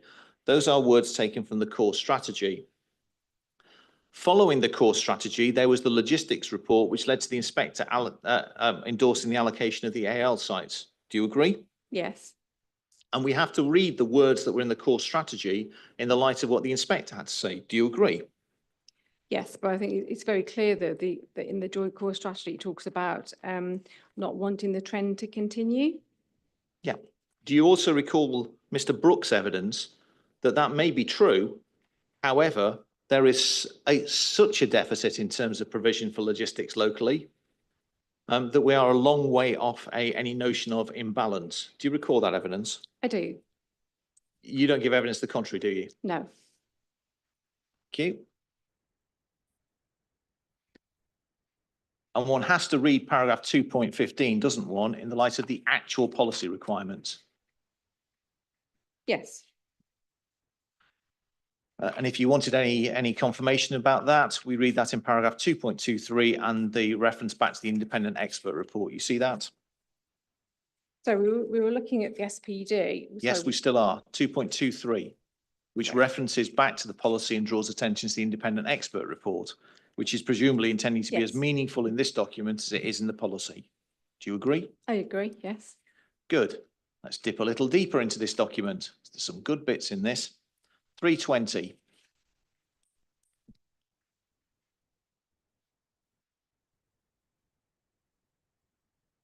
I don't know if you've done this to confirm this or not. So it's page Sorry, 34, sir. Bear with me. I just need to get to 3. Page 34 for anybody who's looking at it electronically. Paragraph 320 for anybody else.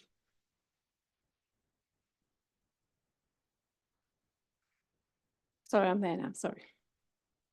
This tells us whereabouts AL1 and AL2 are located, and that the assessment of the council is that they're about 10 minutes walk from the town centre. Do you agree with that? I'll take this. I haven't walked it, but I will take it as read. Is that fair to suggest that is reasonably well located to the town centre? Yes. Good, thank you. Now we have on this page the first reference to exceptional circumstances, don't we? So if you look at the bottom of 3.21, and it's the first of 5 references to exceptional circumstances in this document. So it talks about the northern side and talks about AL1 and 2 together. It talks about the existing cluster of uses and then says, if delivered sensitively and in line with policy, this could see delivery of some small, medium, and in exceptional circumstances, large development units. You see that? Yes. So this is saying, let's just strip the sentence out a bit. If delivered sensitively and in line with policy, this could see delivery of large development units. You see that? Yes. So the question is whether or not what is proposed here is delivered sensitively and in line with policy. Now let's just think about this. If the inspector considers that's what we achieve, where do I find anywhere in policy, mindful that this isn't intending to bring forward policy, a test of exceptionality? As far as I'm aware, there isn't one in the local plan, sir. What weight should the inspector give to any purported test of exceptionality?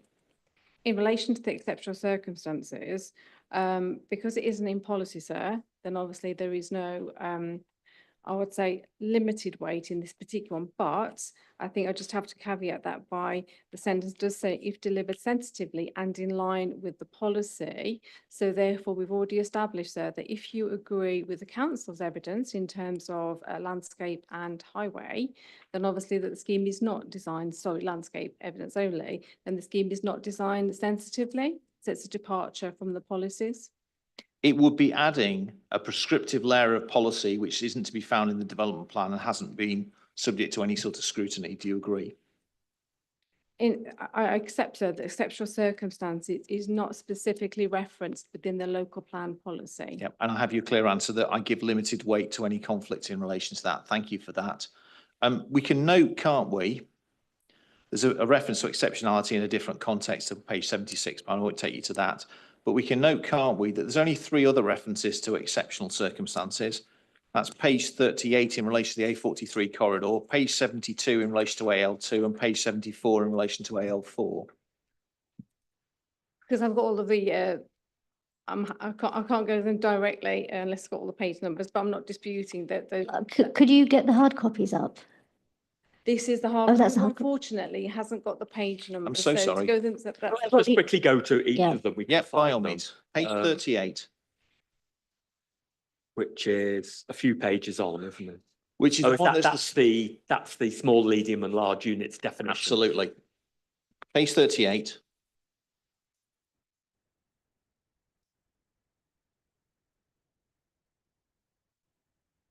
Yes, I've got that one. Yeah. Yeah. The presumption will be for the accommodation across the employment site of a mix of small, medium, and in exceptional circumstances, large-scale units as defined above. This will allow them to support, as the design's brief states, a variety of economic type, employment types, etc. You see that? Yes. So that's a generalised point about there being a presumption across the employment sites for small, medium, and exceptionally large-scaled units. You see that? Yes. Same point, really. In terms of large-scale units, those are defined by floor area, but not height, aren't they? Yes. There's no suggestion that the test is visibility or invisibility, is there? No. And it's not specific to AL1, is it? No. Page 72. I'm so sorry, page 72, I'll give you the reference to the paragraph. That's deeply unhelpful of me. So it's paragraph 6.41. Isn't the one before that? Oh, no, sorry, there isn't. Sorry, there isn't. No. There is, sir. Oh, we're taking them out of order. We are, sir, just to give you the references to exceptionality, because I'm going to come back to 6.1, which deals with A61, Right. which deals with AL1 in a moment. We're on 642. Yeah. Cheers, AL. 2. Yeah. And 6.47, height, scale and massing. Sorry. So we were on 6.42. So Yeah. 6.47. 6.47, Sorry. you're on the same page. Sorry. This is looking at whereabouts we have these exceptional circumstances test. So this is for AL2, where it says, large buildings which have a greater impact, i.e. visible above tree cover from longer distances or affect the character of the area in which they sit. These will only be considered in exceptional circumstances if acceptable mitigation is provided, such as delivering the highest quality design quality. You see that? Yes. And then the next one is AL4, 6.66.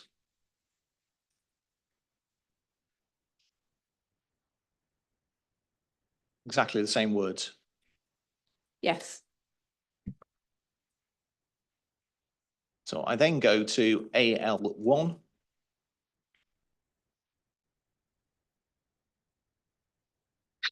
And I look in the same section for AL1, development framework, and there's no surprise about this because this is Mr. Guthrie's point. And I look under building height, scale and mass. And there I go, I see nothing that talks about exceptionality for AL1.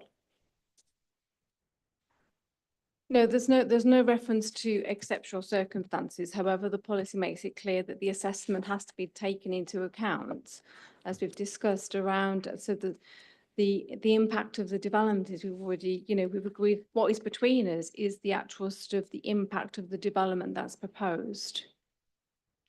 I understand that, but we've now got a document which talks about exceptional circumstances in the context of AL1 and AL2. That's the first page I took you to, which is page 34. I've got a reference to large scale buildings, not by reference to height, but by footprint on page 38, which talks about exceptional circumstances. I've got specific reference to exceptional circumstances for AL2 and a specific one for AL4, but I don't have a reference for exceptional circumstances for AL1, which is only part of what we looked at on page 34. The first point is, this is a bit all over the place, isn't it, this plan, this SPD?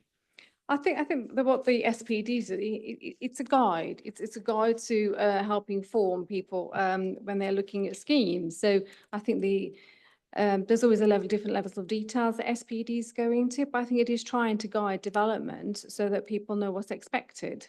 I don't know where the phrase exceptional circumstances has arisen from, so I can't comment on that, sir. No, but we can infer if this has been written carefully, properly, and with consideration, that if exceptional circumstances had been the intention for some additional guidance for AL1, we would have found it in paragraph 6.25, wouldn't we?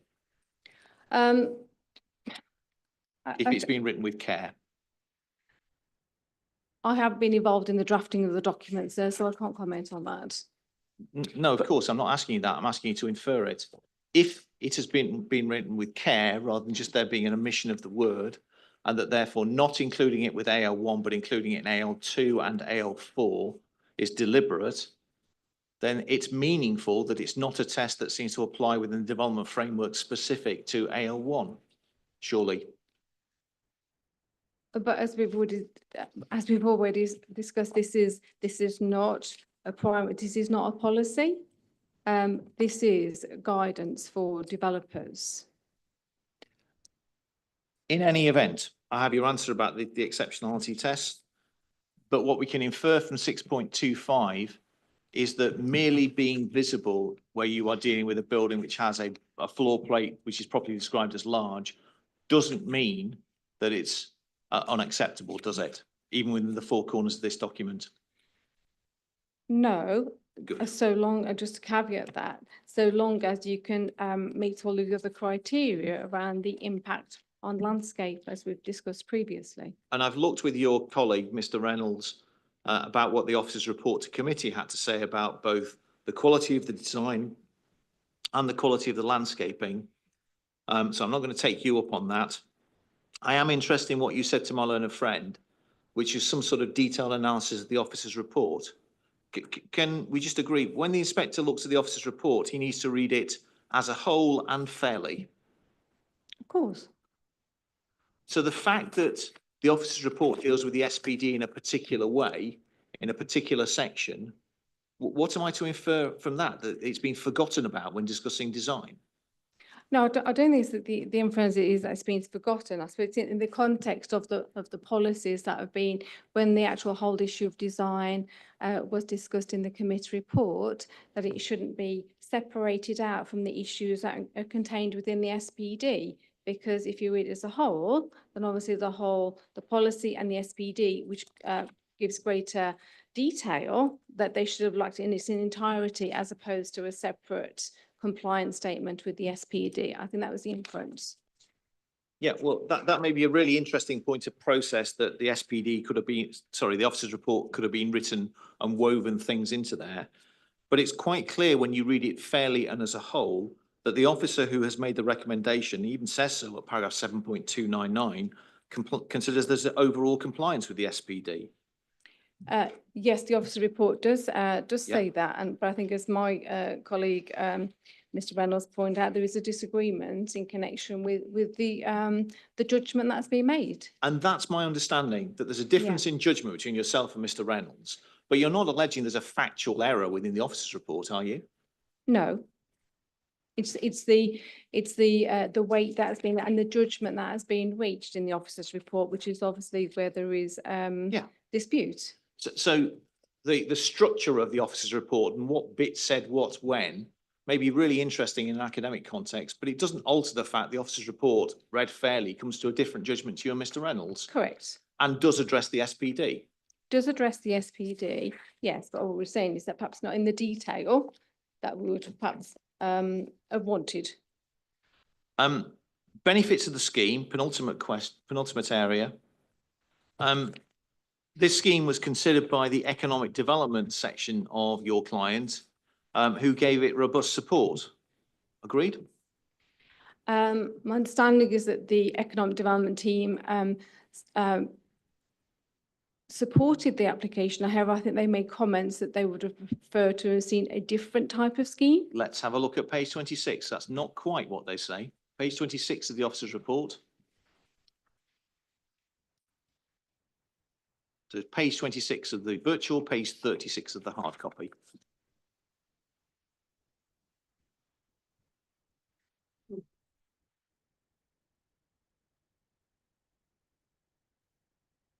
Sorry, which page on the hard copy, sorry? Page 36 of the hard copy. Thank you. WNC economic growth support.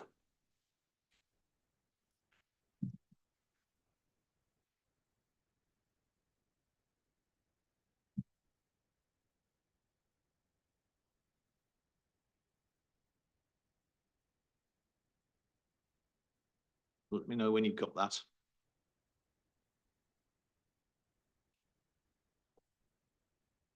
Are you Yes, there? I'm there. Yes, I'm Good. sorry. What the economic teams say at the end of that section, let's deal with the point at the end.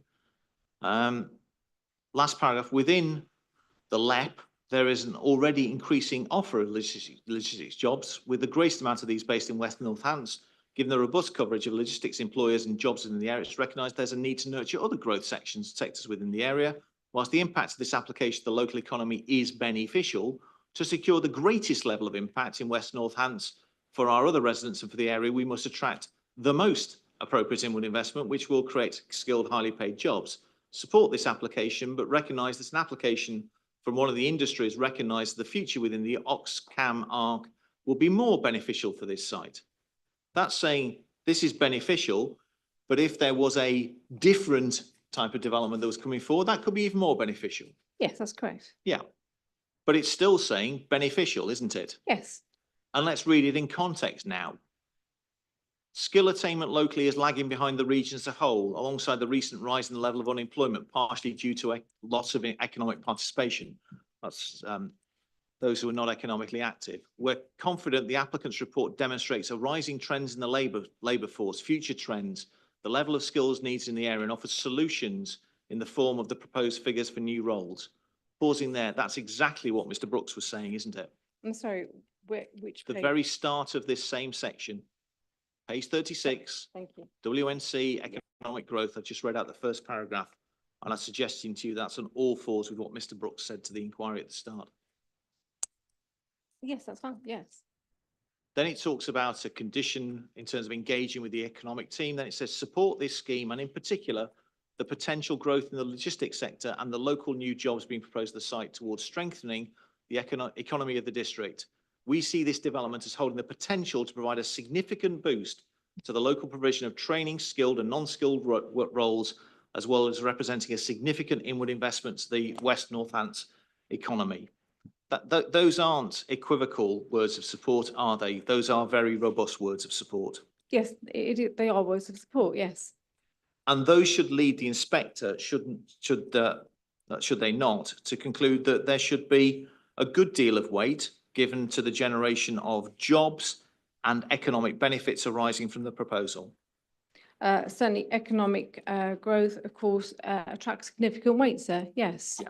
And in my evidence, I put for jobs, I've given moderate weight to those. Well, that's what I was asking. Why aren't we Yeah. giving significant weight to something which would benefit the potential for job growth in the logistics section, new jobs, strengthen the local economy, holding the potential to provide a significant boost to the local provision of training, skilled and non-skilled roles, etc. Why is it only moderate? Well, I think the reason I sort of separated them out, sir, in connection with economic growth, there's no issue with that at all, sir. You know, so given a weight should be attached to that. In connection with the why I've given sort of moderate, broad aware that within this area, fortunately, there is very low unemployment, which is fantastic for the area. It says here alongside the recent rise in unemployment, so Yeah. it's might be low, but it's heading in the wrong direction. Yeah, yes, it is, sir. So, so there is that issue that obviously, there is, obviously the unemployment is on the rise. However, it is still relatively low in comparatively.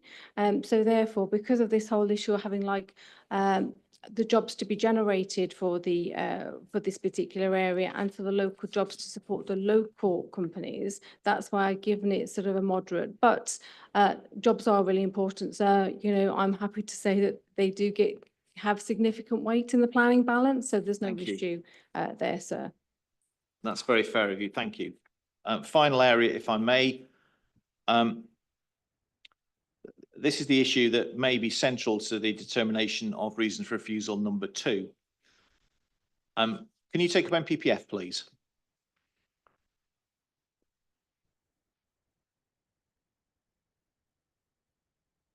Let me put you into a future hypothetical world. The future hypothetical world is my clients are sent away with a flea in their ear by the inspector, appeal dismissed, walk away from the site, don't bring forward employment in relation to this site for the foreseeable future. Okay, that's the starting point of the hypothetical world. The next part of the hypothetical world is that the council judges the next 4 applications that come forward against a test of whether or not they give rise to a severe effect upon the highway network, conclude that they don't individually, and conclude therefore they can't demand any mitigation and grant consent for them. Okay? Yeah. The point that was put to you in examination in chief. What can the council do in that situation? So they come forward, they're consented, there's no mitigation. We get to 5 or 6 years from now, and this application comes back in. So we're in 2031, we're in exactly the situation that is modelled by Mr. Anderson, where he says the development comes forward and gives rise to a beneficial impact. But instead of those currently unconsented allocations being on the unconsented side of the equation, they're on the consented side of the equation and therefore are not part of the residual cumulative effect. They're part of the baseline problem. So are you with me so far? I think so. I will just reframe just so I've got your mind. Go ahead, but yeah. Good. So in this world, where the council has lost its reason and granted consent for 4 schemes, or that they've won on appeal, without mitigation, without washing their faces, or whatever other phrase you want to use, and are consented, a scheme comes forward which makes things better. In those circumstances, it would be unarguable that there will be a conflict with paragraph 116. Do you agree? This is the logical fallacy which sits behind the council's case. Okay. So instead of judging the allocations as unconsented and putting them in the residual cumulative bit, we put them in the consented, built, generating traffic bit without mitigation. And this is why I struggle with this hypothetical situation. Your case, I'm afraid. I disagree. So what you're asking me, the hypothetical situation that you're asking me to comment on, and correct me if I'm wrong, is that all of the other sites have been approved without mitigation. So no mitigation at all. This is what I'm struggling with, sir, is that for exactly what this, that why would a council in this grant consent without mitigation, mitigation? Chair at the side if you want to come over to this side of the room, because that's our case. Your case is you can't have mitigation if they don't give rise to a severe impact. And this is the point, sir. So the assertion is that in this hypothetical situation, the council, that's what I'm saying, that the council will grant consent, okay, without any mitigation. And what the council's argument is that this is why this application, because we need to have a cumulative strategy, or a strategy to deal with the cumulative residual impact. That's the council's case. So to suggest then that the council would approve the other schemes without that being taken forward, I don't follow the The logic. council doesn't have a scheme. There's nothing there. The nearest we've got is the LTP, which makes reference to a scheme which is well planned enough to be somewhere between £1 and £5 million, but there's no details of it. So assume there isn't a scheme within the hypothetical I put to you, just that the council's granted consent for these other allocations. But the Okay, council's refused consent, hasn't it, for the other one? that's why it's a hypothetical with respect. Right. And this is why I'm struggling, and this is why I'm struggling. Humour me if you would, please, because we don't have much time this afternoon. You understand the hypothesis, even if you don't think it's relevant. I don't think it's relevant on the basis that this is. And what that's a I'm matter for my learner friends' submissions, But I'm sorry, I'm really not trying to be awkward here, sir, but this is why we're at this inquiry. Well, let Mr. Tucker finish the question. Let's hear the question in its full. Let us assume that the other schemes upon which you rely to justify the conclusion that there is a residual, severe, cumulative effect, because we know it doesn't arise from the appeal scheme, it arises from these other unconsented allocations. Let us assume they have come forward with no mitigation, which is what Mr. Anderson has modelled. So they're no longer on the unconsented side, they're on the consented side of the equation. And then this scheme comes forward, having been sent away with a flea in its ear, and he's comes to this situation saying, we don't make things worse, we make things materially better. That would not fall foul of paragraph 116 of MPPF, would it? But the basis that that hypothetical. What's the answer to my question? An answer which starts with but. I'm sorry, I'm thinking this is a question for Mrs. Baker, because we No, don't it isn't. know. No, because you've actually put the question wrongly in the first place, saying that the issue doesn't arise from your scheme. It's our case that it's the cumulative effect of all of the schemes together that give rise to that cumulative impact at the end. I'm not really sure how, with respect, Mrs. Ford can answer whether there would be a betterment or not. I mean, that's surely a question for the highway I witness. wasn't asking her that with respect. I'm sure it's clear to you, sir. So I'll try one more time. Do you have an answer to my question which doesn't start with but? No, I don't. Because You don't? No. Let me ask in general terms then. Paragraph 116 of MPPF. See that? Yes. Okay. By the time you get to paragraph 116 of MPPF, you've got to have addressed paragraph 115, haven't you? Yes. And any application comes forward and has to demonstrate that if there are significant impacts in relation to it, they should be cost effectively mitigating them to an acceptable degree through a vision-led approach. Yes. Okay. And it's only the residual effects of the development that are then judged after mitigation in paragraph 116. Do you agree? Yes. So when any of the other applications come forward, they are not judging whether mitigation should be provided on the basis solely of whether there's a severe impact. They are to be judged against 115D, aren't they? Whether there is a significant effect, whether there's a vision-led approach, and whether there can be cost-effective mitigation. Yes. Good. Because the proposition that you can only seek mitigation from there being a severe impact from traffic effects is simply not right, is it? No, because paragraph 116, if you have a severe impact, then application should be refused. Yep. I That wasn't. don't think that quite, I think you missed the point. Sorry. I think Mr. getting confused about the point. I think Mr.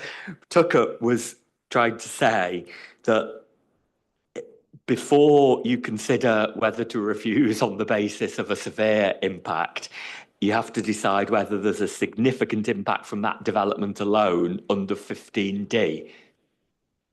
Oh, yes. That was your point, wasn't it? Exactly. The threshold is significance, not severity. And significance is a lower threshold, isn't it? Yes. And it may be, there may be an issue in terms of cost-effective mitigation. There may be a limit in relation to that, but the threshold is not severity for asking for mitigation, is it? On the words of MPPF.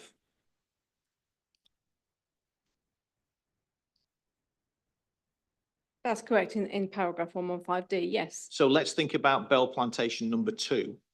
And I'm not asking you a highway question. I'm asking how it slots into the policy that you addressed in your examination in chief, having dipped your toe in the water of this debate. If they come forward and say, we're not doing anything at all, the effects aren't severe, so we don't have to do anything.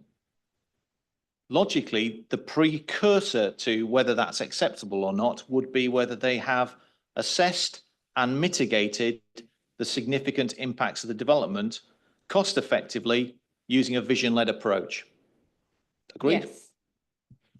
And that would encompass, wouldn't it, whether or not they contribute to a future unacceptable situation?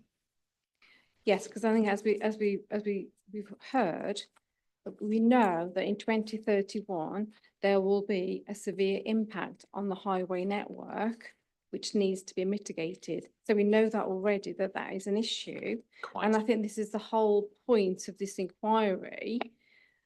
And the issue that we've got, this is another of the issue, that if this appeal were to be allowed and the mitigation that the appellants have put forward is implemented, and then the argument put forward is that all of the other schemes can come forward and do, they won't hit the severity test on their individual sites, then actually, then they can get away with, you won't address, the smaller schemes will not address the overall issue of the impact on the highway network at 2031. That is the crux of the issue of this. And there's the fallacy, because what you've just missed out in that answer is what we've just spent the last 10 minutes discussing. They don't just jump to severity, they've got to go through the hoop of 115D, don't they?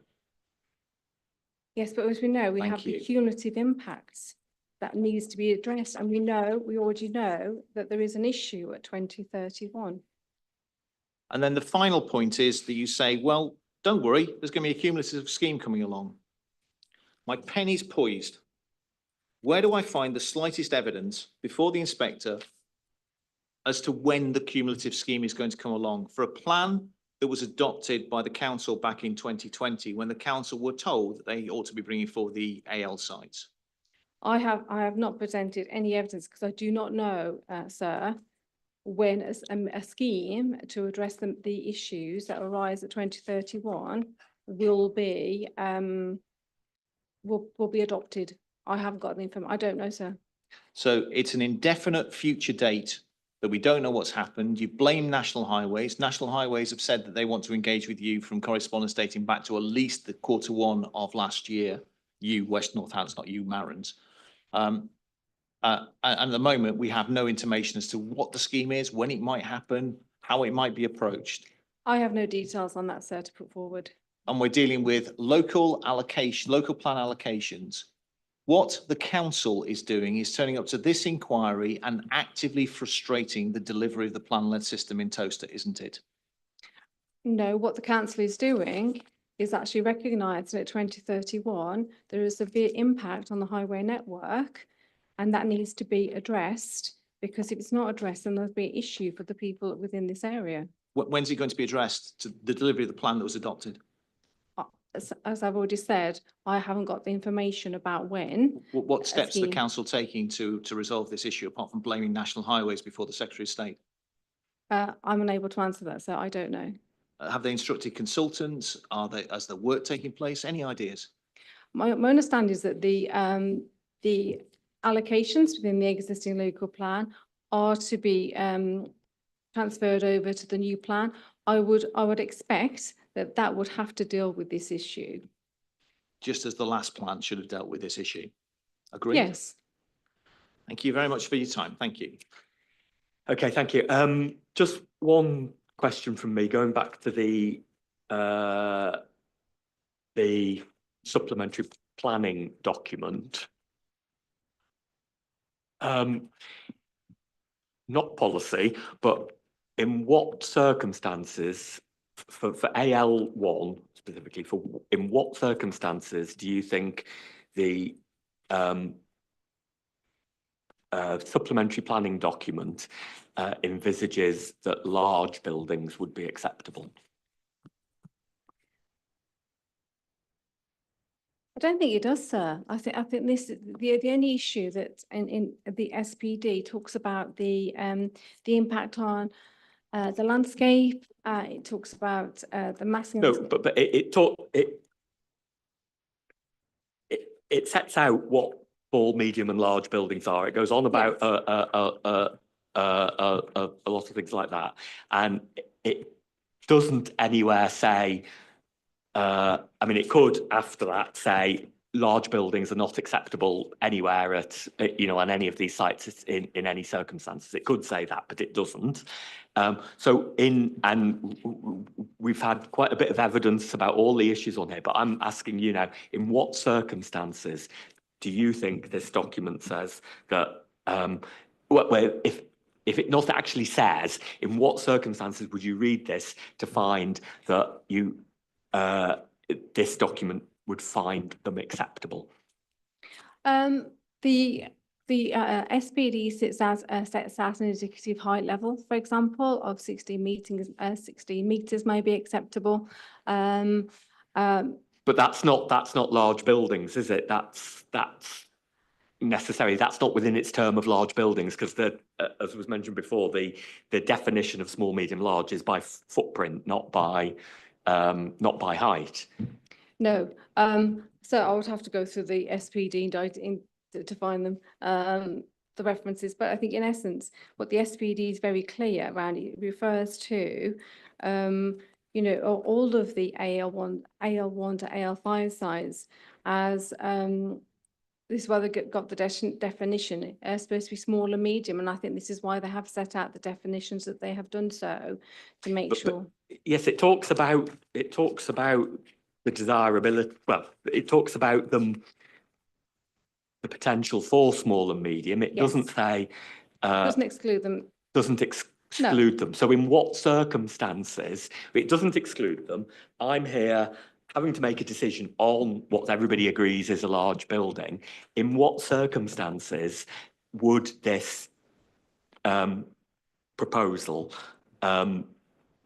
accord with, as I say the word accord with, because it's not policy, I know, but accord with, in the terms that a development needs to accord with an SPD? In what circumstances would it accord?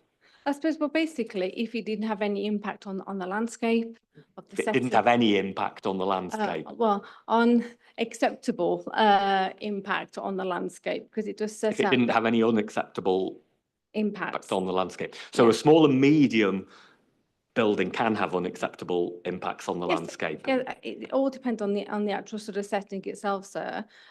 So yes, I think it's all to do with the individual assessments that have been made. And I think what it does say is that you do need to have, when the planning applications are submitted, you need to have those final detailed level of assessments undertaken, because these are only quite a high level assessments that the council have done in part of the SPD.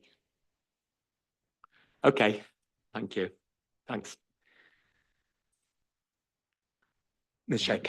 Thank you, sir. Ms. Ford, could you take up the SPD, please? And turn to page 18 or section 2, 2.1.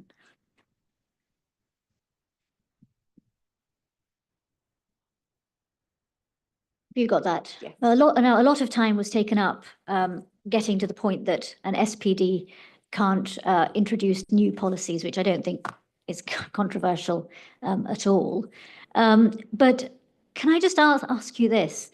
Looking at the policy context there and 2.1, it says planning applications for the sites will continue to be determined against the relevant policies of the development plan, together with any other material considerations. This SPD will be a material consideration in decision-making and provide more detailed advice and guidance in line with the adopted policies in the development plan. Just reading that, and 2.2, which you were taken to, is this SPD claiming to create new policies or not? No. No, thank you. And just to be clear again, has there been any challenge whatsoever that this SPD was making new policies by way of any court proceedings? No, or not as far as I'm aware, sir, but no. No. I'm happy you lead on that, and that actually didn't arise from a cross-examination, but it's common between us that there was no challenge. Yeah. Well, it does, I think, arise, but I'm glad there's no issue here on that point. Good. So thank you for that. All right. That being the case, can I ask you to just deal with the point that the that arose, again, quite a lot of time was taken up on the question of large, medium and small, and then questions also arisen from the inspector about when a large building might be permitted or might be, so did you say acceptable? Acceptable In accordance with the SPD. Yeah. Now, just if you can answer this question. Bearing in mind that the SPD refers to SS2, we went through all of that, and again, not controversial, deals with SS2 and doesn't create new policies as such, but it has, of course, it's got its design guide, it's got its other landscape assessment guidance and so on in this document. But if you can take up, please, SS2.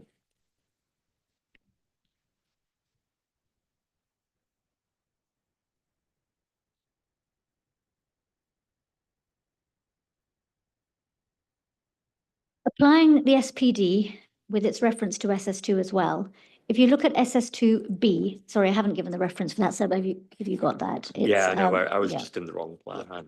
I'll get there. You will. Carry on. Have you got that? Yeah. You've got that. Right. If you look at SS2B, please. Thanks. Thank you. Oh, I haven't got any page numbers. No. I know it virtually off by heart, so I know. carry on. Yes, Carry on. I'm there. I'm quite impressed. I put a big red line around Yes, it. that's the dirty page. Exactly.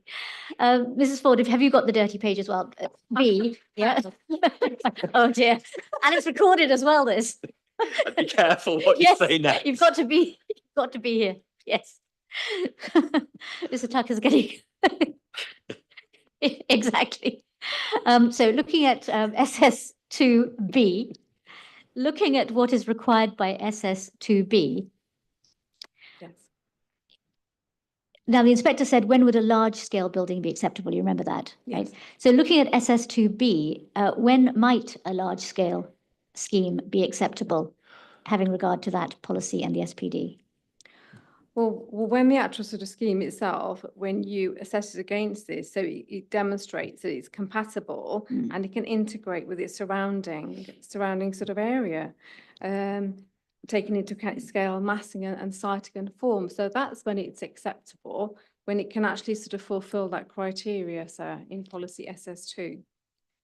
And having regard to the SPD, what is the SPD's guidance as to the likelihood of that being acceptable in terms of a large building? Well, what the SPD sort of sets out, it sets out the scale of developments that are considered acceptable to build upon, to give support to developers coming forward to give more guidance. And what are the types of buildings that are more acceptable according to the SPD? Small and medium. Thank you. Thank you very much. That's all I had to ask you. Okay, thank you very much, Ms. Ford. Let's just take stock where this leaves us. It's 3 o'clock. How long? You So did I say said before, but I've forgotten. well, I said probably 45 minutes. I mean, it might be slightly more, slightly less, but yeah. And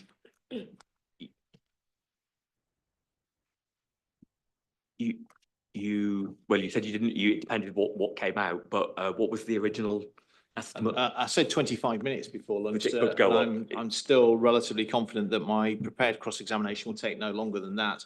As I intimated, sir, it's certainly not my intention to repeat cross-examination that's already been put, even if Mr. Weeks disagrees with answers that have been given by somebody else. I'm not putting answers about landscape, questions about landscape, because he's already given that evidence, which is pages 23 to 55 of his proof, nor about highways. So it's the extra policy points that Mr. Weeks runs, which is a comparatively short area. Right. Okay. I mean, we should get this done before 5 o'clock. Ms. Sheikh, you said you had to leave on the dot of 5 o'clock, which I understand. If we've nearly finished at 5 o'clock, I'm not proposing that we should then delay this till Friday. Yeah. I mean, yes, ideally you would be here, but you've got no direct sort of involvement in cross-examination or re-examination of of Mr. Weeks, have you? And it is available on it is all being recorded, so you will see it, won't you? If you feel you have to leave. I'm not suggesting that we sit on till 6 o'clock, but I just don't want to stop Mr. Weeks at 5 o'clock when he's Yeah. got 5 minutes to Well, go. so I mean, I wouldn't be so unreasonable to say that I can't stay an extra 5 minutes. My preference is to get away because I've got to Yeah. make a journey now. Well, But if it's, a question of 5 minutes, that's fine. I would stay. I would not leave because I am instructed to be here for the inquiry, and it would be wrong for me to leave. So I will stay if it means that I end up taking more time on the motorway. Then so be it. I would be reluctant to stay late anyway because we've been sitting from 9:30. Quite apart from my requirement to leave. So it's simply my question of my own well-being that we would have sat a full day. It's not that I'm saying we should leave at 3, for example, now. No, I'm quite happy to sit the full scheduled day. I'm merely saying that it's not a day, for reasons I've given many months ago, that I can be here for longer. So I'm very happy to sit the extra 5 minutes if that's needed. Right, I won't be leaving the inquiry there. That would be quite wrong for me. So if you want to sit longer, I will have to stay. Right. Okay. On the estimate, sir, we should be okay. Yeah. Okay. Well, let's take till 3:15 as a break and start again then. Okay. Thank you. Thank you again, Ms. Ford. Thank you, Ms. Ford.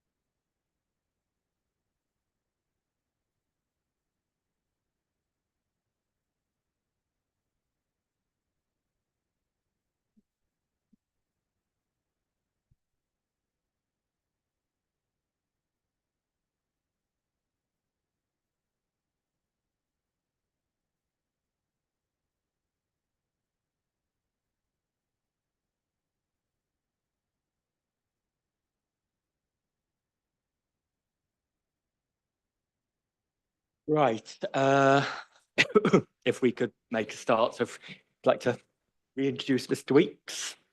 Thank you, sir. Good afternoon, Mr. Weeks. Now, you've already given evidence to this inquiry last week in respect of landscape matters. But just for those who may not have been here or those watching, your full name is? Jonathan Weeks. Jonathan Weeks, thank you. And you, as I say, have given evidence already on landscape. You give evidence on planning. Correct. You're acting for Save Toaster Now, and Save Toaster Now represents local residents. You've got an honours degree in physical geography, masters in town planning, and you're a member of the Royal Town Planning Institute. That's correct. Just by way of clarification of what you said, Save Toaster Now is also representing 17 parish councils. Yes, yes, sorry, indeed.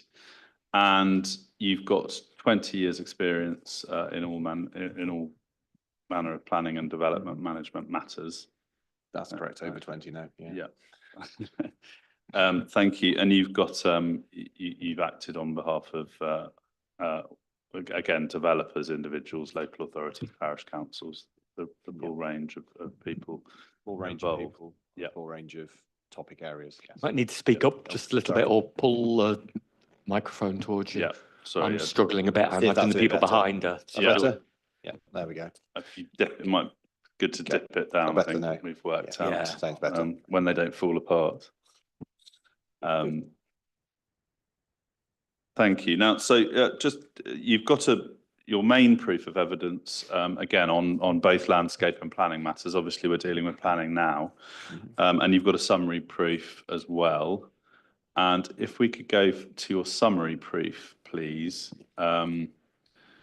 And if, by way of introduction, you could read from your paragraph 10 to your paragraph 15, which deals with main issue 1, which is economic alignment with the development plan. Of course, yes. So proof of evidence by Mr. A. Wood sets out the STN position on this matter in full. It is contested that the proposed delivery of large-scale warehouse units does not align with the Joint Core Strategy policy intention of delivering new small-scale employment units to meet local needs, which is policies S1 and T1.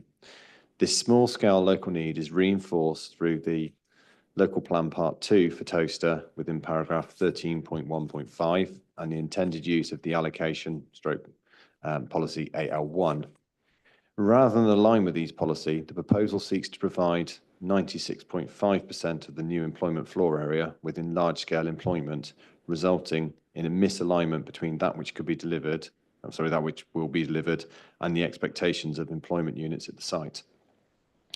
The next level of job creation, the level of job creation is questioned given the increasing automation of the logistics sector. Notwithstanding this, though, the recognised range of skill level employment requirements, opportunities within the logistics industry does not align with the known skills or qualifications within the district. This contravenes the Joint Core Strategy Policy S8. Any jobs created will not therefore be taken up by local residents, resulting in substantial incommuting and adding to the existing pressures on the highway network. Augmenting the ability for the new employment positions to be taken up by local residents, the suggested 1,572 to 1,628 full-time equivalent jobs notably outstrips the estimated 500 unemployed persons residing in Toaster.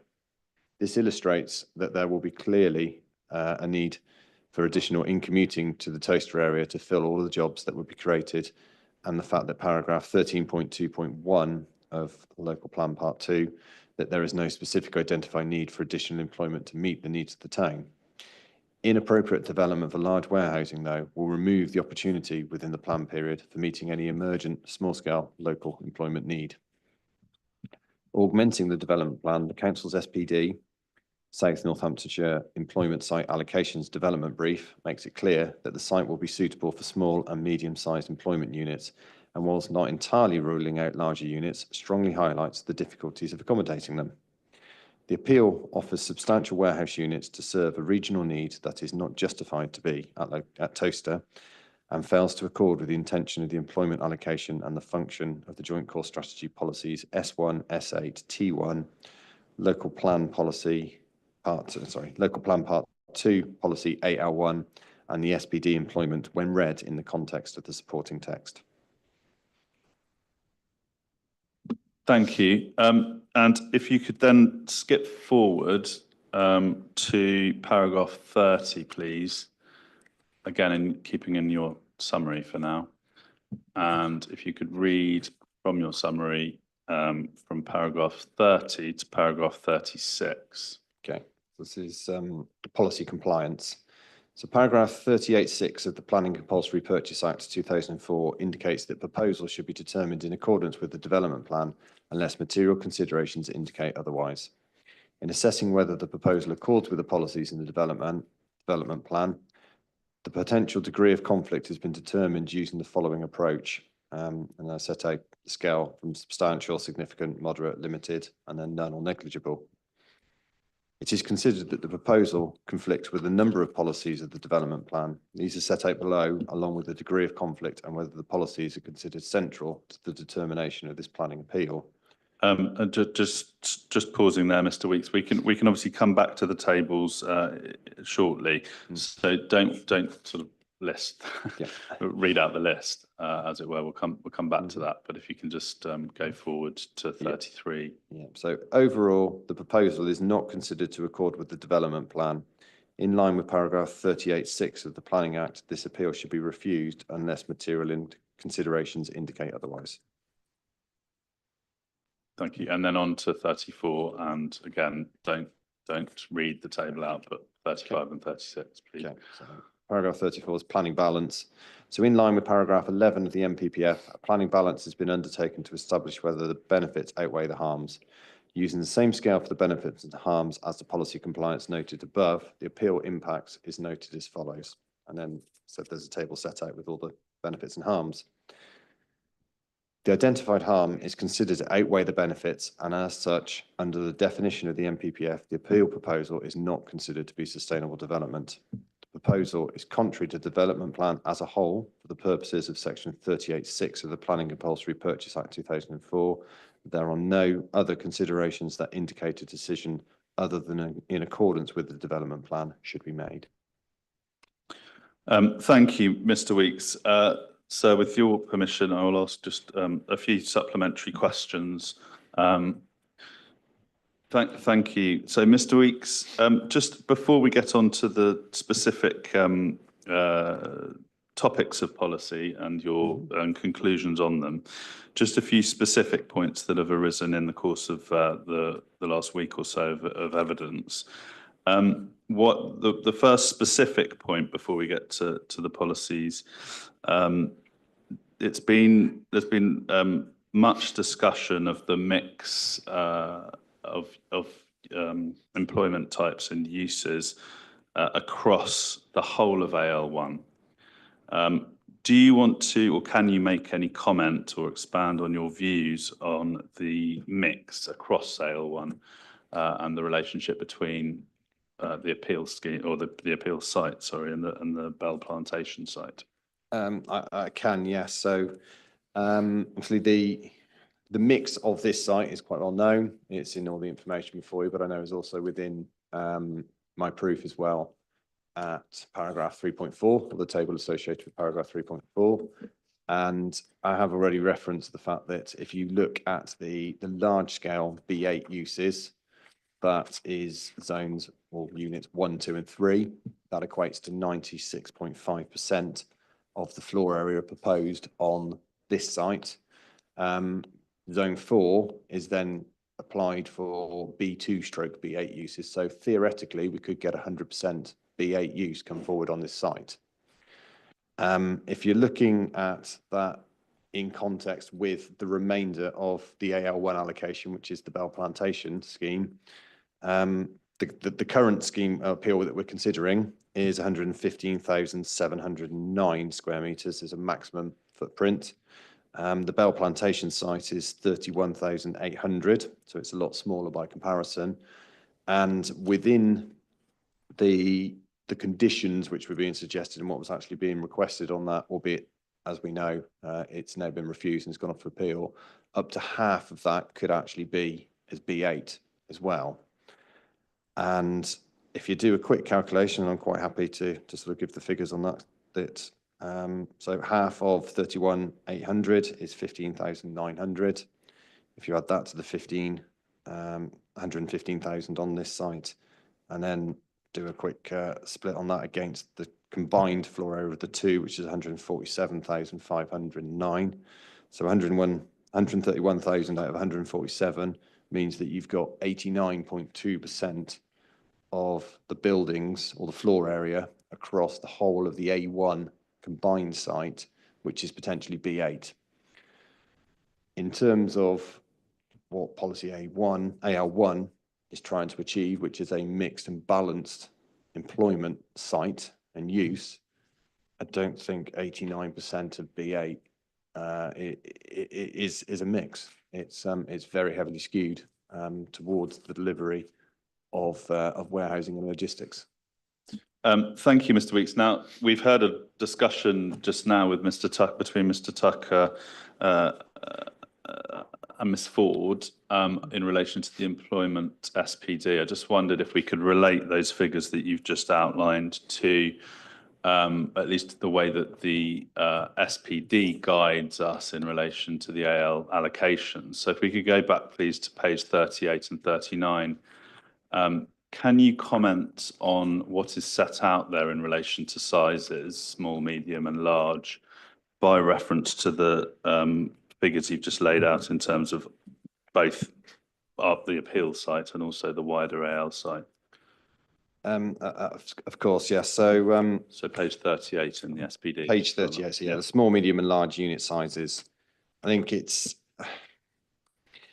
quite clear within the definitions which they've written in there, talking with the footprints, that they have clearly defined the size of small, medium and large. And then interestingly, within the bullet points where they do that, they give examples of the type of locations which already exist of those scales.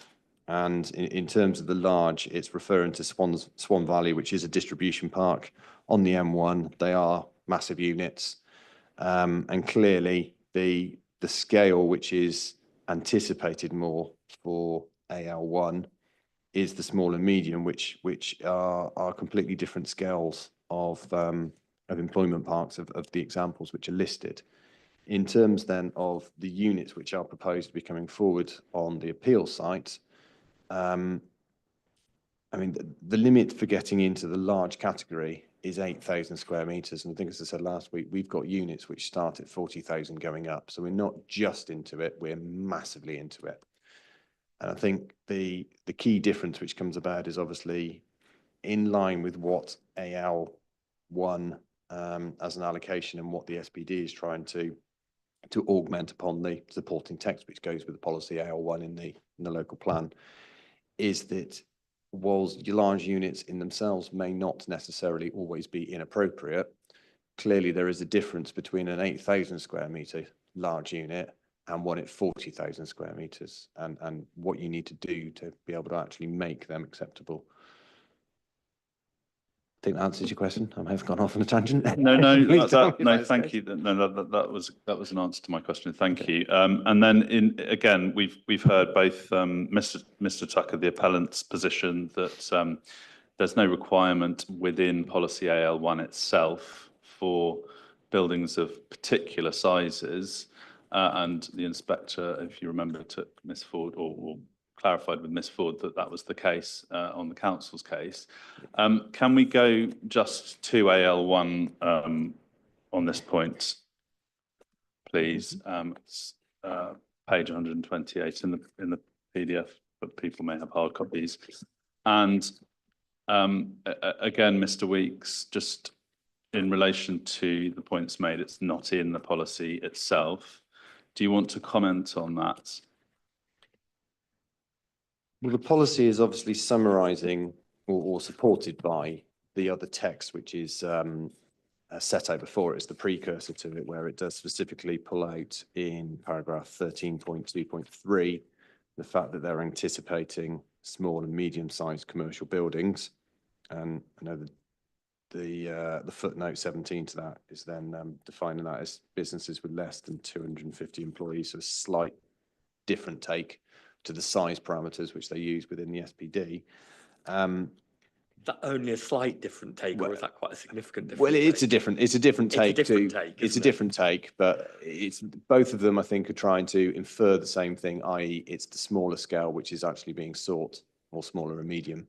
I'll be fair in terms of the wording at this location. But in terms of the policy of AL1, obviously it covers various different sort of topic areas, but it's essentially trying to, through point 1, set out, as I said, a mixed employment use, which I don't think is being delivered, plus the club. And the purpose is there to provide the local economy with flexibility and resilience for the economic growth strategy.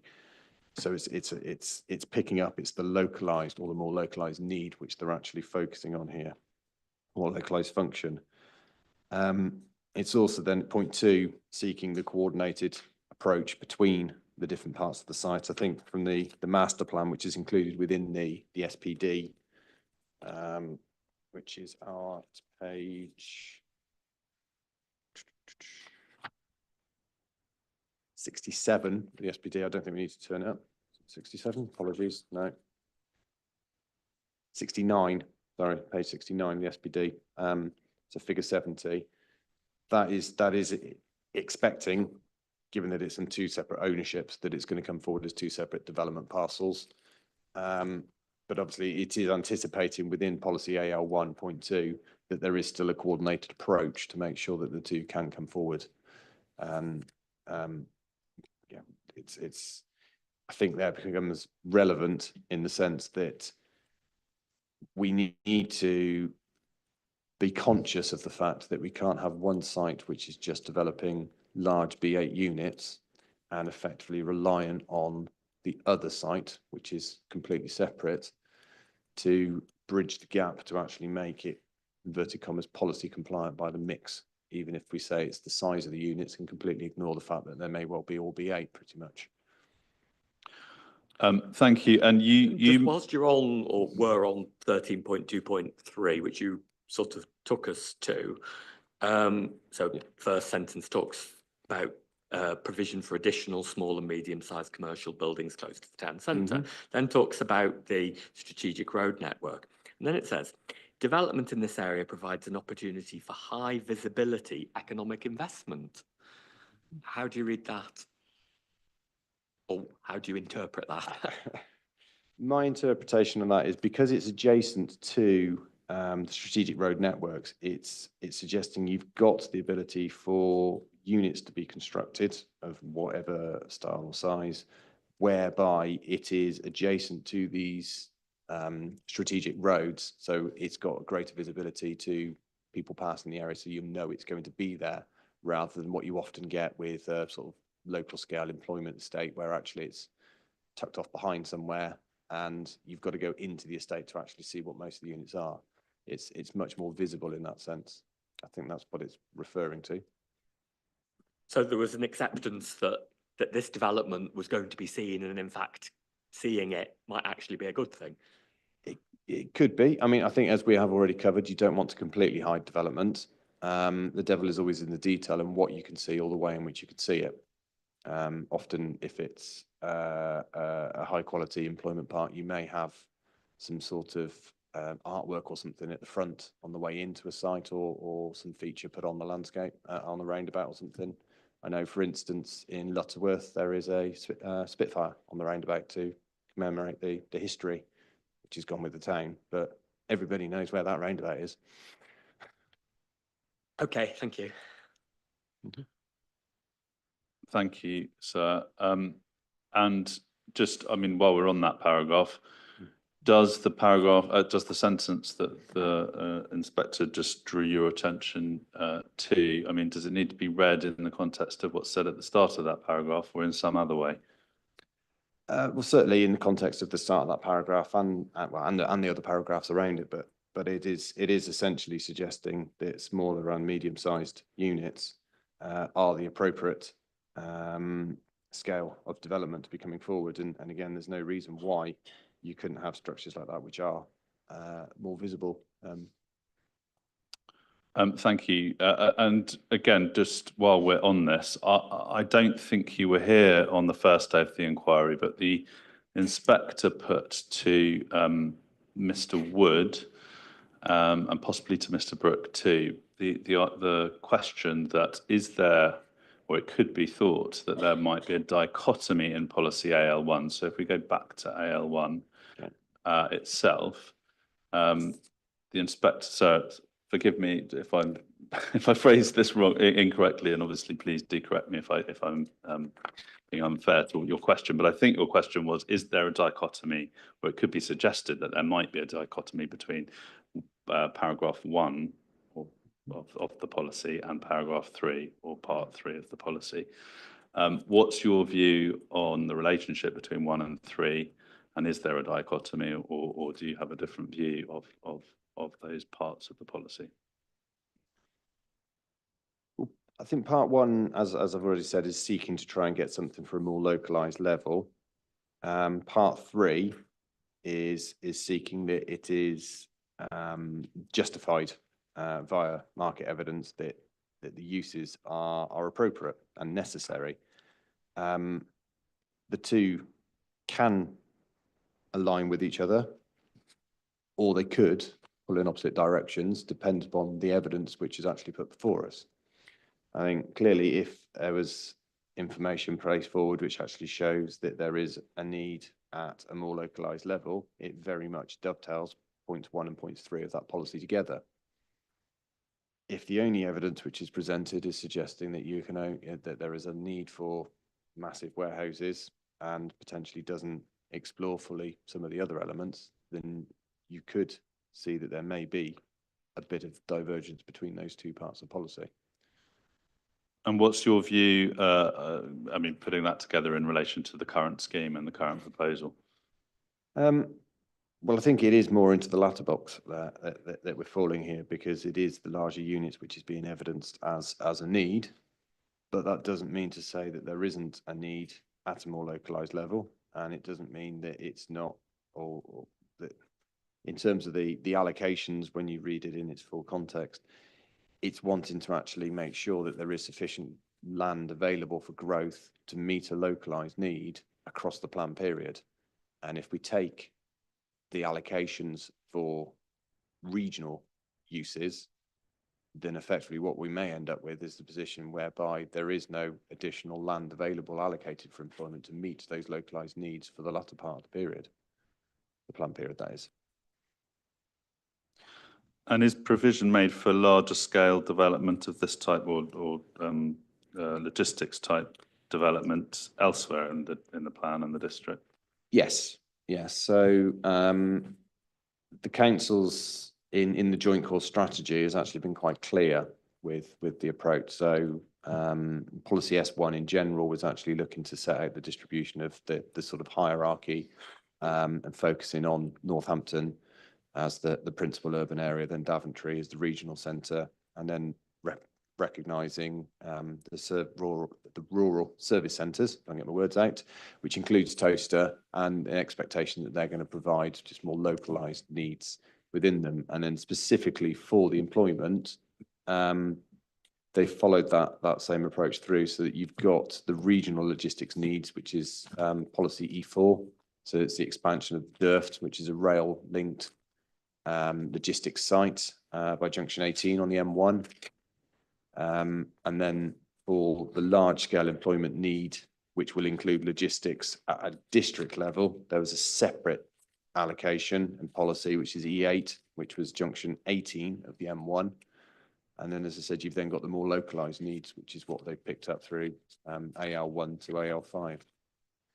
And is it helpful at this point to go to your table on policy compliance? I mean, only if you feel it would be helpful, but in terms of policy topics, we've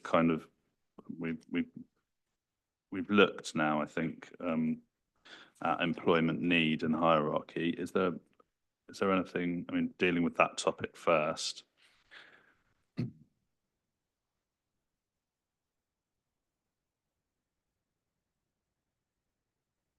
Is there anything else on employment? Yeah. Is there anything else you want to add in relation to employment policies? No, I think that's it. I think it's just to note, as I sort of said, it's policies S1, S2, S8, T1 for the joint core strategy, and then policies SS1 and AL1, part 1 in particular of the local plan part 2, where that conflict occurs. Thank you. Now, you've obviously landscape evidence was dealt with in detail last week, but is there anything that you want to expand on or emphasise for the purposes of your planning evidence in relation to landscape policies? I think it was covered in pretty good detail last week. I think it was even picked up, I think, if memory serves me right, through a question asked by the inspector about sightings. I know there was obviously discussion about that this morning about whether it should or shouldn't be part of the council's case now. But essentially, I think it's, yeah, there's substantial harm, and the mitigation doesn't deal with that harm, and we do end up with policy conflict as a result. I consider policy S10.1, point I. And then BN5 as well with the joint core strategy, and then policy SS2 parts 1B and D of local plan part 2. Thank you. And similarly, we've had now almost 2 days on highways until the planning evidence. So, but is there anything you want to emphasise in relation to highways policy? I think highways policy, I think I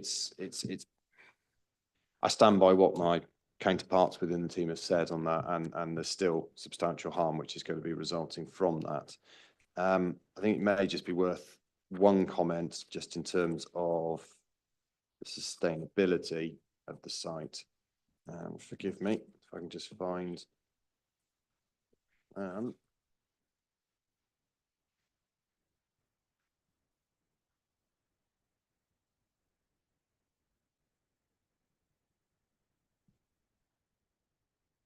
bear with me a second. I'm not sure whether someone can help find this with me quicker. It's the plan which shows the walking distances with 5 and 10 meters, 5 and 10 minutes, sorry. So page 34 of the SPD, which page is 34. It's the one with the map on it, big of 22, which is showing the walking distances to the Tove roundabout.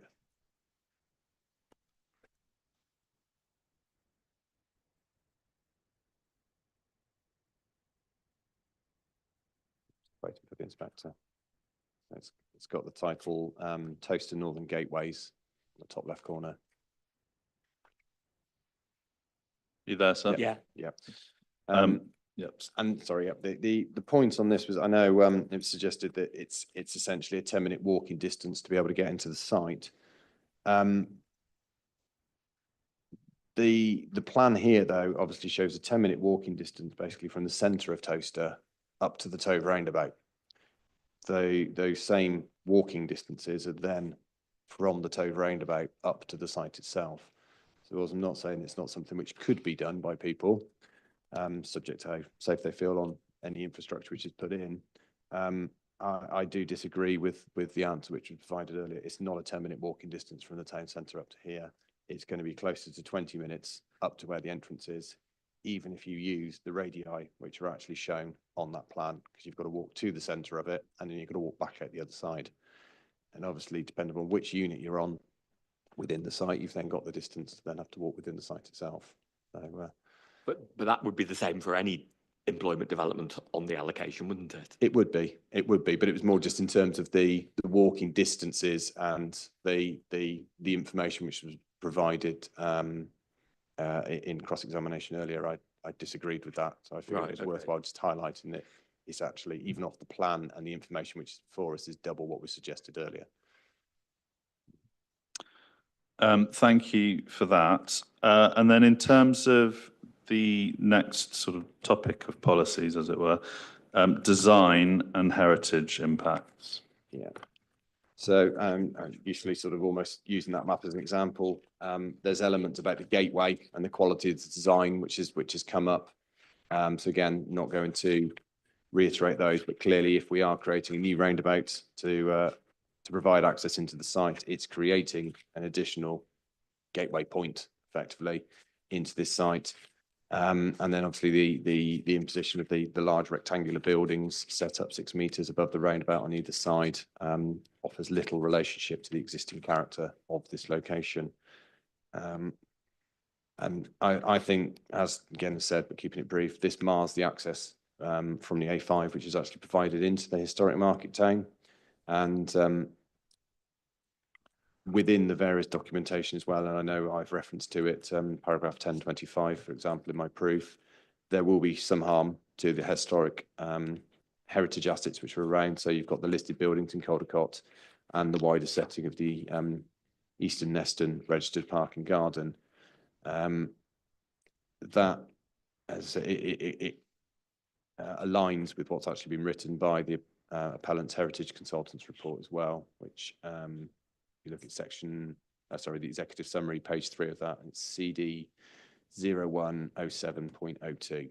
Don't need to turn that up, but I think essentially it is a harm, but it's not necessarily a harm where there is a disagreement between any of the parties. It's less than significant, but in terms of needing to weigh that in the balance, it is a harm and it is conflict of policy because it does create harm to heritage assets and design and heritage often they have got some sort of overlap with them, hence why they've been sort of pulled together there. So my conclusions on that is that, yeah, it's contrary to policy S10 Part I and BN5 again of the Joint Course Strategy, and then HE3 and HE5 of Local Plan Part 2. Thank you. And residential amenity. Yes, I know, and the inspector will be fully aware from when we did the site visit that the two properties in particular concern are Bairstow's Lodge and Brickyard Farm, and the kennels business which is associated with that, albeit not residential. I do appreciate that. And I know that they're picked up in my proof 937 and 938. I mean, the impact upon Bairstow Lodge, I think, is going to be important from its outlook perspective, that it will be looking directly at the side gable, 120 metre wide gable, potentially on zone 2, which is set substantially above the property and not that far away from it. I think even with the changes, it was suggested 71 metres. Forgive me if it's slightly out. I'm sure the inspector's got a note of exactly what the distance is to the closest potential where that can be. But I think Brickyard Farm is the one where we have the biggest issues. So that's the one which is located to the east of the football pitches. It's only about 10 metres away from the site perimeter. And the pitches at this point are going to be on a plateau, which are about 2.5 metres higher than what the adjacent ground level is. And I know there's a plateau there at the moment of about 2 metres, so it was going to be even higher than what we saw it on site. And the landscaping which is proposed is essentially 1 tree row depth. And that plan's at CDO1 20.25. So effectively there's not sufficient separation particularly with the levels as proposed, to actually provide sufficient protection to the outlook and the privacy. It also, I think, and something which hasn't been touched on at all in the information which has come forward, I suspect on the basis that it's just the land which is being given across for the football pitches, but there's not any consideration essentially of the noise or the lighting which is going to be occurring from the football pitches upon the property. Now I know it's noted within Mr. Guthrie's proof, which is footnote 6 on page 8, that there's 22 football teams which form part of Toaster Town Football Club. Obviously various age groups as you go through it. But if we are talking potentially 22 teams using this, they are bound to need it in the evenings and at weekends for practices and games. So it's inevitable you're going to have to put lighting on here. So lighting is an impact from the principle of putting the football pitches in this location has got to be considered. It's a material consideration. But also then from the noise perspective, and I'm slightly at a loss from the contents of the noise report in this respect, which is CDO1 11.04 appendix 10.2. So it's part of the environmental statement. But they take a noise reading next to this building, but they then only assess it against the commercial noise. They take no reference whatsoever to any noise generated from the football.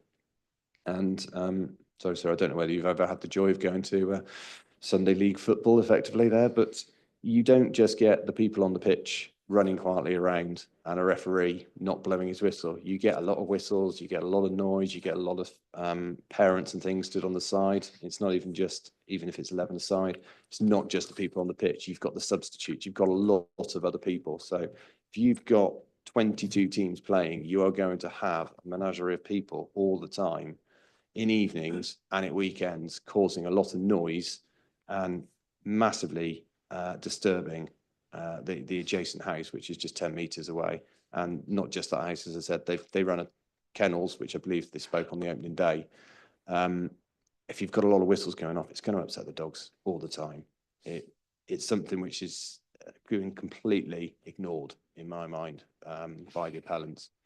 But in terms of the substantive issues with residential amenity, there is conflict there with policy SS2 part 1F in my mind of the local plan part 2. Thank you. And then in terms of your overall conclusions, is there on compliance with the development plan then? Is there anything else you want to add, or do you want to expand or draw together your views on the various policy conflicts as you see them? I think we've gone through the various elements, so it's essentially just reverts back to my summary table with the weight and the degree of conflict sets out as a good summary position that there's a comprehensive list of policies covering a wide range of topic areas where there is conflict and where I've reached my view that this proposal does not accord with the development plan as a whole. Thank you, Mr. Weeks. Now, just on the SPD issue and compliance with the SPD, or rather the compliance of the SPD, and Mr. Guthrie's points on weight and so on that the inspector should give to the SPD. Mm-hmm. Do you want to comment on that? I mean, what are your views on the SPD's weight or compliance? Okay. You've heard the council's position that it should have full weight. Yeah, what's your view? I agree with the council here. It should be given full weight. It's a document which has gone through the correct processes to be adopted, and there wasn't any challenges or anything against it. But also the function of an SPD, as is clearly outlined in the SPD, is to basically put a bit of meat on the bones of what the policies are already setting out to do. And that is exactly what it does do. It's a design guide which is trying to be helpful to a developer to be able to actually identify what should be acceptable on the site and how it can come forward.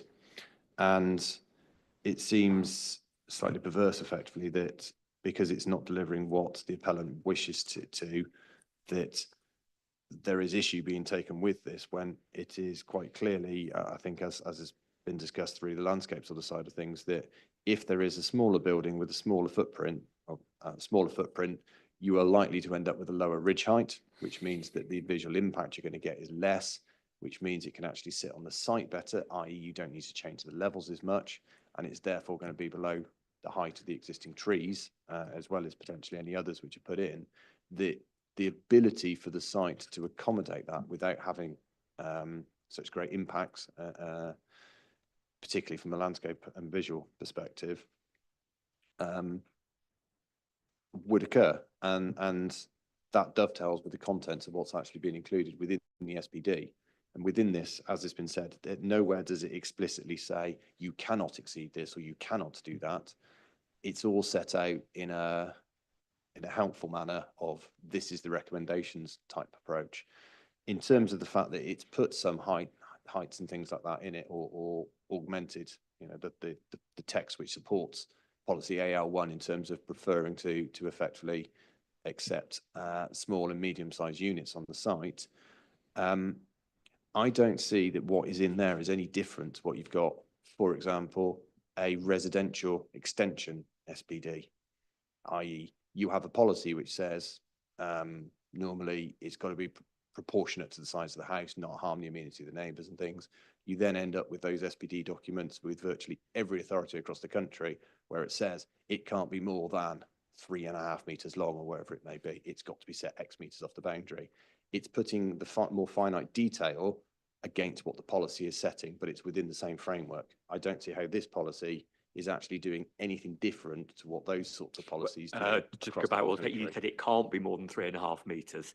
Now, that wouldn't be appropriate for SPD, would it? It would be we discourage more than 3.5 metres, or I wouldn't disagree with your wording there, but trust me, read a lot of the SPD extension. Whether that's appropriate is another matter, isn't it? Completely, but you know the points I'm meaning there, in the sense that often you find you get more detail put into SPDs in terms of what is acceptable sizes or parameters for things to come forward. And I use that as an example for the fact that virtually every authority across the country has got one. Here we've got one which is obviously dealing with the slightly larger scale, more as a developer brief type form, specifically for a site, but it is taking the same sort of approach of setting out suggested guidelines of what can be acceptable and be appropriately integrated. So I don't see that there is any, the SPD is not doing anything which it shouldn't do, and it should certainly be given full weight on that basis. So on the basis of how the inspector's comment just then, in terms of some wording might be inappropriate, I mean, how appropriate is the wording that's used in relation to these critical issues in the SPD in your view? I think the wording is completely appropriate, and I take no issue with the wordings which are in here. And for example, I know it's a paragraph we've been taken to time and time again to do with the 16 metres heights. 6.25. 6.25, yeah. So it says there, if we just read that out, small and medium-sized buildings will be acceptable where there is no significant visual impact, likely rising to approximately 18 metres in height from existing ground levels. So it's given a suggestion. It's not saying you cannot exceed 16 metres in height. So it's not overstepping the mark. It's trying to be helpful as to where that cutoff line is likely to lie. Thank you. And just in a similar vein, where do you stand on the exceptionality debate that you've heard earlier and has come up a number of times already in the inquiry? The exceptional circumstances point. I mean, exceptional isn't specifically defined, but it's the balance of trying to actually make sure that whatever is actually being proposed is being delivered in a way which means that you're getting the benefits without getting the harms, to show that you've got an exceptional scheme. It's obviously talking about it in terms of the footprints of the buildings. I mean, clearly you can have a building which is, say, 9,000 square meters, which is a large building, so falls within that exceptional limits as sort of suggested, but is still massively below the scale of what we're talking here. through this appeal.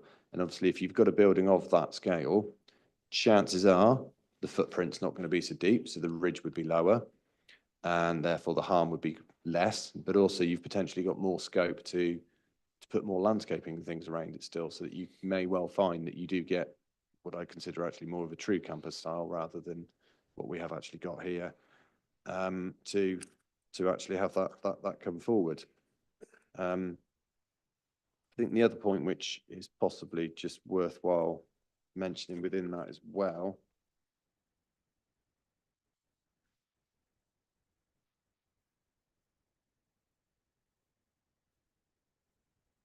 that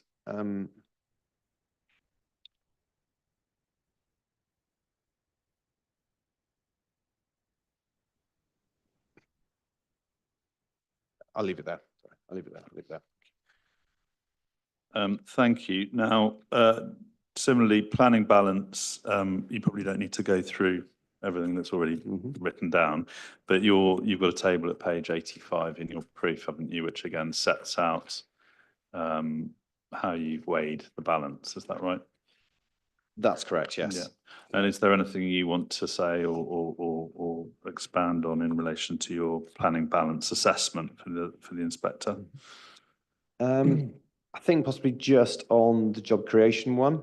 So I know this is where I've just got slight difference to what the council had presented as their case, but I think it's worthwhile to sort of highlighting. I know I made reference in the proof to the fact that there's a lot of automation which has been occurring within the industry, and the likely number of jobs which will actually be created in due course may well be lower than what has originally been put forward by the appellants. And I know I've made reference in my proof to another appeal which is not long gone before, whereby they accepted there was about a third reduction from when they started the process 2-3 years back to what the expected numbers were at the time of that appeal last year. So only over a 2-year period, because of the speed of automation which was occurring within a lot of the industries. So the number of jobs created may well be lower, but I still appreciate, obviously, it's creating, say, possibly 1,200 jobs rather than 1,600. It is still a benefit. But the other element, which I know I've already touched on, to do with the level of unemployment in the area, I think it is worthwhile just picking up the SPD unemployment and page 21, which deals with the socio-economic context. It's the one, if you're flicking through, it's got some quite large numbers at the bottom, 38%, 65 and 13th. It's not it. Page 21. Yeah, so it's the paragraph 234. 234. The socio-economic context, Yeah. Part of the SPD.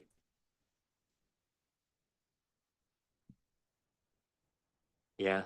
Yeah, and I just draw attention here, 234, the fact that if you start looking below the unitary level, because obviously a few years back this was a district council, so that's the premise of which this document was actually prepared on at that stage, to an extent, albeit it was unitary at that stage. If you use South Northamptonshire rather than West Northamptonshire as an area, paragraph 234 notes that South Northamptonshire is one of the lowest unemployment levels in the UK. And then the following paragraph notes the resident workforce is highly skilled and professional, with 38% having qualifications at MVQ 4 level or above, compared to 31% for the East Midlands. So the overall level of unemployment within the more localised area is substantially lower, and it is quite a highly educated population which you've got as well. So the sort of conclusion at the bottom of that 2.35 is that the demographic mix suggests a desirable area for locating businesses of B1 employment uses. It's highlighting not so much quite that. It's a suggestion of the type of uses which you go on that last little point there, but in terms of the type of jobs which will be created and the need in the immediate vicinity is not that great, and that's where I've tempered the weight which is actually given to the job creation. Thank you. Now, I mean, you'll remember that Mr. Tucker was taking Mr. Ford to the consultation response of the economic growth team in West Northamptonshire. I mean, how does that point on socioeconomic character mesh with that consultation response? There is a bit In of your this. view? There is a bit of disharmony in there, but the difference is that the economic support officer's response is taken at a West Northamptonshire level, whereas the comment in the SPD is the South Northamptonshire level. It gets very confusing, all the names. But just on that, is it your case that, I mean, this is now, the planning authority area Yeah. is now Northamptonshire. Are you saying that I should somehow just consider South Northamptonshire? I'm not saying specifically you need to consider South Northamptonshire, but in terms of the hierarchy of how they've actually created the employment allocations which are expected, you've got regional, district, and a local level. So effectively, the AL 1, 2, 3, 4, 5s, which are obviously one of them we're looking at here, is intended for more of the local level. So the local geographical context and economic situation, I think, is relevant to be aware of, because clearly, you know, we are half hour's drive from Northampton, and the economic context of the people in Towcester is completely different to what you've got in Northampton. And understanding the more localized context, I think, is quite important to know what the need is, particularly if it is more localized employment allocation. But also that plays into where you are potentially going to try obtain your workforce from. Okay. Thank you, sir. Finally, then, Mr. Weeks, for the moment, is there anything else you wanted to comment on or assist the inspector with? No, I think that's everything for the time. Thank you. Thank you. If you just wait there. Okay, thank you, Mr. Tucker. Thank you, sir. Good afternoon, Mr. Weeks. Good afternoon. Mr. Weeks, can I just say, I'm not going to put anything I put to the previous planning witness. That's no disrespect to you. It's just that points don't get better or worse with repetition. Nor am I putting points I've already put to Mr. Wood in week 1, who, as I understand it, is the witness on who you rely with regards to the matters you've just been discussing. Correct. Yes. Good. So when I look at the proportion of the aggregate of the 2 Bell Plantation schemes, do I place reliance upon your figure that you gave to my learned friend this morning, a few minutes ago, of 89.2% B8, or Mr. Wood's 75% B8, which he sets out at 7.9? So let me pick his proof up.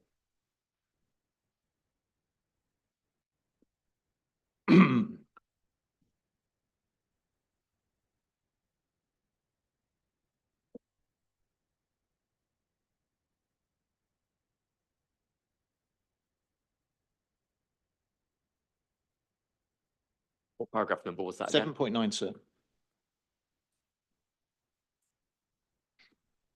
You'll recall he took you through this in some detail on day 1. Yeah.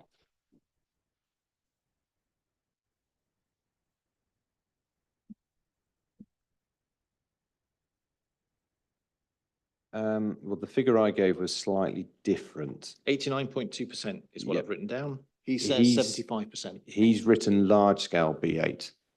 Mhm. I just said B8. Okay. So I'm not disagreeing with the figure which is there. I'm Okay, just saying that good. the figure I gave you was relating to a slight different matter. Good. So I can still rely upon what Mr. Wood had to say then.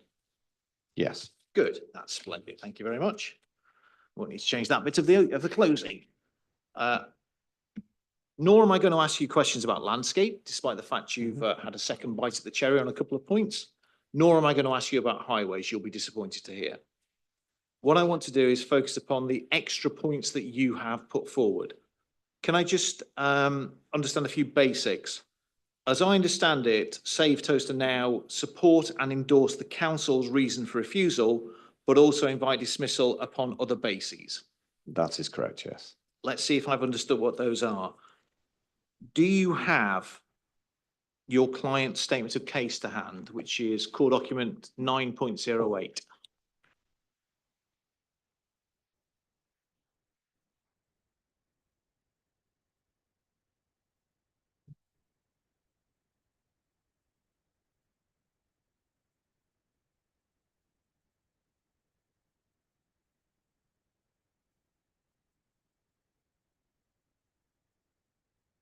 And the most obvious point to ask you is whether you stand by this, or whether there's anything else that you're inviting dismissal on the basis of.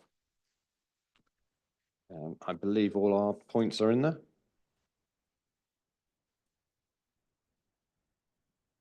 Okay.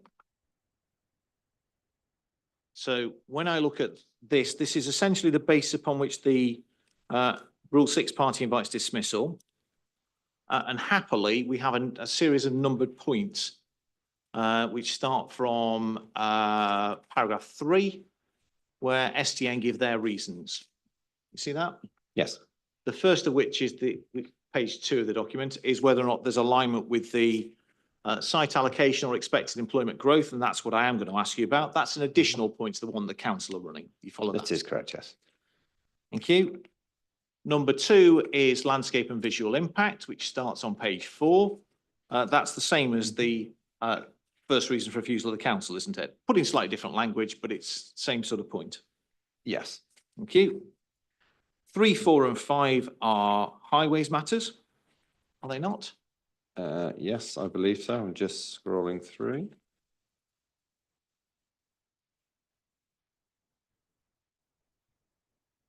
Yes, they are. Thank you. And then 6 is the historic setting of the market town. Yes. And we obviously discussed that during the landscape day. So in terms of additional points upon which your client invites dismissal of the appeal, I've got, as I understand it, slightly different take on highways, but it's highways, landscape and visual impact.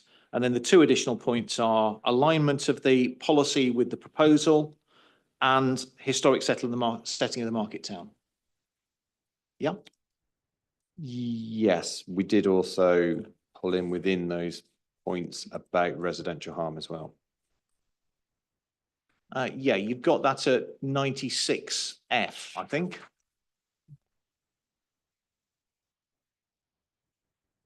You've got flagging up that SS2 sets out that there's a need for a result in a good standard of amenity to future occupiers and neighbouring properties. But I don't think there's a specific issue about residential amenity here, is there? Sorry, you mean that there isn't with the scheme, or I haven't explicitly? Or Within the statement of explicitly case, said? there's no separate reason for refusal on the impact on residential amenity, is there?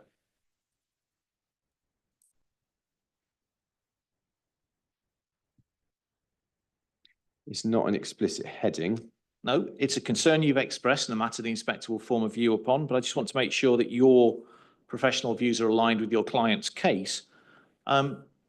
The inadequacy of the noise assessment. Now, you do raise issues of noise with regard to Brickyard Farm. Where do you flag up with, or where does your client flag up inadequacies of the noise assessment in their statement of case? At a time my clients could do something about it. It's not explicitly stated in the statement of case. You do flag up that there's a concern about noise in respect of the football pitches. Where do you flag up the fact that there is an inadequacy in the information provided by my clients in respect of the noise report in your proof of evidence? Where in my proof of Yeah. evidence? Bear with me a second. Got 9.38 is where you first discuss it, where you raise the issue in terms of noise and light. But you've raised a specific point about there's an inadequacy of information before the inspector. I'm struggling to understand where that's flagged up.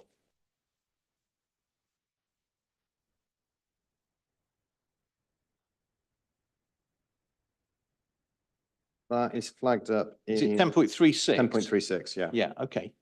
So point 3. Yeah, which appears to be an analysis of the information that's been provided. rather than saying we need to do more work?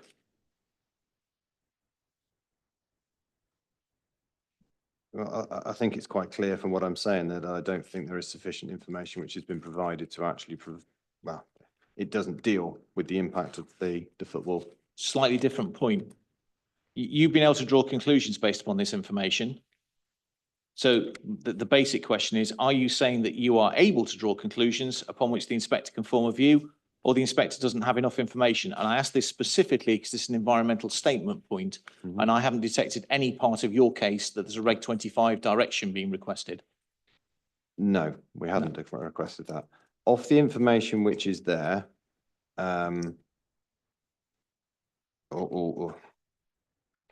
there's no information which has been provided which actually deals with the football pitches.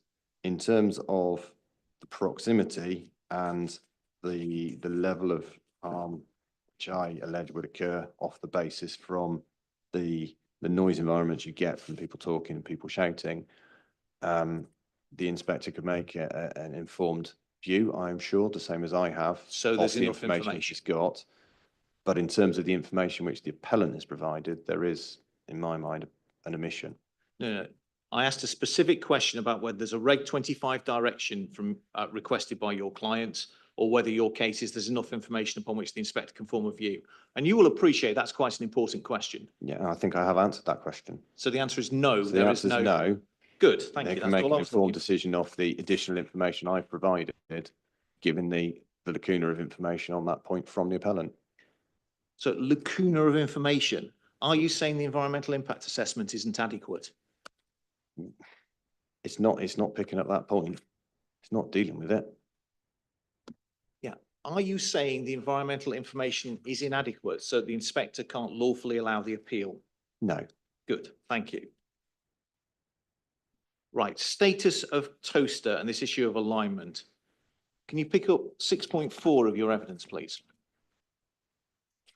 This is in reality the point I really want to explore with you.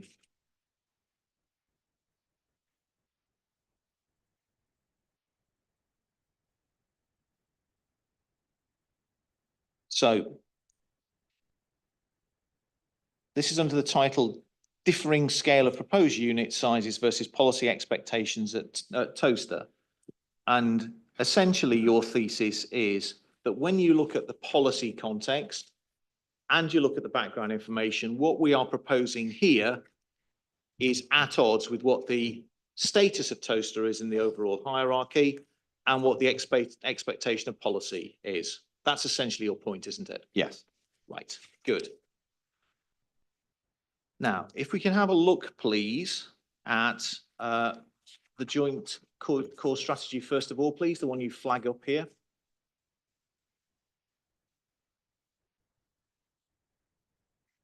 Which is core document 40.01.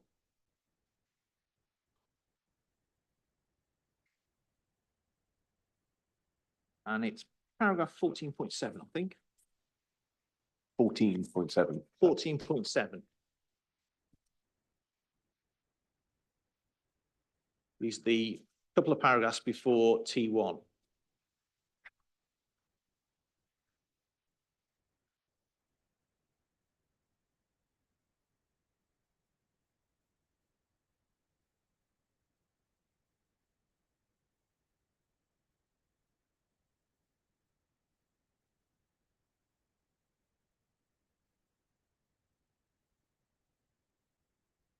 You have that to hand?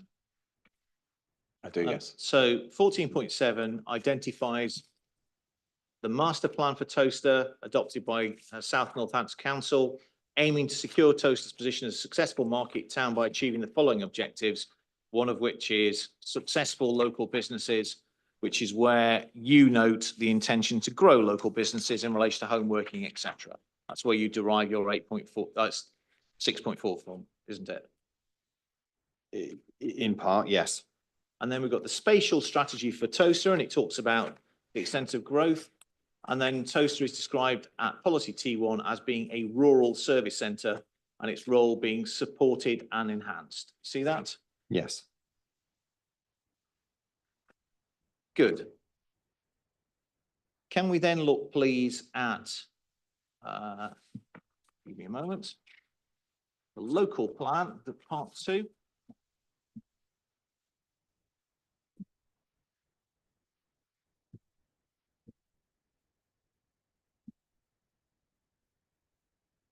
Policy I don't think we've looked at yet, which is policy SS1 in the adopted local plan, which you should have at page 26 of this document, which is the settlement hierarchy of the most recently adopted part of the development plan. SS1, page 26, hard copy 25, proposals for new development within South North Hants will be directed towards the most sustainable locations in accordance with the district settlement hierarchy. And then it has 2, what that hierarchy is. The first of which is rural service centres, which is the first category, which is Toaster. Yeah?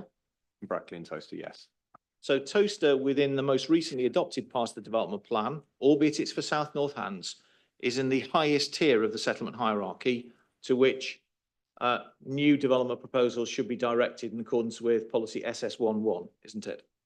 It is, but I think you do need to read that within the context of what the core strategy sets out as its strategy, which is policy S1, I believe, where the West Northamptonshire Joint Core Strategy is now what the planning authority area is, where you do have 2 categories above everything which used to be South Northamptonshire and where Toaster sits. So you've got the principal urban area around Northampton, and then you've got the sub-regional centre of Daventry. So when you read policy SS1 out of context of the other policies, it appears as if it's the top category. In reality, at the unitary level now, and the joint core strategy level as it was then, it's the 3rd tier. But I do, yes. Yeah. So SS1, paragraph 1, tells me if I'm bringing forward proposals within the area of South North Hants, I should be directing development towards the most sustainable locations in accordance with that district settlement hierarchy. Are you suggesting that it's rendered out of date because of a preceding and earlier part of the development plan? Because that would be a very odd suggestion. Or is this an up-to-date policy? It's an up-to-date policy. I'm not suggesting it's out of date by an earlier version. I'm merely setting it within its context that when you look at the wider geographical area, there are other higher order settlements which sit above it within the geographical area of the unitary authority. And that would have been known by the inspector when testing the soundness of this policy, surely? Would have been, yes. Good, thank you. Let's have a look at policy S1 of the Joint Core Strategy then next, please. Going back to the core strategy, and we will come back to the district strategy in just a moment. And I've got that on page 38 of the hard copy of the Joint Core Strategy, I think. No, that's S5, not sure where 38 is. It's 27 on the hard copy. Policy S1. Policy S1, page 30, electronic, page 27. God alone knows where I got 38 from. So S1, mindful that we've got to read this now in the context of SS1 as well, haven't we? So it works the other way around. Yes. Development and economic activity will be distributed on the following basis. ... The development needs of the rural service areas of Toaster and Brackley and the rural areas will also be provided for. So that's saying that there is a positive requirement to address the needs of Toaster. You see that? Yes, the rural needs of Toaster and the surrounding rural area, yes. We have now twice in this inquiry been through the analysis of the local plan inspector on the Part 2 plan. We've looked at point by point in terms of the approach that was taken by the district council before the inspector and the approach that was taken by the local plan inspector in terms of what was then allocated in the emerging Part 2 local plan. It is crystal clear, isn't it, that the AL allocations were not to meet simply the localised needs of Toaster. Do you agree? No, no, I don't agree with that statement. You don't? I don't agree with that statement. The inspector referenced the fact that there is a need potentially for wider scale logistics, as in large scale logistics within the Golden Triangle. But in terms of the wording, which is actually set within the policy and within even the paragraphs which he'd written, it doesn't say that they are allocations to meet those Golden Triangle logistical needs. Well, that's not a question that I asked you, but I'll just tee it up in a slightly different way, then take you to the report. Can you go back to the Part 2 plan, please?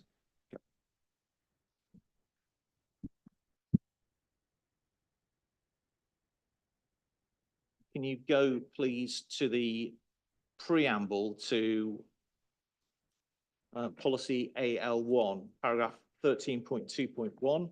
Again, a point that the inspector's already been taken to. Sorry, 13.2. 13.2.1.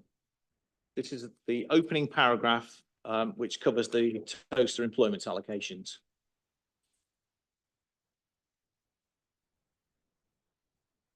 Bottom of page 122. The words couldn't be clearer, could they?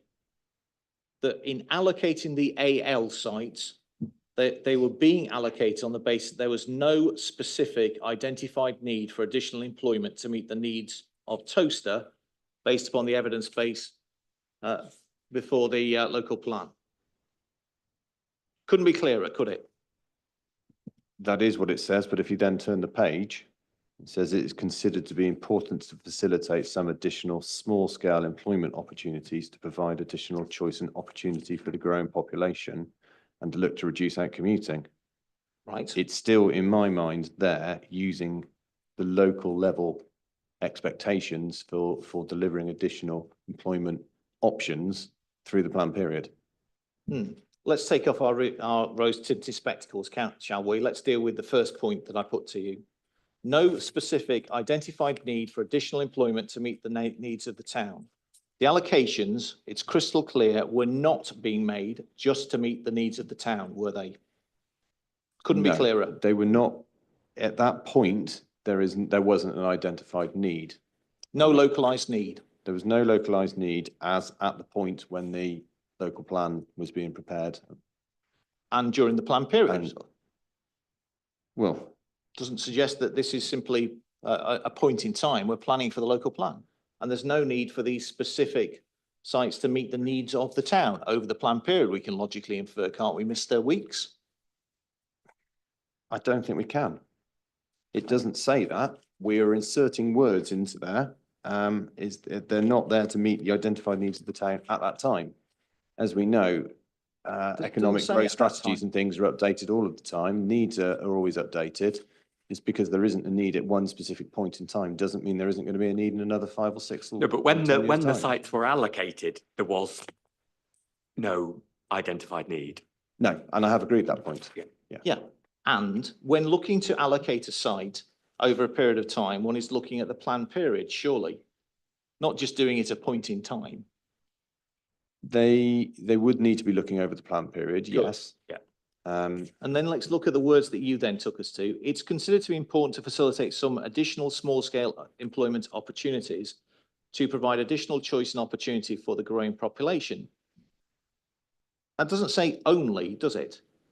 No, but it doesn't also say, well, again, it doesn't say only, but the fact that it has specifically included the word small-scale employment is relevant. And it's a conjunctive sentence, isn't it? Because it's also got and to look to reduce out commuting. So we've got two different roles that's there identified. Agreed? Yes. Again, out commuting would be suggesting meeting the needs of toaster. Really? And it comes back to the comment which I made in examination in chief that if potentially we've got 500 people unemployed and you're providing 1,200 jobs here plus however many on the other sites as well, then those employment needs are clearly outstripping what the requirements are for toaster, and it's therefore not a local need still. Do I really need to take you to the local planning inspector's report that I took the previous witness to show that this was not just toaster? Do I really need to take you to paragraph 9, 97, Mr. Weeks, to demonstrate the fallacy of that point? If we need to. Let's look at paragraph 97 in the inspector's report then. Which deals with exactly this point, not referenced in your proof. Sorry, bear with me a second. I'll just pull that up. What's the core document reference? It is CD4 40.04.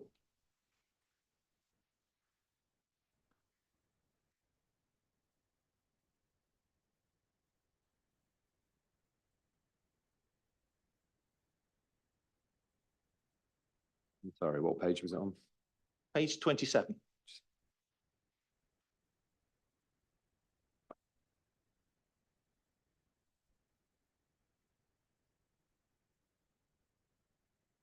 No. Again, the inspector's been taken through this already once today, so I'm not going to do it again. There's this discussion about the Golden Triangle in 95. There's a discussion about being well placed to take advantage of the logistics and distribution sectors. Note. And then we go down to 97, which talks about whilst unemployment is low in the district, job density is low, indicating a significant proportion of South Northampton working age commute to other areas for work, identifies the evidence base and recommends that strategies should be pursued to increase the number of jobs in the district so its resident population could remain within it for work and increase spending settlements, leading to improved vitality and viability. It is not just Toaster, is it? That's not the objective that's being discussed in terms of reducing out commuting.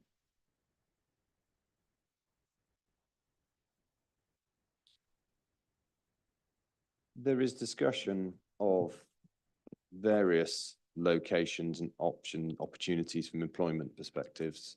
I mean, you know, in paragraph 96, for instance, it picks up on other things which are, you know, Banbury and Milton Keynes, so not in Northamptonshire. I have no idea whether you're deliberately deflecting or not. Do you have an answer to my question? And if not, I'll move on. Sorry, re-ask the question again. I'm not trying to deliberately. It's not just dealing with Toaster, is it? It is not just specifically saying Toaster, no. Good. But I think to suggest that you can then assume it's going to apply employment needs for the whole of the Golden Triangle is also taking nor the did I put opposite that. direction. If No, I that think we're is the talking about interpretation. here specifically out commuting, aren't we? Yeah. Which is then referenced in the glossary to policy AL1, sorry, the preamble to AL1. SS1, the first criteria we looked at a few moments ago in terms of the hierarchy within the local plan, didn't suggest that that development should be limited to simply localized needs when directing it towards Toaster, did it? Do you recall? I'm just re-looking at it. Just going to quickly glance through the text before it. I'm not interested in the text, I'm interested in the policy. Because as I'm sure your counsel will have advised you, the case that we referred to in opening tells you that you can't import policy text by reason justification.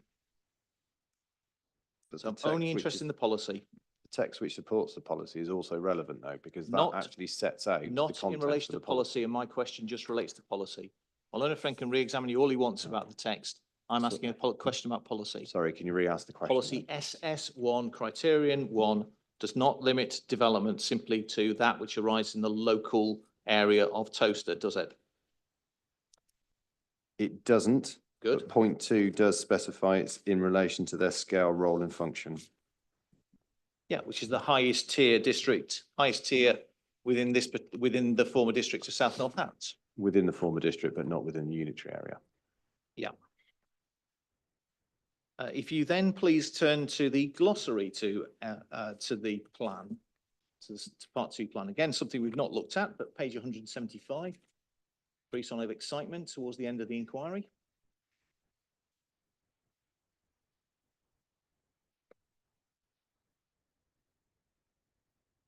What word are we looking under the Settlement hierarchy, sir. settlement hierarchy? So what does the policy mean by settlement hierarchy? It tells us it's the allocation of settlements to a hierarchy using criteria based on service provision, accessibility, local needs, capacity, site availability, and economy. Local needs is only one part of what the settlement hierarchy is intended to fulfill, isn't it? It is. Yeah, it's one part, but it is in there. Yeah. But it's not the only basis upon which Toaster has been identified as the highest level of the settlement hierarchy, is it? No. Thank you. 3.1.3, please, of the same document.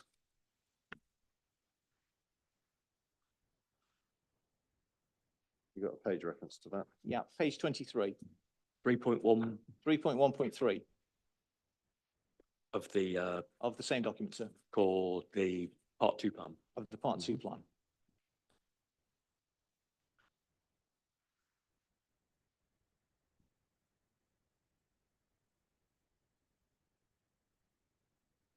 Three point 1.3 on page 23.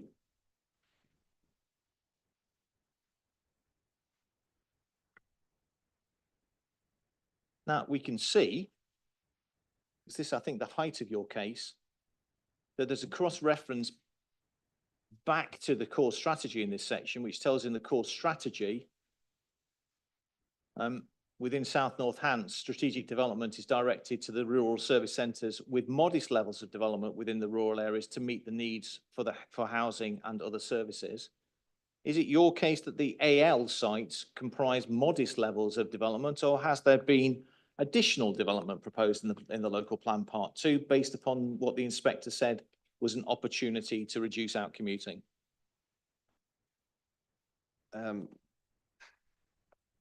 The AL sites are the modest levels of employment, They're modest levels, excellent. but obviously doesn't mean what we are being proposed is a modest sized building in line with other parts of the plan. That's your judgment, that's splendid, thank you. And then if we can go to back to the AL reason justification, I think firstly we can agree the inspector will no doubt have already read this repeatedly, but he should read this in full and in context, shouldn't he? Yes, So let me cherry pick having said that. including the text around it. Including the text around it, of course, this is important material considerations to look at the text. But in terms of applying section 38.6, it's the policy what counts. So if you can turn to page 123.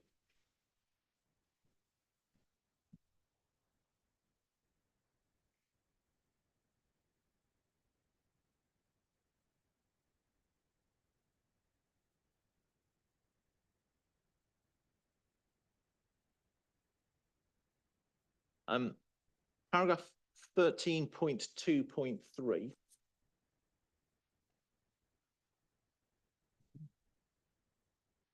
I've got that. Do you have that? I do. The Bell Plantation site, so this site, an appropriate employment location for the provision of additional small and medium-sized commercial buildings close to the town, whether 20 minutes or 10 minutes doesn't matter, the inspector will have walked it and seen it, I'm sure. As its planned expansion takes place, the strategic road network and lorry distribution routes can be accessed from this area, so avoiding lorry movements during residential areas.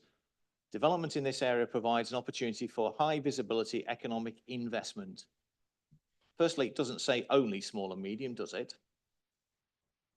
No, but it explicitly doesn't state large. Absolutely. I mean, we need to read the text as it's written, don't we? I think Absolutely. that's what we're both saying.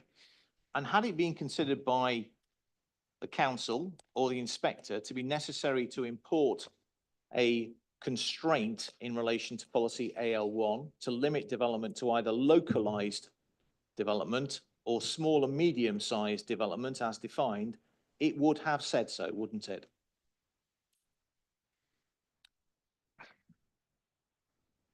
Subject to how flexible it would be within the parameters of what is allowed in the local plan and meeting the requirements of that, yes. There is no policy within this plan which limits AL1 to small and medium-sized development, does it? No, it doesn't. But obviously the context of what the policy says can't be ignored, but no, it doesn't explicitly restrict it.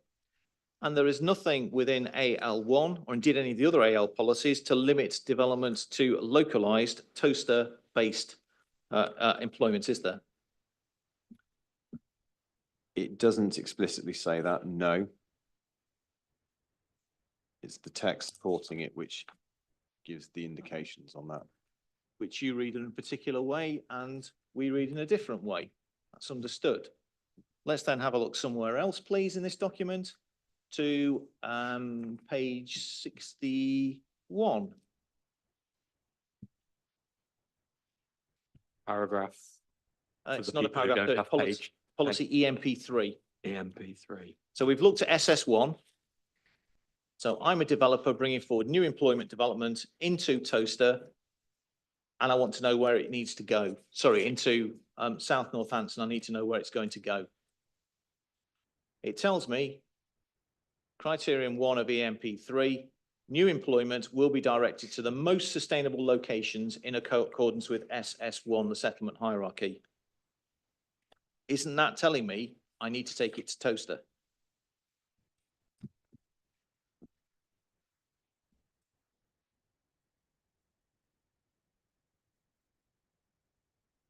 It is suggesting that employment is acceptable in Toaster, yes.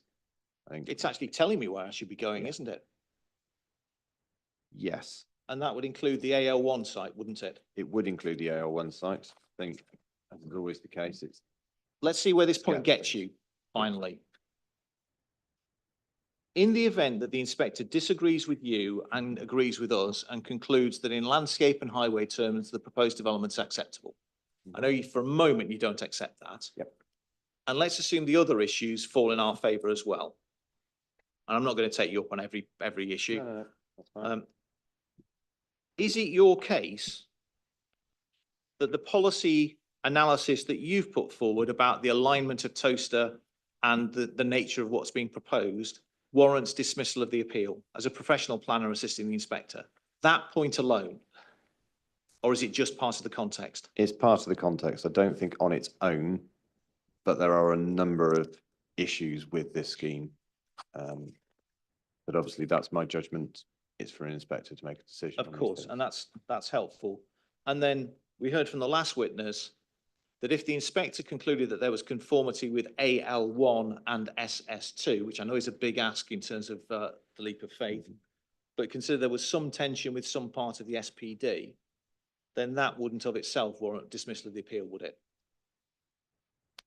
If the inspector considers that it complies with those other policies, subject to consideration of other matters, which we've actually put into the mix, like residential Of amenity, course. for example, then it wouldn't,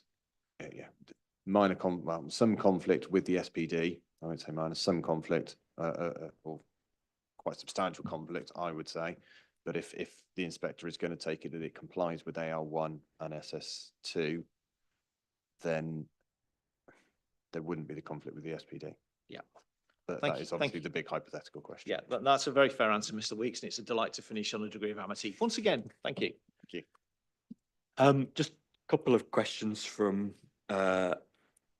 me. Just following on from those last couple of questions. Now, you said that if it was only down to the issue of whether or not the development accords, the proposal accords with the in employment terms, the sort of first issue that we've discussed as part of the inquiry, if it was only down to that as to whether or not the appeal should be allowed or dismissed, you said you didn't think that alone would be a reason for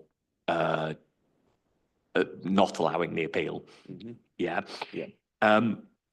There is just one, there is a change to national policy that got referred to, I think probably in opening on the very first day, but hasn't been mentioned since, which is the change to MPPF, which has come in December, so came after the council had made a decision on the scheme, which I think have you got the latest MPPF?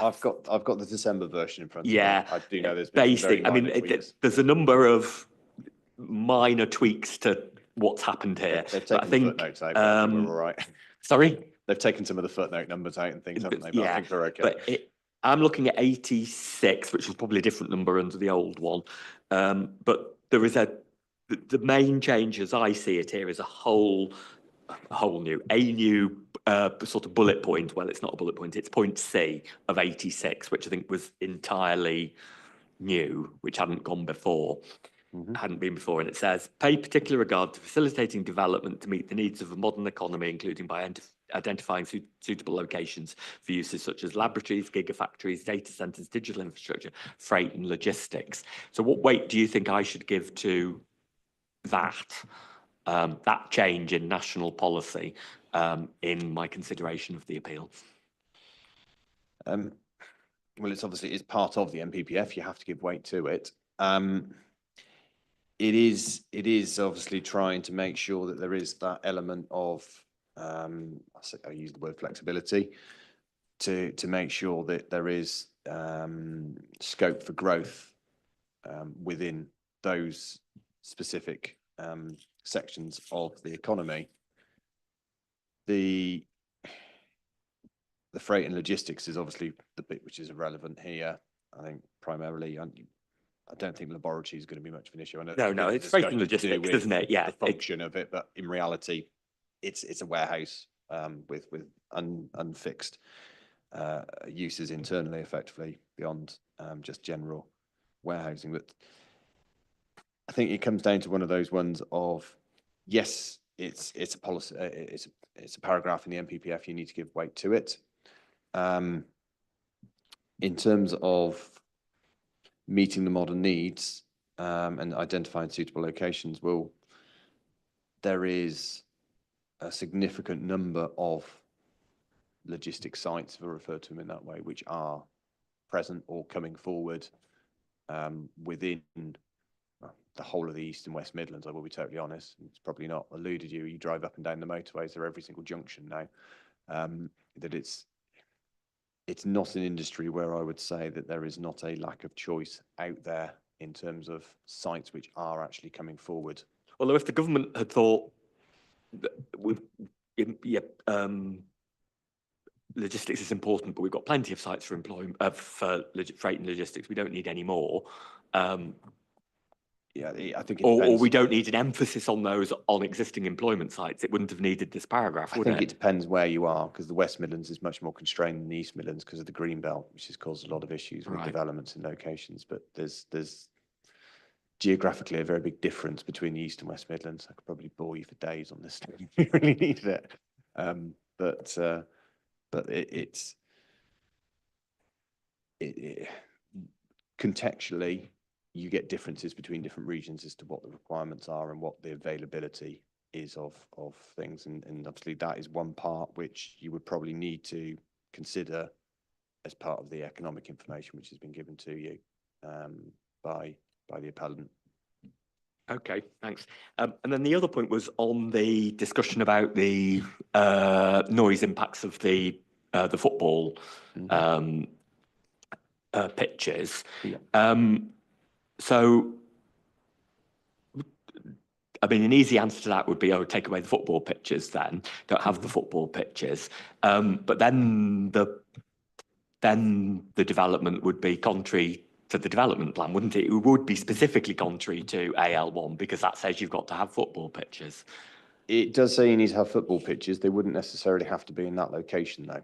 But the point, there may well be an alternative layout whereby, say, you've got the rear side of a warehouse and greater planting or something nearer to the kennels and the house, which would actually better protect them from noise. That's a hypothetical. I've obviously not tested that. It may well be that there are other alternatives of things which could be done with. Because you could put them. I mean, suppose you could put them. Things, you could put the football pitches at the north end of the. Yeah, you site, could potentially then, switch the site around in one form or another. Yeah. Yeah, but then they're going to be further for everybody to walk to get to. They are. Yeah, I didn't say it would necessarily be an ideal arrangement, but it's often, as you know, within planning, often it's where compromises need to be made on things and making sure that things can actually slot within the existing fabric which is in place.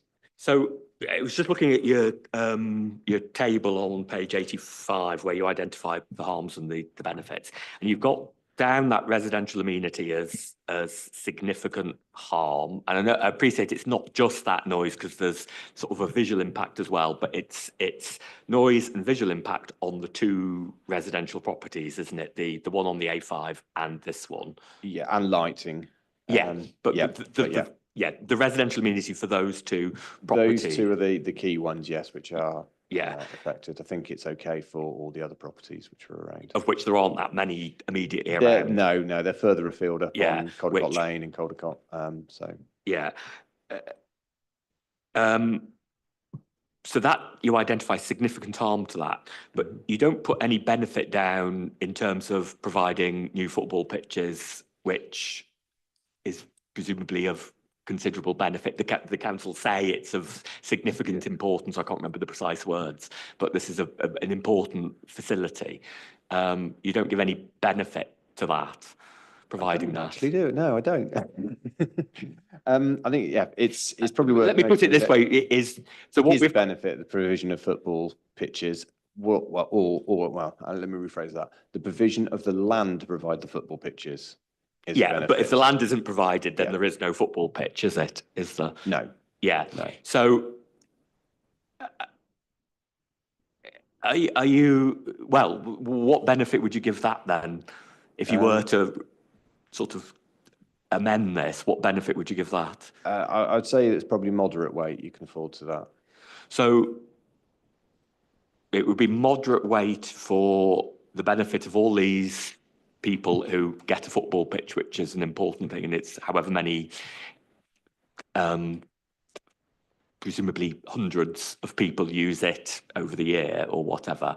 That would be moderate benefit, but the harm to residential amenity of 2 properties would be significant. Now, I appreciate, I mean, because the thing with these benefits is it's not just, there's a scale to them all as well. How much weight you want to give to each of the There's also a individuals. scale, isn't there? Yeah. If you are going to do, there is a scale to it. That if there were 100 properties around it that were going to get the noise, that might be different weight to if there's 1 or 2 properties.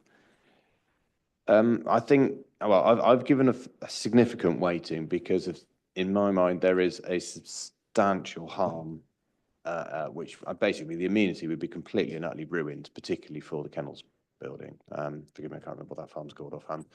You know the one I'm talking about. Yeah, we stood there and looked at how close that it was. effectively you will have somebody all of the time being able to look straight into your windows. You're going to get no privacy whatsoever. Your garden's going to be completely rendered and useless, basically, in the sense that, you know, you're going to have so much noise and so much disturbance all through the evenings and all at the weekends that the impact upon, although it's only a few residential properties we're talking about, or one there.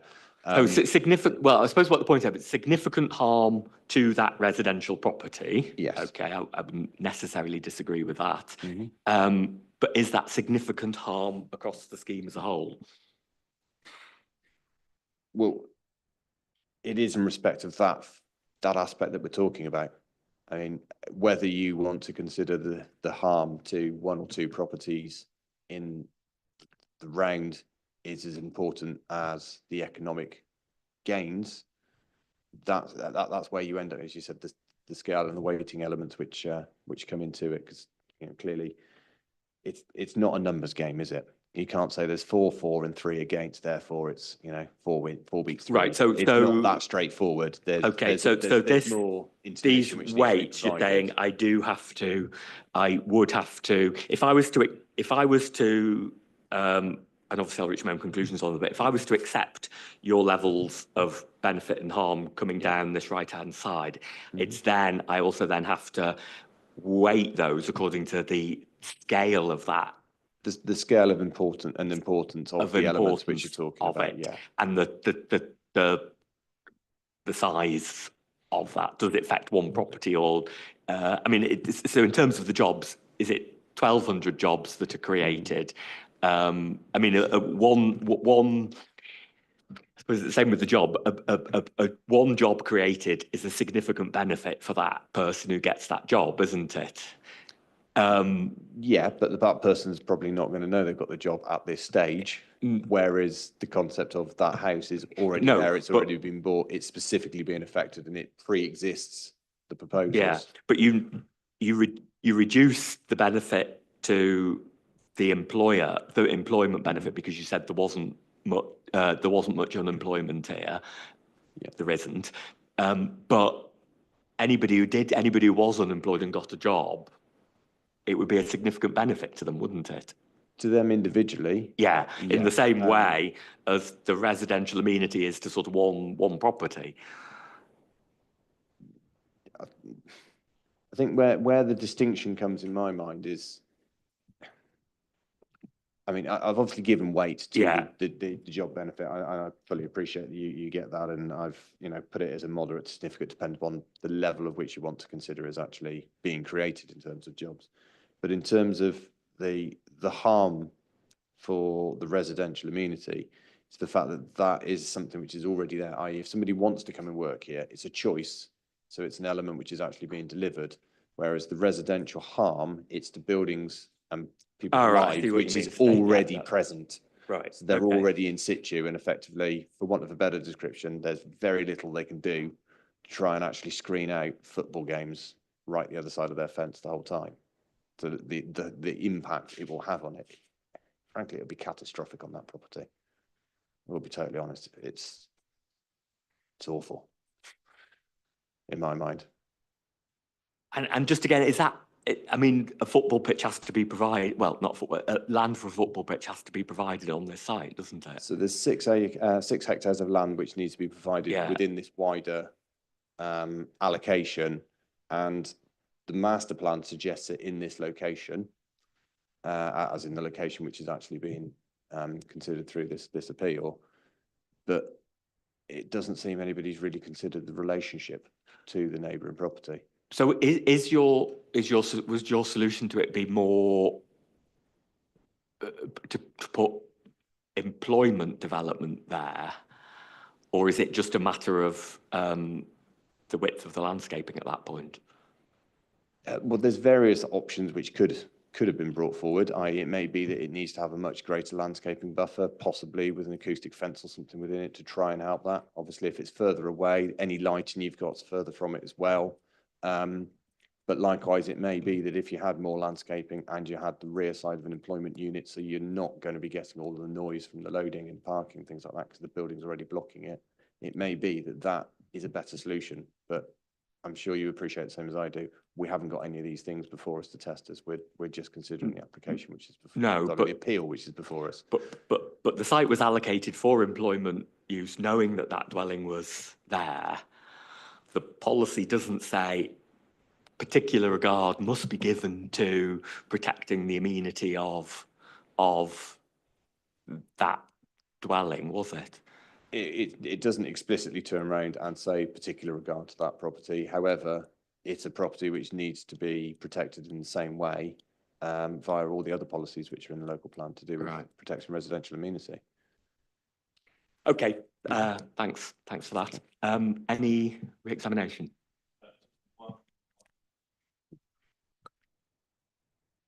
Quick one, hopefully. Got 2 minutes. Thank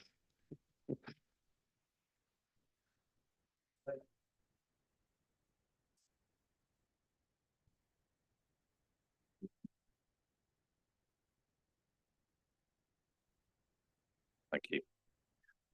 You were taken by my learned friend to the glossary in the local plan 2 and that was paid 175 in the PDF, and the definition of settlement hierarchy. And my learned friend, this was a series of questions about whether development was being directed towards Toaster in this plan, which I mean it is, isn't it? But you were taken to this part, the allocation of settlements to a hierarchy using criteria based on service provision, accessibility, local needs, capacity, site availability, and economy. And it was pointed out that it's not, it wasn't the needs of Toast, or local needs is not the only consideration here in relation to settlement hierarchy. Mm-hmm. Is Save Toaster Now's case only based on local needs in this regard when you look at that definition? No. I mean, Save Toaster's needs is based upon appropriate scaled employment coming forward in a balanced way. So I'm sure if it was smaller size units, if there was some B8 within it, that wouldn't necessarily be a problem, but it's about getting the balanced mix of units at the right sizes coming forward. And when one looks at these criteria, are any of the other ones relevant apart from local needs?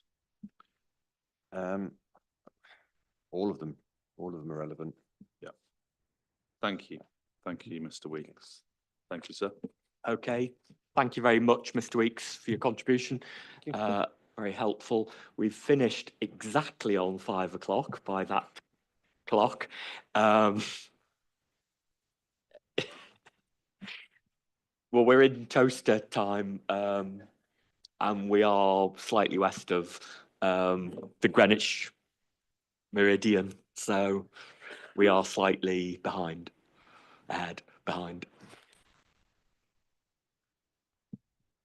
The inspector said toaster was behind. Purely in sunlight hours, not in any other way. Yes.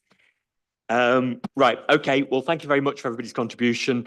We are sort of on our revised timeline, so we will return, I say, at 9:30 on Friday, and we will complete Mr. Guthrie by 1 o'clock on Friday. That's planned for Friday. Or are we having 106 and conditions? Oh, I thought there was the 106. We've had 106, haven't we? Oh, yeah, have we dealt with everything on the 106? Yes, that's Well, right. Yeah, Yeah, that's fine. unless there's some party afterwards that we're talking about. Sure, we can all In the arrange green room something. that I've yet to Yeah, find. I think the only loose end was the issue about what my clients want to do with the offer, which the authority doesn't wish to take up, and I'll take instructions upon Yeah. that. And Mr. Riley Smith can advise you on Friday morning. And again, sir, apologies that it won't be me in person here. Yeah, that's Whilst I fine. will be listening in, I shall resist the temptation unless I absolutely have to play Big Brother on the screen behind my learner friend. Behind me, that's behind Mr. Riley's. So just a very quick question. You're going on your unaccompanied site visit tomorrow. There's been an offer to put the crane up, and there just was a question was what time would that be useful for you for the crane to be put up? So it's fairly early on, I would say. 9? 9. Yeah. Thank you. Yep.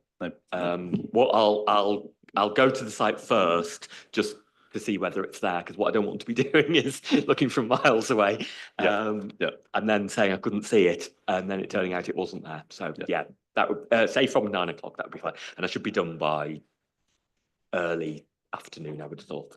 And so just to say, it wouldn't be my intention to get a member of my team to stay overnight to just go and check that. So perhaps if my learner friends team could take a photograph of it. Okay, that well, would we've be also handy. got, as we found out, and I think, well, I was going to say there is a tree next to it, which was an identical height. And I think your landscape people aren't here now, are they? But your landscape people were of the view that the tree was the same height as the... And I'm certainly not taking the point, sir. It's just simply that I wouldn't want a member of our team just to be going up to check that. And of course, anybody can put a crane up on their own land as high as they want to. It's just to confirm that it's the right height. But yeah, the right height is actually, I mean, arguably, we don't even need it because of the tree, but which is the same height. But yeah, it is helpful. It is helpful, yes. Okay, right. Well, thank you very much for that. And see those people I'm seeing on Friday morning at 9.